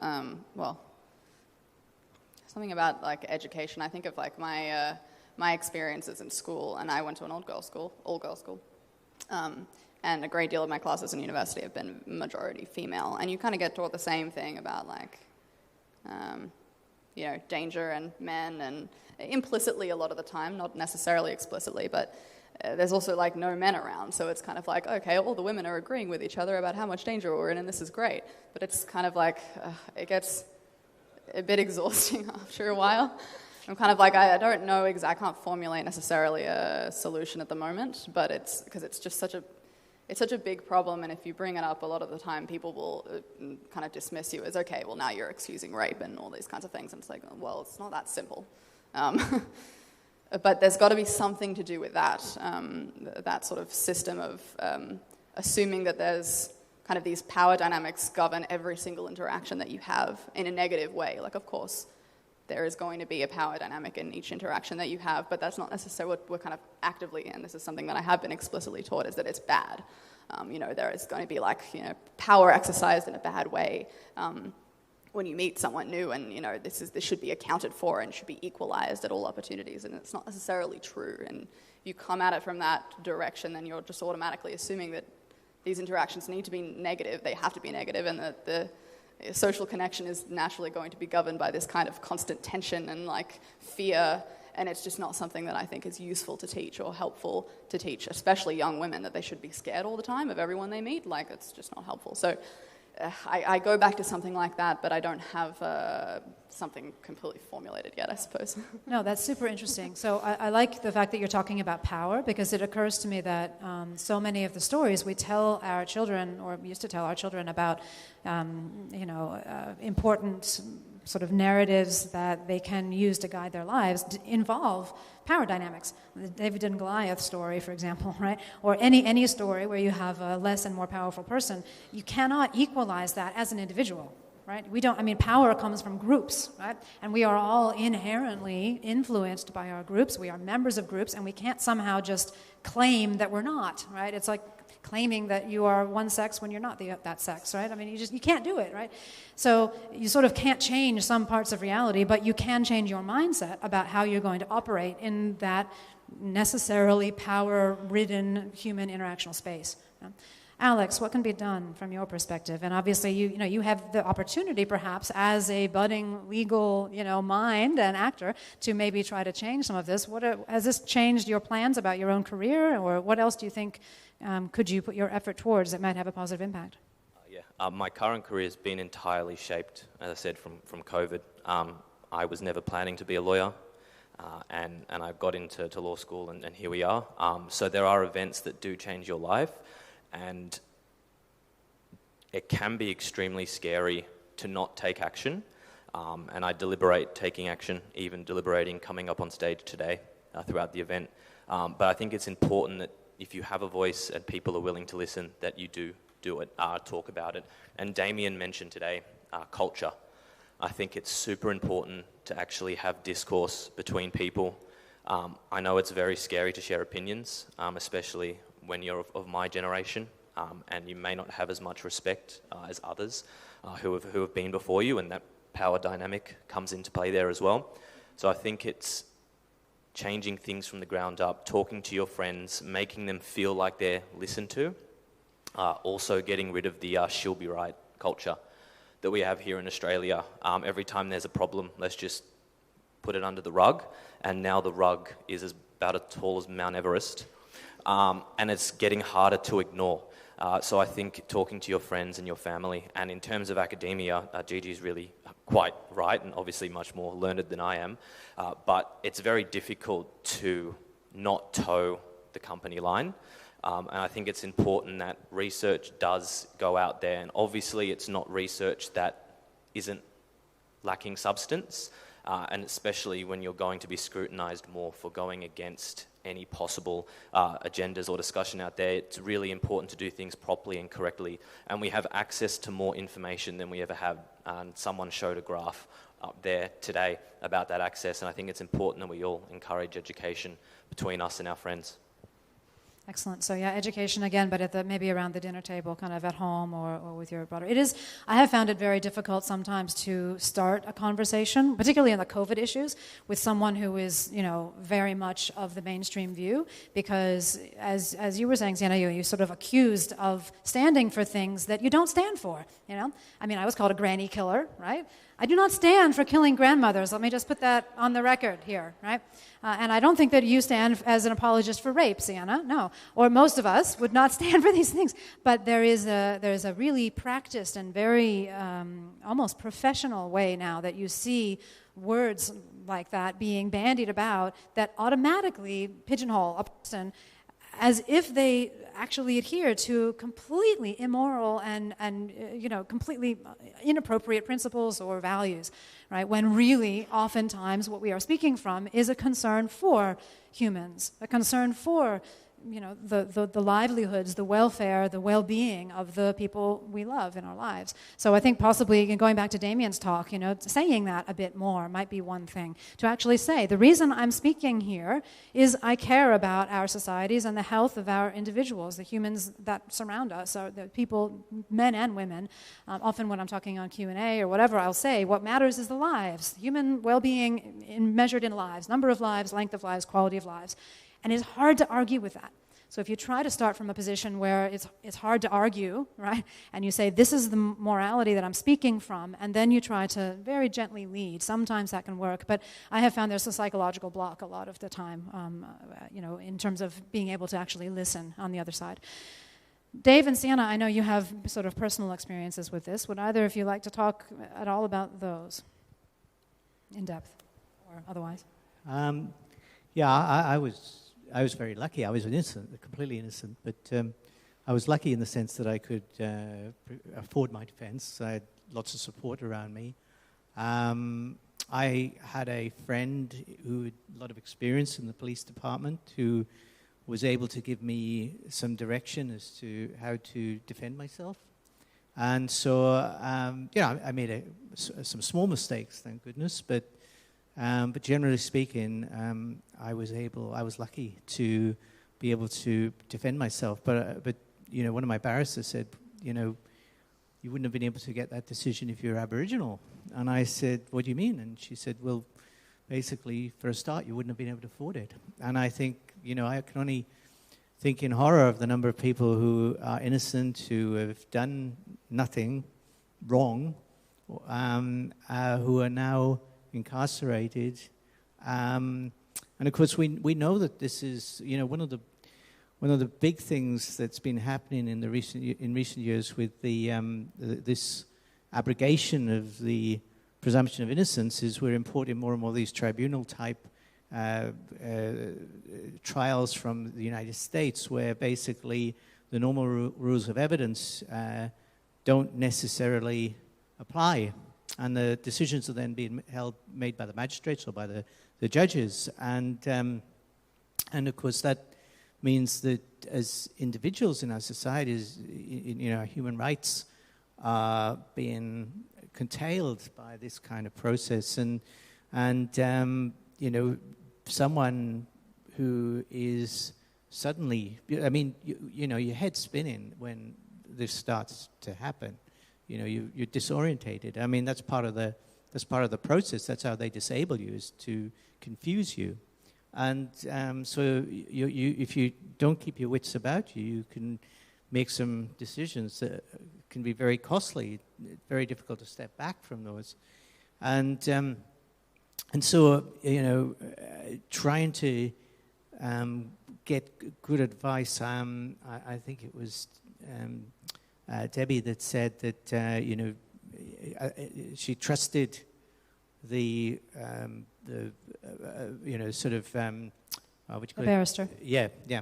And, you know, it was faithful. And, you know, it's a long way back from there. You've got to take it very seriously. So speaking about trust, Sienna, did you want to talk at all about your personal experiences and the issue of trust? Yeah, no, I don't really have all that much to add. I'm not super, I'm not interested in it's a bit of a funny line to walk, because I don't want to kind of brand myself a victim. I'm not interested in that label, but, you know, I suppose it is relevant. I've had experiences in the past where I've been in relationships that were abusive, and maybe it takes a little bit of active kind of reflection on the situation to not then kind of extrapolate that out to all men. But I think that's something that a lot of people don't do, and men as well, kind of like, you know, all women do this, all women are bad drivers, all whatever. That it does happen, and it's difficult to kind of work your way out of that, but it is really important. And if I were to have gone like, okay, I've had these bad experiences with men, now I hate all men, which is something that a lot of women say, that would be to deny the really kind of the valuable kind of protective, the flip side of masculinity, which is incredibly important. You know, the side of men that really they want to protect the women that they love. They want to have deep connections with women. They genuinely want this. So it would be to deny that kind of side of men and just sort of say, okay, well, they're all bad and they're all going to hurt me, which is not helpful, of course, and it is a miserable way to live as well. So it's a difficult line to walk, I suppose. So, yeah. So dehumanizing. I mean, I have felt this as well, that when we don't accept that men and women make mistakes, right? They make mistakes. And certainly some of the men you've been with have made mistakes. When we don't accept that happens as part of nature, of our nature, then we do slide down that slippery slope of starting to reject the man or the woman for being a man or a woman. And that is very anti-human. That is very anti-humanity. So I think to keep our minds open, and part of the presumption of innocence is that. That's one of the things that it guides us towards, is to experience every individual as an innocent person from whom we can live, whom we can connect with, whom we can support, and whom we can create with in the future. So I think I'll probably leave it there, everybody. Thank you very much for listening. Thank you for your contributions. And so before I hand back to Bettina, ASF would like to just give a small token of our appreciation to each of the presenters who's maybe still here from this morning. We just have mugs for you and one for you guys as well. So I'm just going to go and get those. Thank you.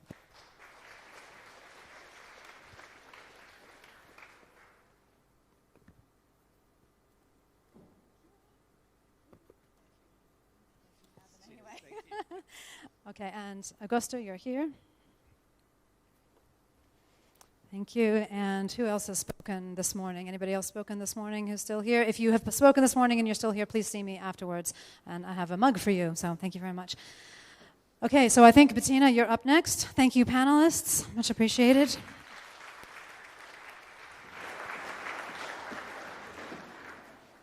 Yep. And once again, thank you, Bettina, for all your wonderful work. I think Bettina is now going to moderate a bit of a Q&A with the audience.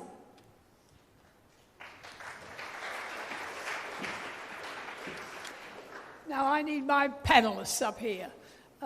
Nadine and Lisa and Michael, please.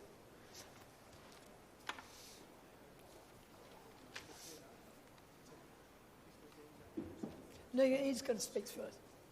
Yeah. Lisa and Michael, yeah, that's it.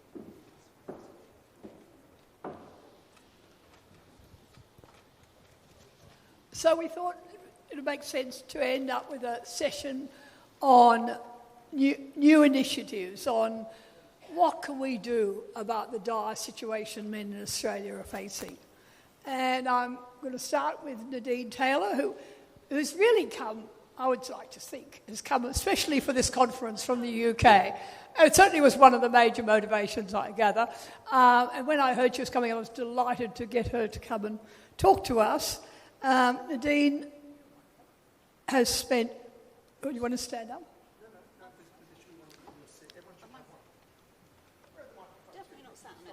Who's stolen the microphone? Okay, Nadine spent 16 years as campaign director for the UK-based Fathers' Rights campaign group, Fathers for Justice, creating high-profile campaigns that earned them headlines around the world. And she's now working as a McKinsey friend, supporting and assisting people in court, mainly fathers. So I thought she was a very good person to talk about what can be done, how can we approach the current situation facing men. You're staying up. You can stand up. Yeah. Good for Matt.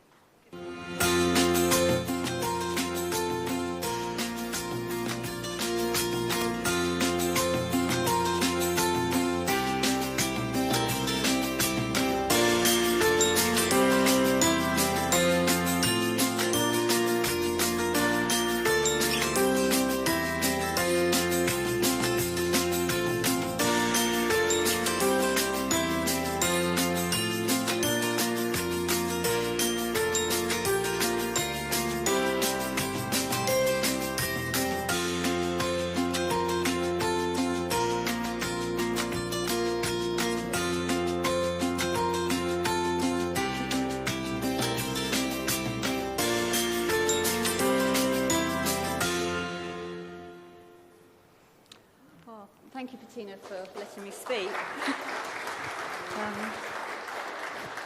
I hope you liked our child-friendly music. That was my ex-husband's choice. So,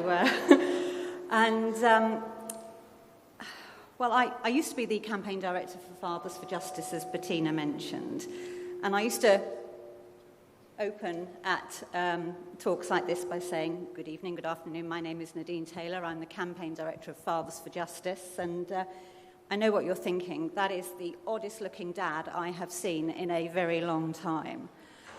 Well, the story of Fathers for Justice starts back in 2001, not with me, but with my ex-husband, Matt O'Connor.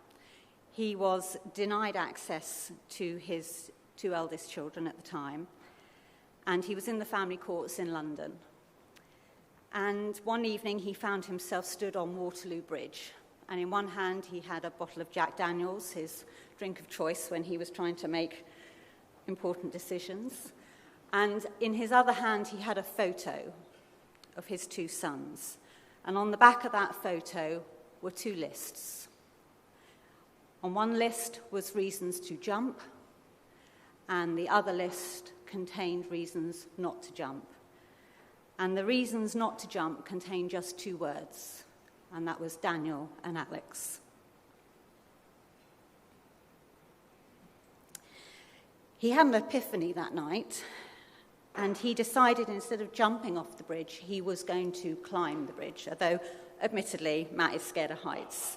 So he was going to find somebody else to do it for him. But he knew he wanted to create something very different to address this problem.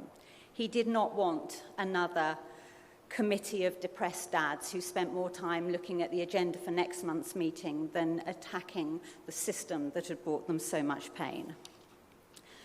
So he went back to court the following week, and he refused to take part in any more hearings. He got up and he went to leave the courtroom, and he turned to the judge, excuse my language because this is Matt, and he said, next time I see you, I'm going to fucking put you out of a job. And he walked out of that courtroom, and he walked down the corridor of the Royal Courts of Justice, and he did not turn back. But he was being chased by the court welfare officer, who was pleading with him not to walk away, but he carried on walking. 2 weeks later, he was reunited with his boys, his ex-wife, and the courts backed down, and he re-established a relationship with them. Despite that, he pressed on with his idea to form what became Fathers for Justice. And on the 17th of December 2002, he took 2 branded red double-decker buses and 200 dads dressed as Father Christmas. And they stormed the Lord Chancellor's office in London, and they brought the father back into Christmas. And that was the start of the campaign. He tried the traditional route for a little while, but Matt's not very traditional. He didn't really sit very well doing tea and biscuits and chatting to politicians. So in 2004, he created the superhero campaign. He launched the idea of putting men dressed in fancy dress outfits, superheroes, on landmarks around the country, because every dad is a superhero to their child. And that's when the protests that became synonymous with the group started. He kicked off with a bunch of dads climbing the Clifton Suspension Bridge in Bristol. And that was followed shortly by the powder bombing of Tony Blair, our then Prime Minister, in the House of Commons. In September 2004, I think we have it on the screen, we hit probably the big time. And we got Batman and onto the Buckingham Palace balcony. You can just about see him there. And that was when it went worldwide. Now, I have to mention that there was a Robin as well. But as they climbed up the outer wall to get onto the ridge to walk round Buckingham Palace to the balcony, they were threatened with being shot. And Robin didn't like that idea, so he came back very quickly down the ladder and was taken away in a police van. But Batman, bless him, he kept going, and he stayed there for the best part of the day. Nobody ever wants to report these stories until you get something like that, when a dad who has got nothing to lose hangs off a building and we get a protest and some headlines. So how did this slightly unusual-looking dad end up as the campaign director of now this notorious but highly effective fathers' rights campaign group? Well, in 2002, not long after Matt entering the family courts, although I didn't know him at the time, I started my own family court journey. I was the victim of domestic violence, and my ex-husband kept me in the family courts for nearly 10 years. I fought false allegation after false allegation, and he tied me up in a legal system that eventually left me in the Priory.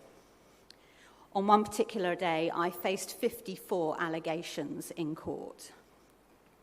In today's money, I spent the best part of, converted into your currency, $600,000 in 3 years.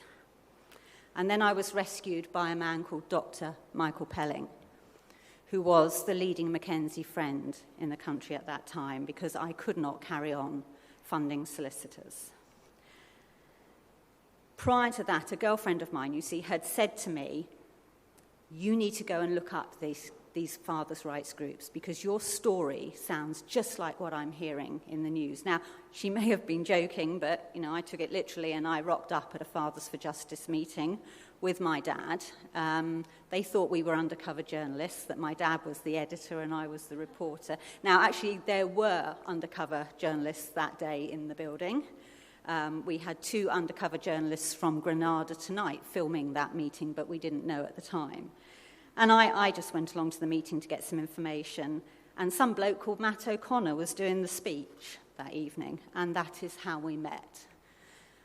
Fathers for Justice, I would just like to say, is a pretty rubbish dating agency on a pretty basic level. But 20 years later, we have been married, we have been divorced, we have our own 18-year-old son.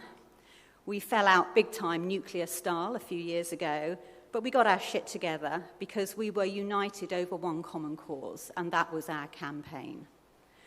To change the law and to bring fathers back into families for the good of the children and equality for all.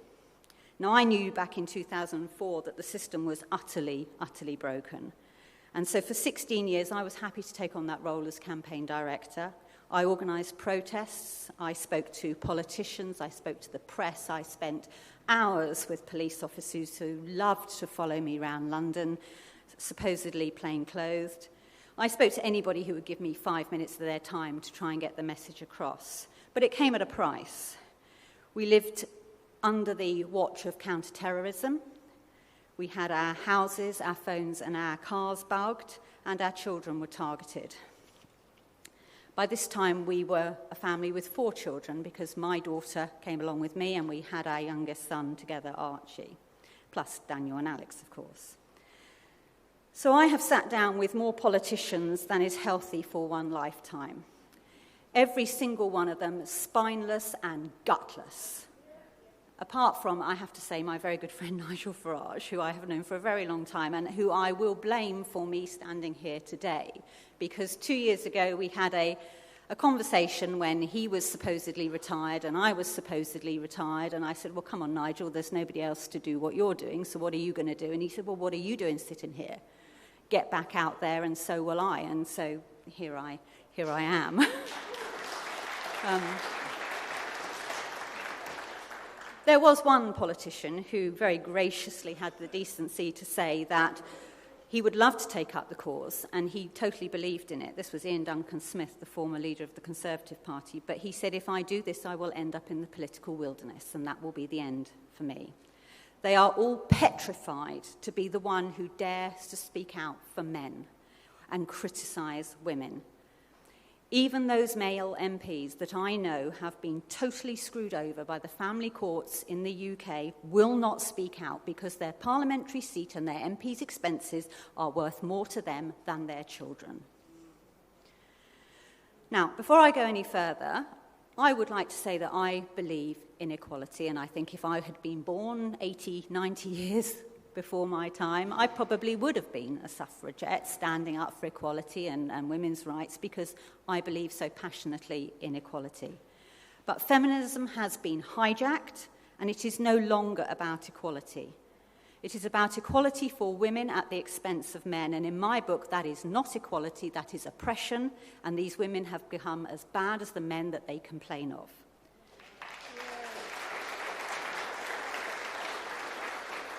And the reason for that is money, because, my God, there's a lot of money being put into this. Okay. The last Labour government in the UK, headed up by Tony Blair, were some of the worst culprits. Those feminists were the feminist Taliban, and unfortunately, we now have the Labour government back in play. The other big problem in the UK, and I think you may have a similar problem here, is actually the men's groups themselves. They no longer have the balls to stand up to men for men. They are given so much government money that they come with golden handcuffs. They don't even bother, these feminists, to give them those nice pink fluffy ones from Ann Summers.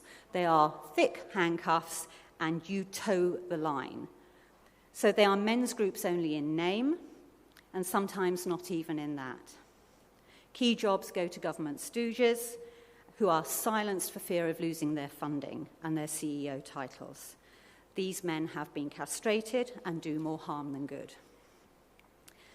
Now, I have spent the last 20 years in and out of the family courts in the UK, and I thought we had a pretty shocking system.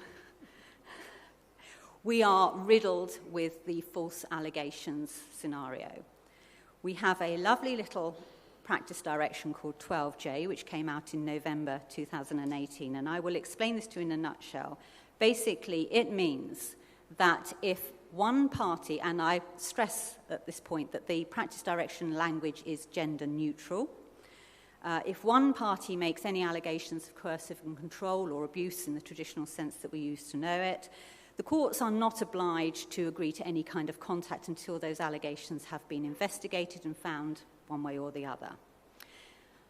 The nice little thing about Practice Direction 12J is that if you make allegations, and of course at this point nobody has any element of proof, you just have to say it, you do not have to go to mediation, and you can get free legal aid. And you know what's happening. You know what's going to come along, don't you? Because it doesn't matter if Dad is making these allegations. he doesn't get the free legal aid. But if mum makes those allegations, she gets free legal aid, no mediation, she goes straight to go, collects £200, and dad usually ends up in jail. Now, I will just illustrate this with one point. I had a case a few years ago, and they were mum and dad, and mum alleged financial control. And that was the most serious that she came up with, financial control. He worked on the oil rigs, he paid for everything, and while he was away, she had access to his credit card. Dad, who I was assisting, his allegation, well, I have to say, looking at him, it was clearly no allegation. He had been stabbed in the head by a 6-inch kitchen knife by the mother. So we rock up at court, mum with her allegations and dad with his. And of course the judge says, well, child stays with mum, we will investigate father's allegations. So father can have no contact, but mum has contact from the outset, even though obviously she was the perpetrator with the knife. Now this language in Practice Direction 12J is gender neutral, but judges do not apply gender neutral positions. And I am regularly standing there asking them to point me to the wording in the Practice Direction where it says this only applies to men. They don't like that question. They never ever give me an answer. But that is the starting point for most cases in the UK. And I have been a pain in the backside for judges on this issue for a very, very long time. And I thought, as I say, we had a horrific system in the UK, and that was until 8 months ago when I got dragged into a case here in Australia. Well, not dragged, I did voluntarily step in to assist.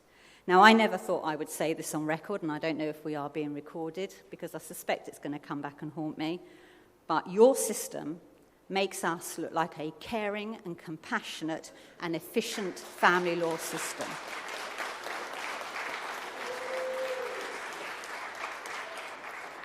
If I have one more protest left in my body, and I suspect I possibly have, it will be to throw every fibre of my being against the UK implementing a system like yours. Okay?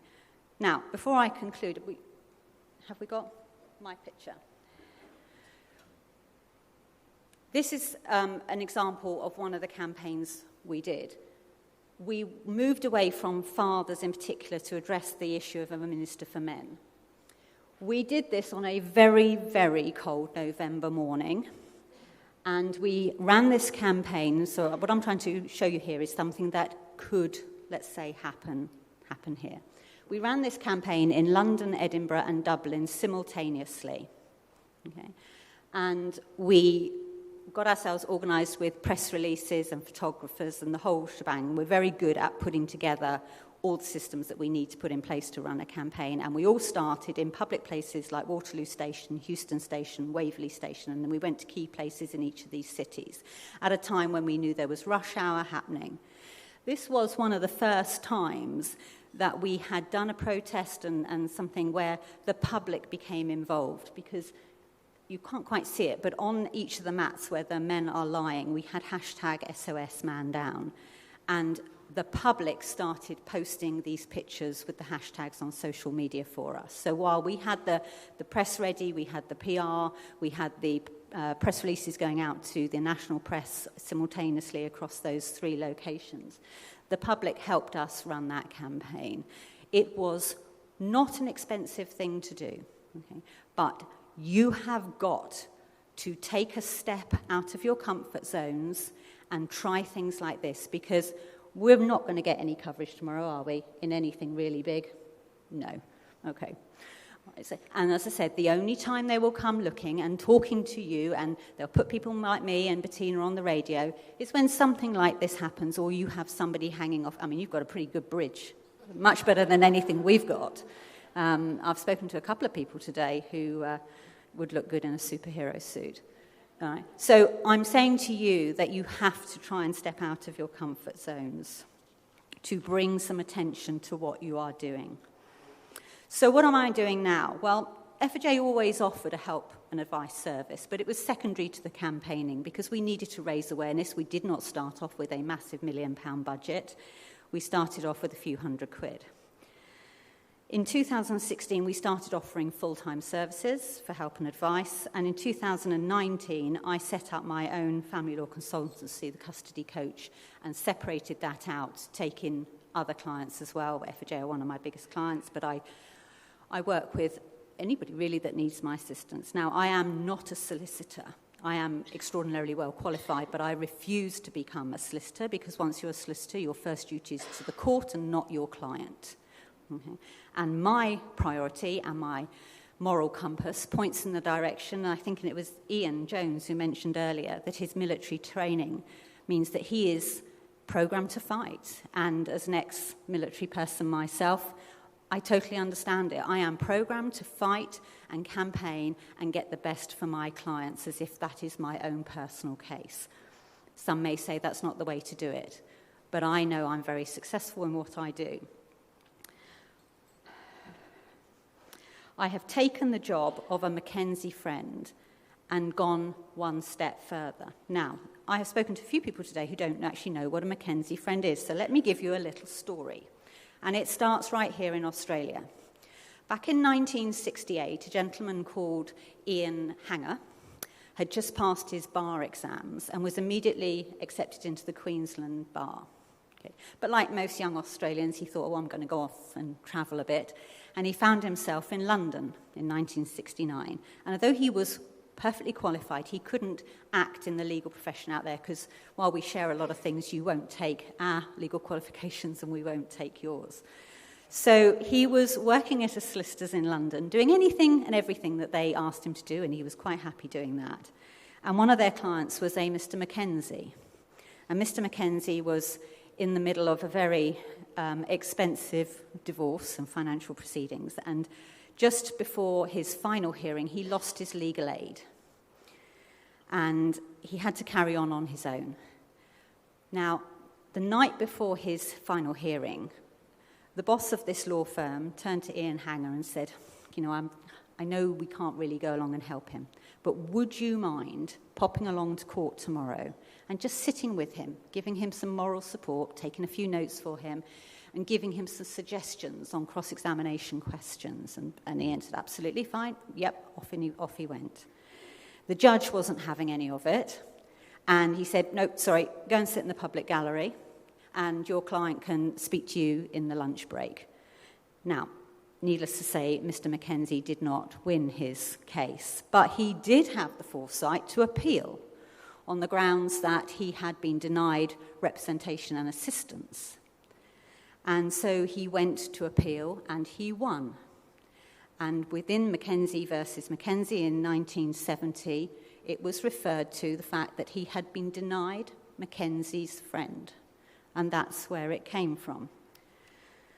So we have Mackenzie friends in England and Scotland and Ireland and Wales, and I believe in Singapore and New Zealand. And they are available here in Australia. So I have worked as what they call a professional Mackenzie friend now for a number of years. And as I enter what I consider to be my third phase of family law activism, my focus is on training people to do what I do.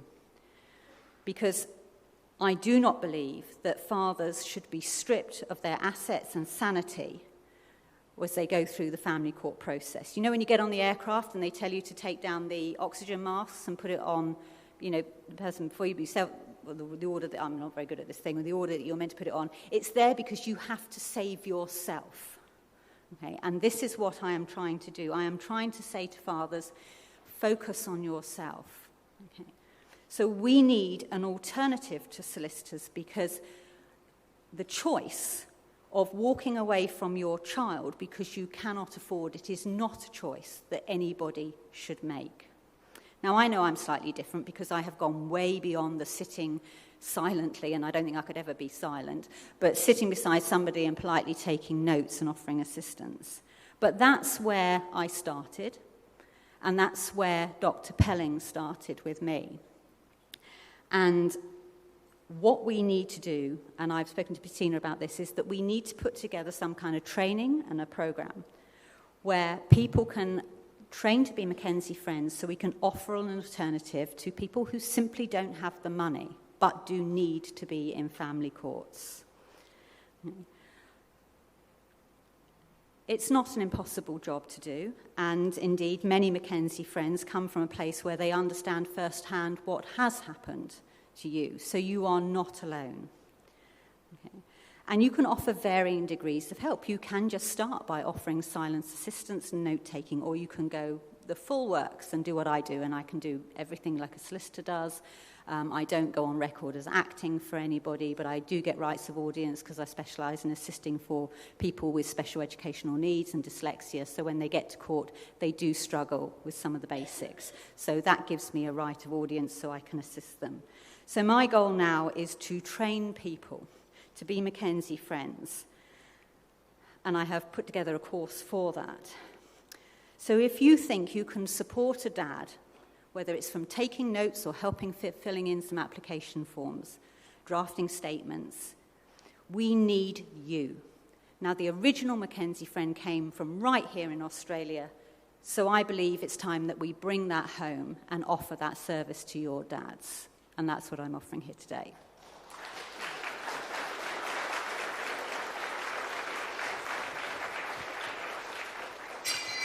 You can see this is why Nadine is a woman after my own heart. I'd love to have been hanging from bridges.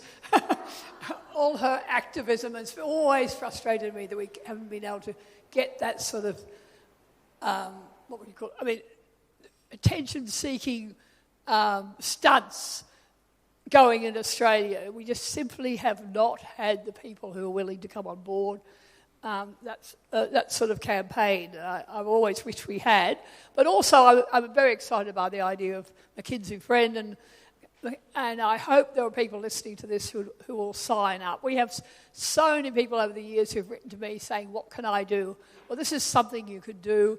And as Nadine said, I mean, even if it means just going and sitting with someone in court, the fact that women have so many support systems available to them and so many men end up in court with nobody to support them is just outrageous. Just briefly to follow up on a few points that Nadine also raised. I mean, one of the I think the themes that have come through very strongly today is the fact that we have so many lawyers who are out there ripping off Australian men, and we have to do more to help men who can't afford decent legal help. We have to find out who are the lawyers out there who are actually interested in doing a good job for men. And many of you have seen in my Substack blog recently the fact that we have someone in Australia who's proposing to set up a new service to find out not only who are the good lawyers, but who are the other good service providers, mediators, psychologists, counsellors, etc. And we put out a survey to get your feedback. If you've been in a high conflict divorce, we want to know who are the people who helped you and who are the people who were lousy and did very little for you except take your money. So that survey is in your bags you're taking away from the conference. If you didn't get it, if you're listening to this online, please contact me and we can send it through to you. I think it's really important why we sort out the good guys from the bad guys.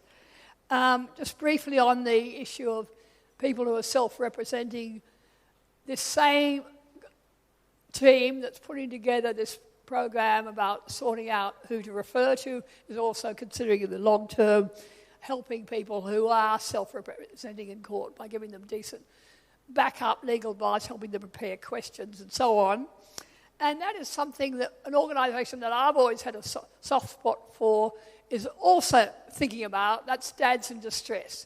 Now, Dads in Distress is one of our oldest